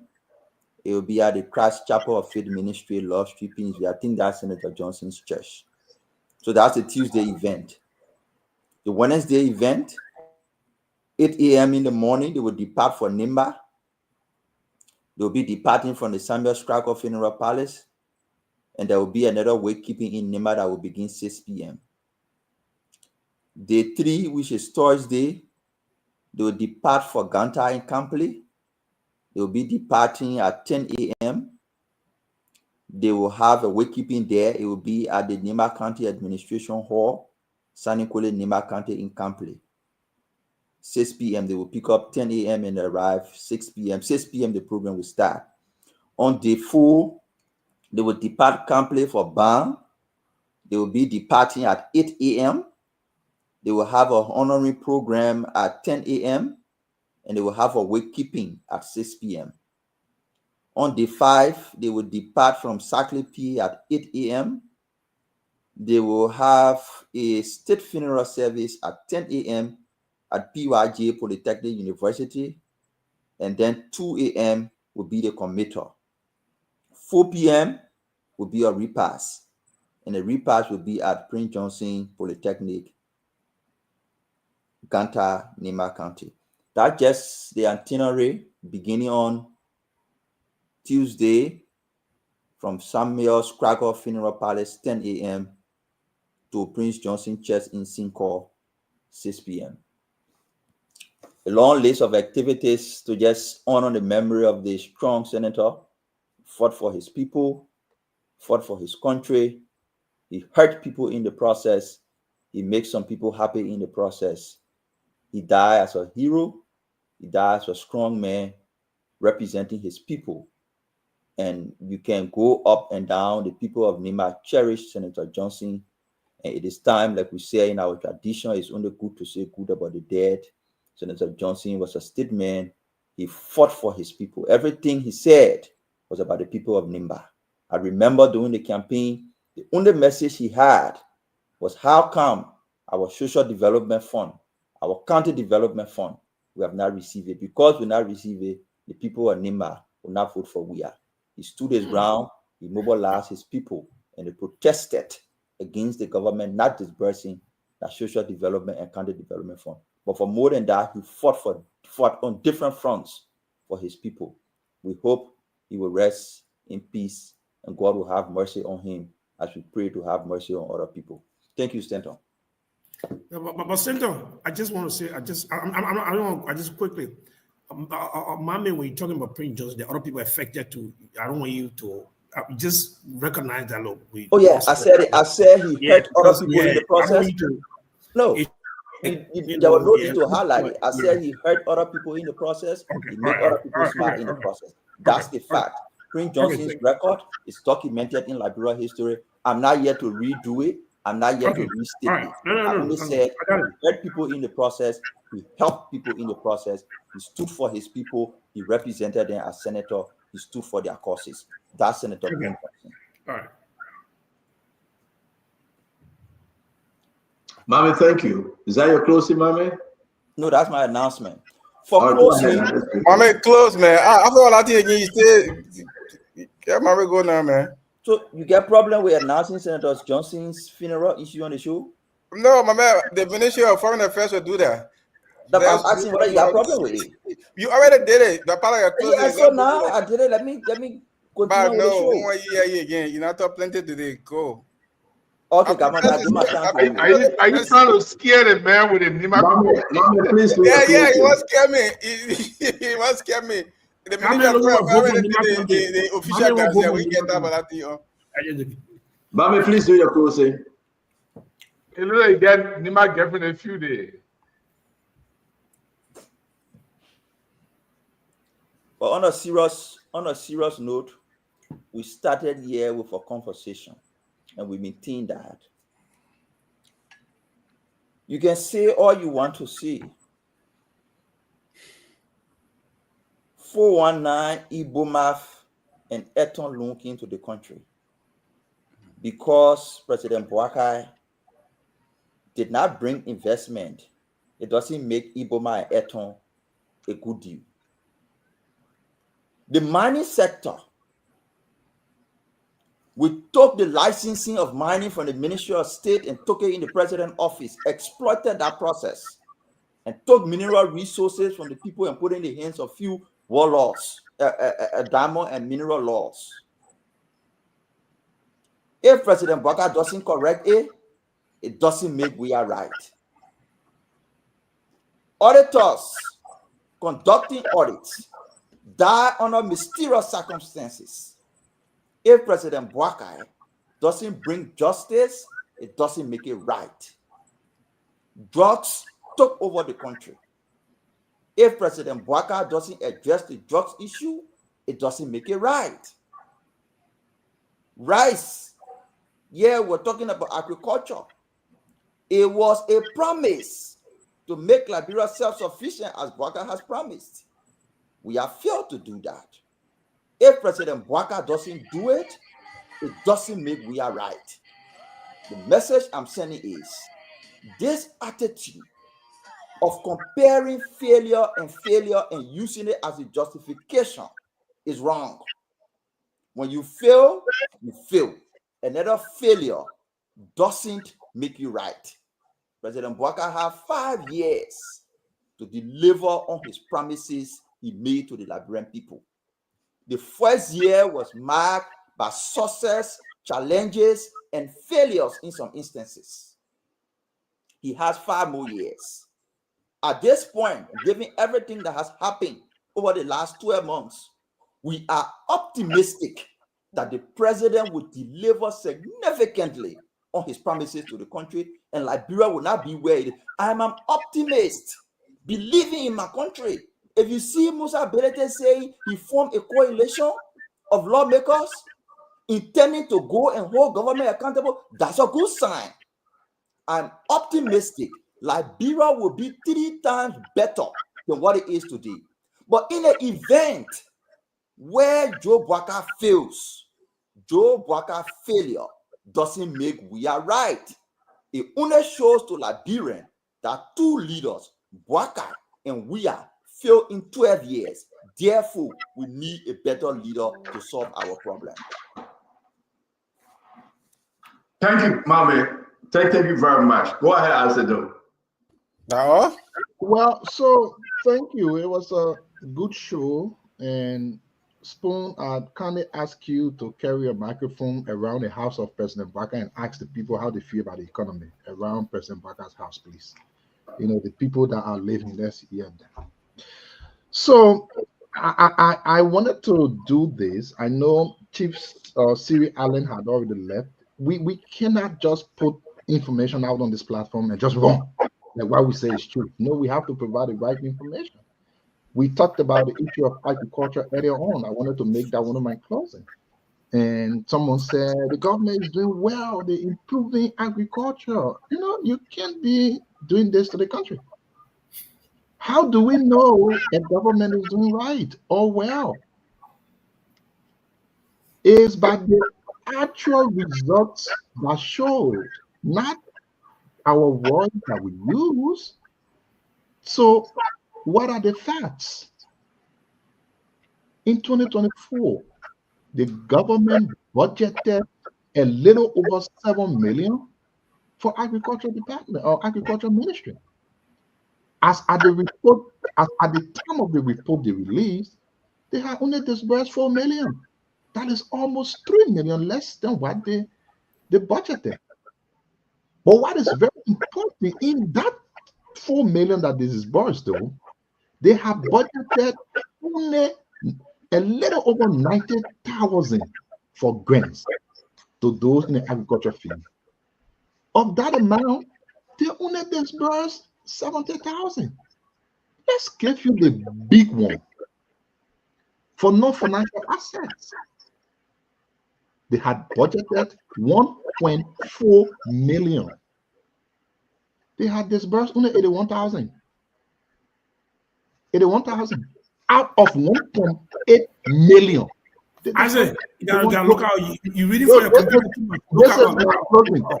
No, I'm not an IA man. Trust me, when I speak, I don't do IA. I'm not. Look out. No. I went there, I saw the data, and I'm saying to you. So again, these are the facts.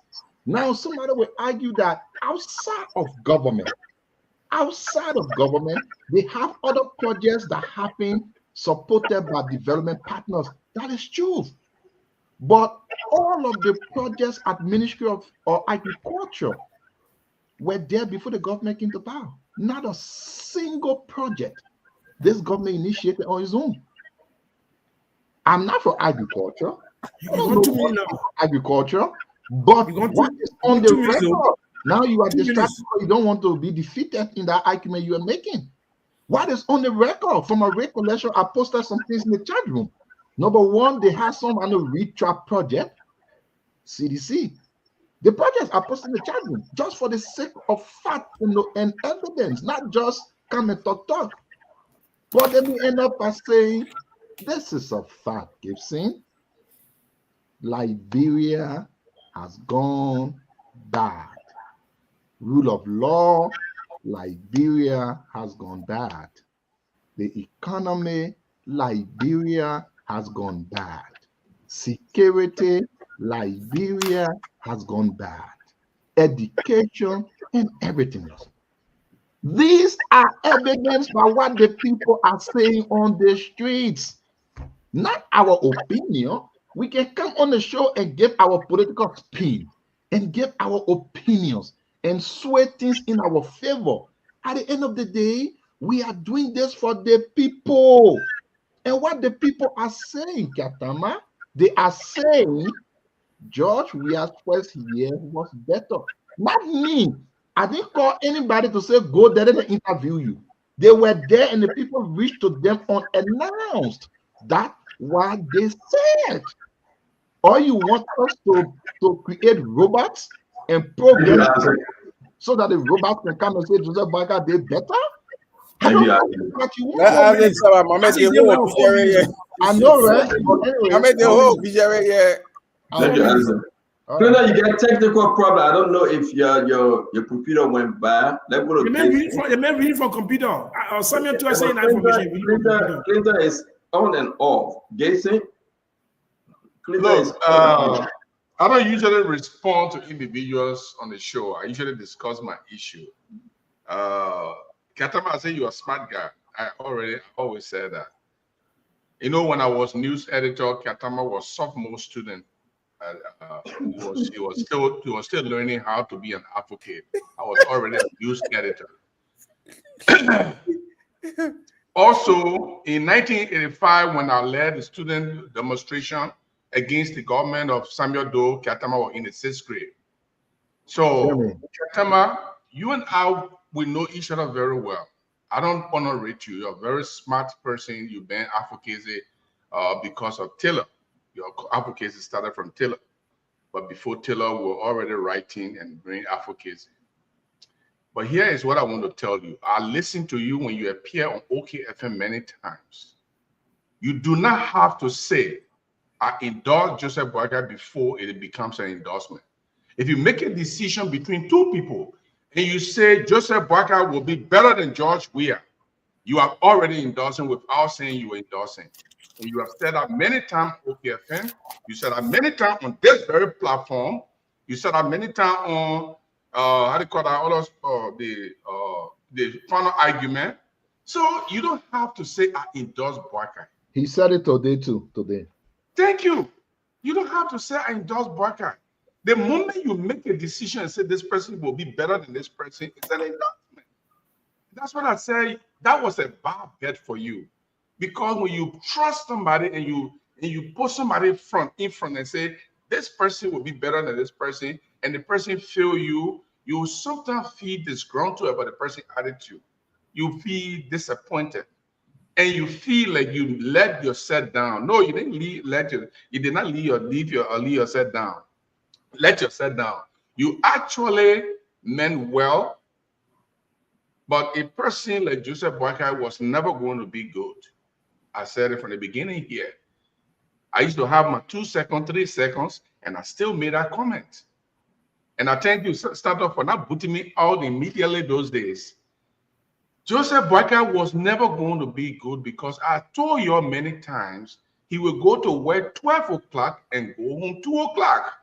And the rest of the time will be used to live up to be home. Why? The people, the likes of Anthony Keseli,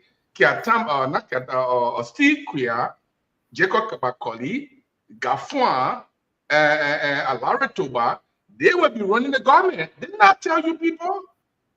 Joseph Boyka has no grip of this government. You guys know that. He got no grip of this government. He does not know what is going on. That's why sometimes some appointments are made and he comes, he's surprised. Say, oh, who made the appointment? Who sent the person there? You'll bring the person back. The only good thing Joseph Boakai had done in this entire regime is the removal of those people at the Liberia Drug Agency. That was one of the best decisions Joseph Boakai ever done. Those people disgraced themselves. They did not behave like managers and directors and high officials.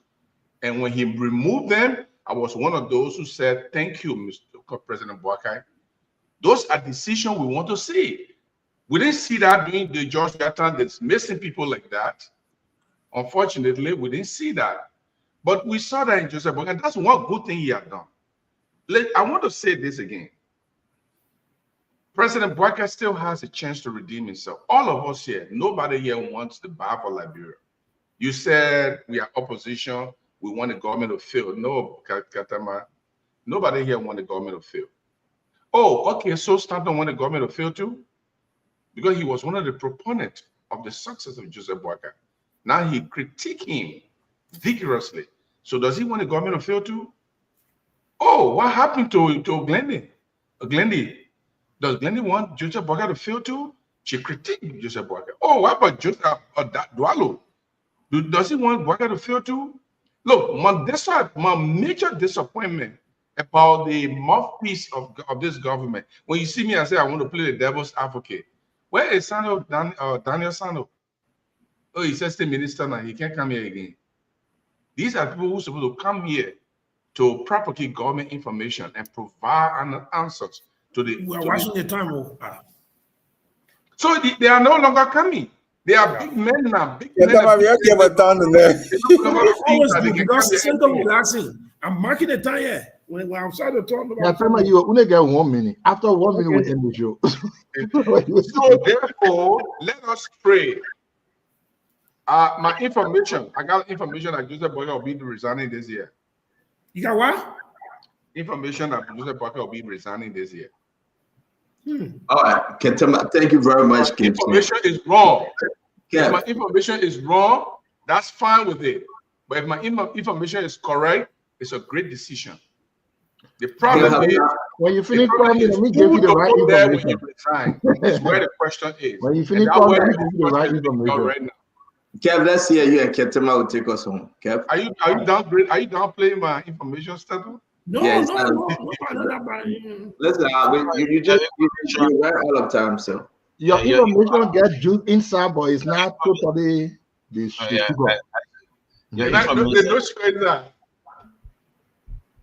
Kev, can you go ahead, please? Your information is it's not wrong, but the information is what we know is that folks are trying to remove this president, and we know that information. We get it from the majority black, but we'll leave it at this moment. You know, I want to say thanks to Mame for accepting that this government failed. The only thing he's saying, he should not compare and CDC government failure to this government failed, but the government failed. So failure, I compare. He said that, but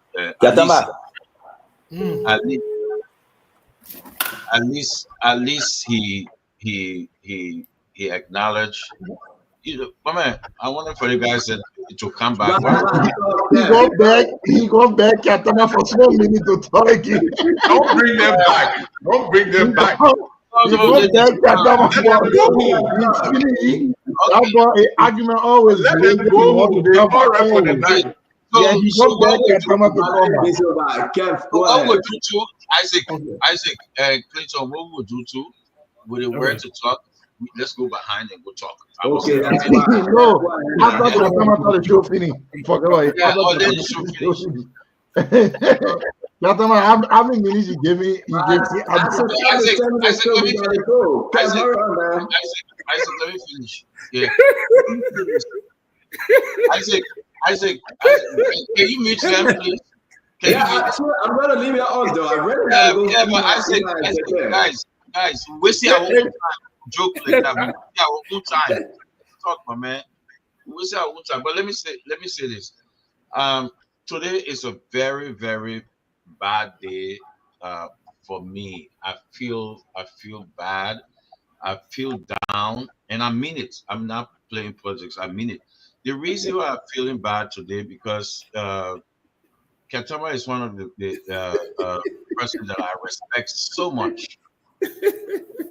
You understand? I respect him so much that Stenton, can you meet him a little bit because I respect it. I'm being serious, Ketama. I respect you so much because of how you analyze things and you see things from different angles. We talk in the back.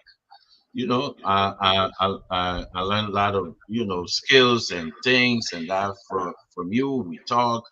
Wherever I go wrong, you call me and say, "Hey, my man, do this." But for the line you are taking, Liberia need independent mind. It seemed like the only person that will be independent now is Stenton Waterspoon that will come and say this.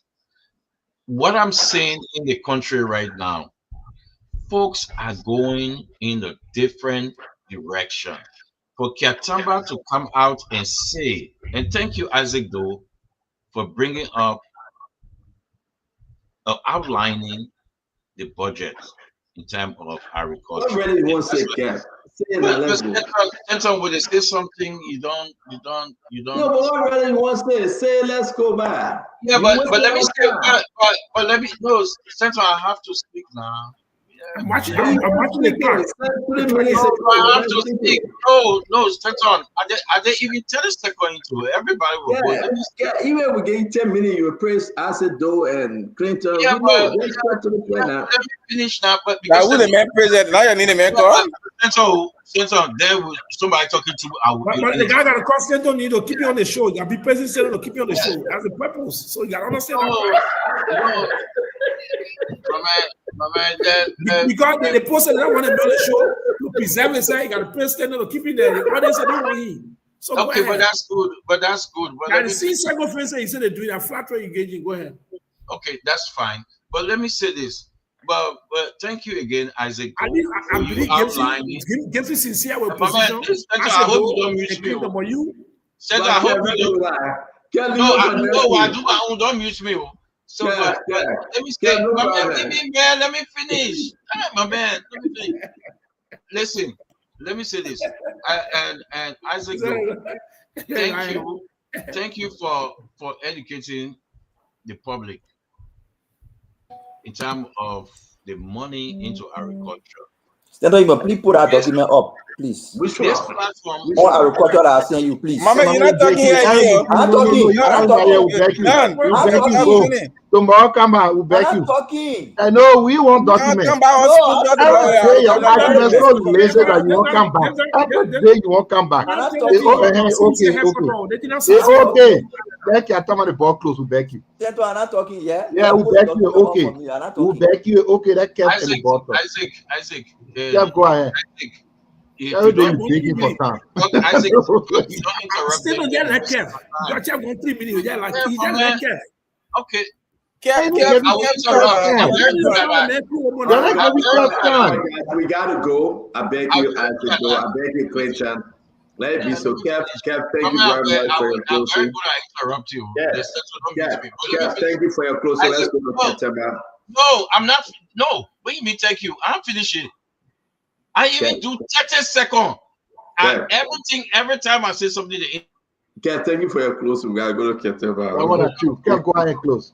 Go ahead, September. Yeah. No, let Acid Doe fool you, my man. Let go. No, don't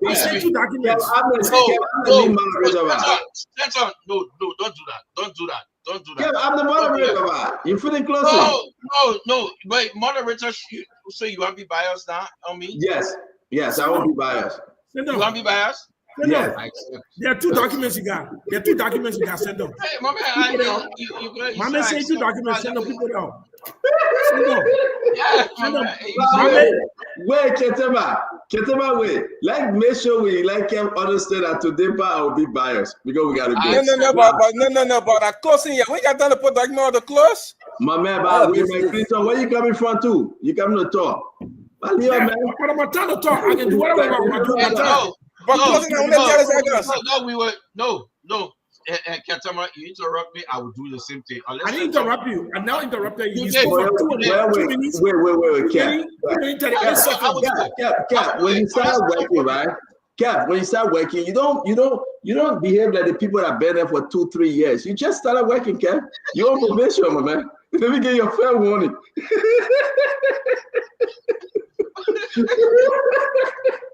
So, Ketama, go ahead. What you want? But it's always not the case, though. It's always not the case. I love, Kev, that my man. Me and Kev go way back. Me and Kev part of original. Kev, listen now. You want me to praise you? I try to praise you, Kev. No, my man, don't praise you. No, Kev, you want no praises. You want anything. You want anything on Katama. I want no praises. Katama get no closing. Man, Kev, what you said on the show, we are original cast for Spoon, the original team, and so we got to preserve the quality, and that is why when a peddler of falsehood and a conspiracy theory like Gibson said, I said, GMB were better than what Joe had never said at any time. Just be honest with you. You understand what I'm saying? And Gibson, I recognize your role in the media. You know what I'm saying? When you were justifying the takeover, the U.S. Congress discussing leading campaign for Liberian legal status, but that's not what we're here for. You understand what I'm saying? We're gonna take over. I come back, but listen to me, Gibson. Look, I do agree with the argument that Baka needs to do better. But I cannot say what you guys say. You guys come from a different position. Your position is that Baka more feel so John William will come back. That is not what I think. I want for Baka to succeed because when he succeeds, there are better hospitals. When Baka fails, there are terrible hospitals. And this thing in our life, that if I lost power, if I go through the pain of defeat, everybody must suffer. The country must suffer because John William is not in power again. Labra must be deprived of the greatness and progress. Because Ketema, can I interrupt you? I know you got you on the floor, Ketema. What's the first? But let me finish though. Let me finish. No, I'm coming to you. Interrupt me. Ketema, let me put your son up. Let me put your thing up. Stand up. Ketema, have anything to put up. It's uploaded. Send last year with this. Ketema didn't ask you.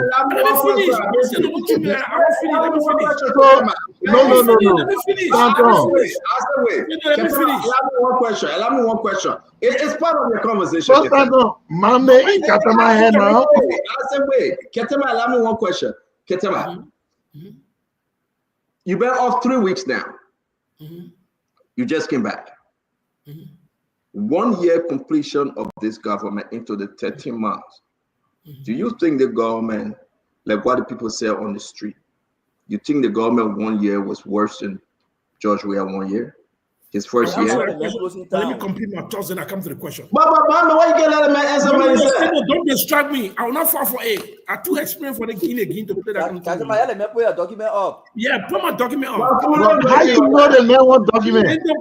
How you know? You don't know living together. Yeah, seriously, you want to know. Since when you taking document for mommy? For the MOU document out of China, what is it, President Bagasa, Michigan Agriculture? Put it up. Yo, my man, look, I gotta restart my phone, you see, and I'm working. Yeah, all right. Don't make a voice change. Okay, let me talk about the document. I'll talk about the document. When we come here, when we speak, we give facts. We are full of research. Be careful. Mommy can fix document. Mommy send me. Mommy send me. Mommy can fix document. Let Katama finish now. Mommy send me. The reason why he went to call you, though. The reason he want to call you. Mommy sent me an invitation for a family wedding.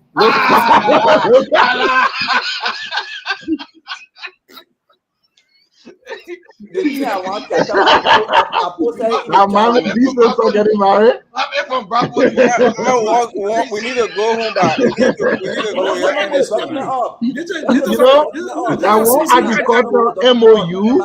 I want agricultural MOU. Mame go beg the men to put up. You're a friend. By the time I talk all your argument for it, you're a friend. Yeah, we are friends. How are you talking about? We are friends. Yeah, we are friends. You don't have a bad night. Listen to me. Let me complete.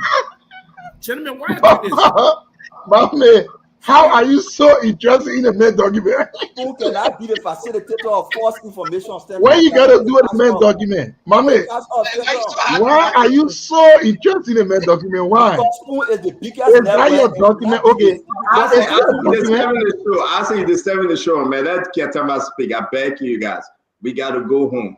Please. Okay, everybody should shut up. Ketama talk. Yeah, Ketama, go ahead. Document up. No document. Now you get it, man. I say let Ketama speak now. Ketama, go ahead. I always say this as an open challenge. I go on 4-5 stations. Anything I say can't challenge it. I love for people to challenge my position. And the history is there. We are proving to be fully researched. We'll get information is true. When I talk about agriculture, the facts are there. So I want Stanton to put information about agriculture. Look, there are good people working in this government. They are doing good things. I'm not mad politics. I'm gonna look at their sacrifice and get trashy for political reason. It's not a good thing. You, I said, though, you're working to you first spoon. You're not doing some good work. I'm disappointed in the government. But I call you many times to say, oh, I say, I heard about this. So we should not do this to our country. The facts were there. The facts were there. This is the document. 5.3 million European Union agricultural development. You know why? There was a proposal. That strange thing. There was a proposal. Let me talk about we gotta go by. You stop this time by baking you. You put a 10 million up. Yeah, go ahead, Ketama, you falling for this? Kev, stop this, man. Stop this. Kev, you keep on the show and you told Chief Cyril Allen that you were begging for money and messing you lied on him. You need to apologize. Then you talking? Ketama, go ahead, man, please. Yeah, so there's not an argument we've made that have been refuted by anybody on the show. And I can understand. Citizen have found their moment. There's another project. Look, agriculture is doing very well. 10 million. There is $10 million global agricultural fund. Yeah, we hear you now. Okay, continue. These are for major intervention. Look, mechanized farming is the future. For agriculture. Hey, my man, Kev, don't disrupt me. Please put my pepper picture up here. I don't want to take you off, but y'all gotta stop this thing now. Let the man talk. We gotta go, gentlemen, please. No, but let it be so, Kev. We understand that you are not under the influence today because you get no blue. I said agriculture. I keep my start agriculture. Kev, I have 10 institutions right now I'm doing research on. So anytime I open my mouth, I'm confident what I say. So I don't play. Are you consulting in 10 institutions? Are you consulting in 10? I said research. Are you consulting with 10? Oh, okay. I see your position. Research. Oh, you're consulting with 10 institutions. Okay. So agriculture are one of your favorite books? Kev, if you look at Associated Press, if you look at Voice of America, Al Jazeera, international media, use me as an independent voice to analyze these issues. So I do that research on myself. I have a research team. If you look at Associated Press, international wires, they use my analysis in publication. So I don't play with that analysis. I don't compromise. All right, so Ketama, let's come back. Let me come back to the point. So I'm going to development fund approves $10 million from global. Thank you for the audience. But here's what I want to say. Again, this president has to understand that things are very challenging and the people are raising their voice. I said that. I'm okay. Look, I raised issue on tenure, I raised issue on the removal of this. I've said a lot of things, and I have to regurgitate all of this. But the point is, we should not create a dark dystopian story about our country because we're not in power. That's not how you get the power. The mama said, not because Bakai did not do something, justify what Joey did not do. It does not justify billion, 25 million mob-up exercise that were wasted. It does not justify building private homes. It does not justify that. It does not justify mysterious death. Let's be fair. Not because it's wrong. If I went wrong, I want my son to do better. If I'm an alcoholic, I want my son to do better. If I was sleeping at the church, I want my son to do better. Not because you fail, so other leaders after you should fail. That is dangerous. And you guys, this is not about party. Look beyond party. Even if the propaganda question, you know, so to be honest with you, be distracted. I said, "Do let me hear back. Do let him back." I'm done. I want to say thanks to all of you, man. It was a great show. Let me say this: come and talk your own. We talk our own again, Ketema. Your people will do better next time. I champion for Cape Mount County. Cape Mount is my team, and I hope they can do better. Like all the other counties, I champion them. I want to say thanks to Mohamed, thanks to Kev Hassan. Kev Hassan watching the game, the beating his. So again, I want to say thank you, Jerry. Gibson, thanks for coming. Governor Clinton has always asked it. Tomorrow we'll be here again. I know Ketema, you're not busy. Ketema, you didn't speak on this issue. I hope we can have you tomorrow. I want to hear you sincerely, though. I know all this not lost for Unity Party, right? Unity Party still get 5 years to bounce back and do better. And this is my hope.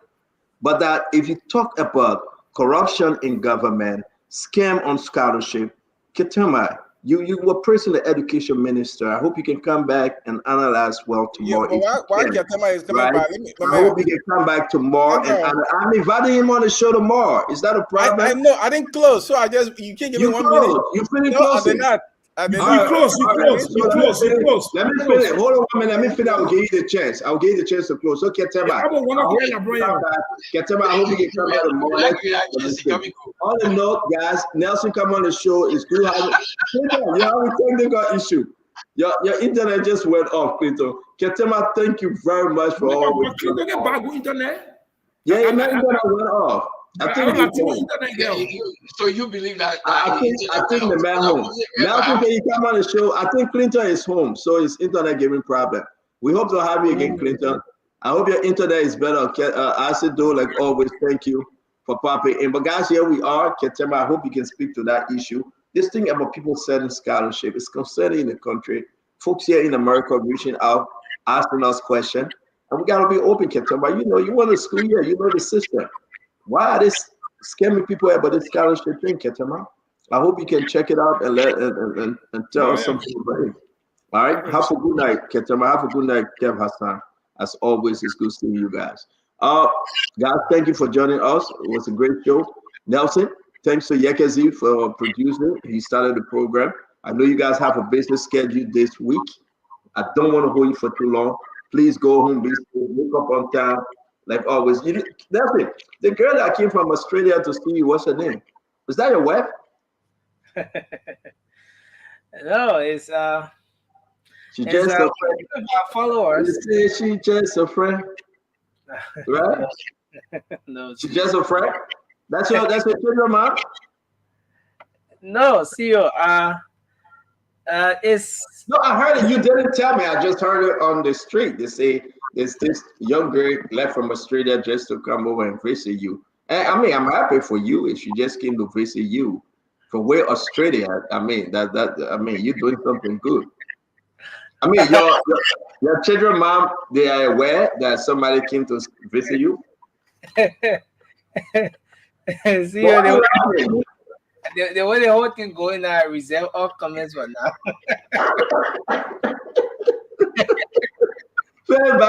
You're thinking for Isa. You think I'm gonna forget? No, listen. So you already admitted that there's a female in the country visiting you. She's from Australia, right? No, not really visiting me. See. But she's from Australia, right? Yeah.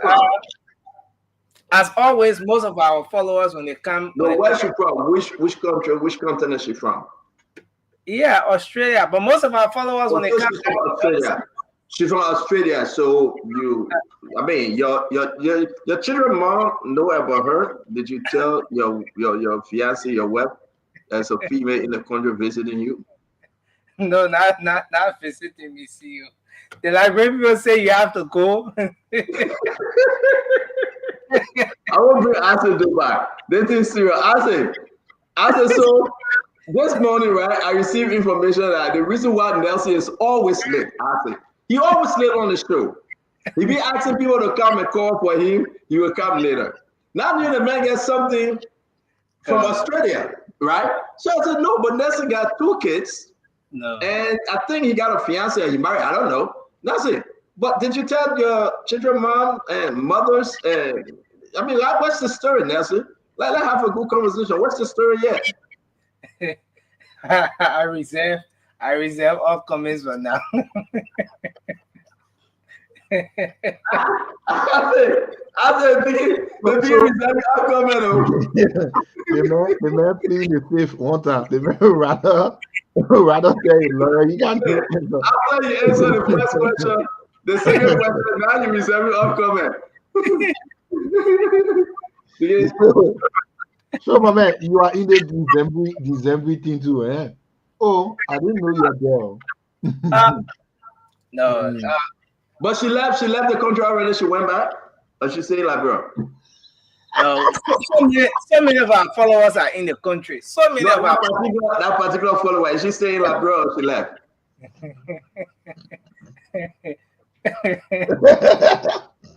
Huh? No. So many of the people are still in the country. No, but that particular young girl, I think she's 22 years old, 24, something like that. Is she staying in the country? She's staying in the country. Oh, she's going back?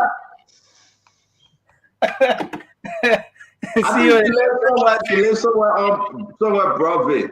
Am I correct? Going to Bandra area, right? Yeah, the library people say they want you to go and. Yeah, that's the thing, right? The Piggins also do the show as it. The Piggins car broke down Douala. He was coming from the people's place. The car broke down in Douala. He couldn't make it. So, I mean, just be fair. I know this is the network, but somebody says, CEO, your wife calling you. And again, say, my wife calling me, I'm going to go. All right, you're begging for Nelson, let me leave here alone. That's how I get the whole information. You can't hide anything from me, and I will get you tomorrow. So, I'll have a good night as always. It's good seeing you. But I just want to tell you that I hope you let the family know. Should they get to us now? Huh? When you show to us? No, but CEO, this person is just a follower. It's just a follower. I understand. So what's the person's name? Let me send a treat to her. What's her name? Oh no, CEO. Just follow her there. We can send a treat to her. We can say thank you for following school. Okay, leave it there. Bye. Have a good night. I will get you tomorrow.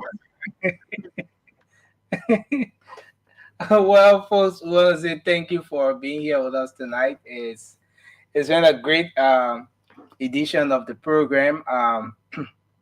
Thanks to all of you who have been watching from the very start of the show. One-on-one with the CEO, as you know, is where we get to set the agenda for the rest of the week. Thanks to our radio audience, all of you across Radio Land, for following the program, whether on the Spoon Network, on Spoon TV, Fabric TV, Super TV. We appreciate you. Thanks to the folks on 107.5 Spoon FM, 101.1 Fabric Radio, and a host of other radio stations across Liberia. We appreciate all of you for always being here. Thanks to Trust FM Bomi County, Premier FM Bong, Train Radio in Grand Crew, and a host of other radio stations across Liberia for relaying this edition of the program. And to you, our online audience, we appreciate all of you. Fred Tapper, Markel Sirleaf, Telvin Pin, thanks a million. We appreciate you. My dear sister Freeman, Mo Jennen, all of you, Rutland E and Shilu, Jatu Gray, Lawrence, that's Lance Franklin, Ruth Goba, my Ruth, we appreciate you. Charles Delan, Blamoto, all of you, thanks a lot for being here with us tonight. AJ, thank you. Elegant Design, we appreciate all of you. Mr. Philip Bala, thanks a lot for being here with us tonight as well. 101 with the CEO will be back on the radio on next Sunday. But tomorrow is Spoon Talk. You can make up time to join us. Spoon Talk will be on the radio tomorrow. As you know, we took the weekend break on Saturday, so Spoon Talk will be returning tomorrow. It's going to be a very informative show. You can also get ready to join us for a 360 coverage on the opening of the legislature. The Liberian legislature resumes activities tomorrow. It's going to be the official opening. They're going to be returning for the second session of the 55th legislature. The first session has ended. They are joined following the 15 days extension. They are joined and they're back. So they're going to be returning officially tomorrow for the second session. So it's going to be a great one, and you can make up time to join us as we are all set here at the Spoon Network to bring you a 360 coverage, of the happenings tomorrow. So you can join us. But just before we go, let me do a special birthday greeting to you, Mrs. Yvonne Klosaki. You're celebrating your birthday today. Your husband, Emmanuel Saki, who happens to be an ardent follower of the Spoon Network, is wishing you happy birthday.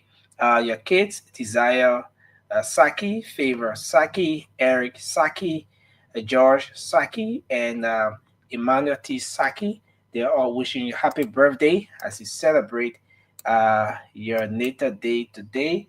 That's you, Mrs. Yvonne Klosaki. Happy birthday to you as you celebrate your natal day today. And yes, thanks to all of you for being here with us. They will come back. Have a good night. And I'm Nelson Colette. Bye-bye for now. Yes, sir. A special one from the CEO, Stanton with the Spoon. And your boy, Friday the South.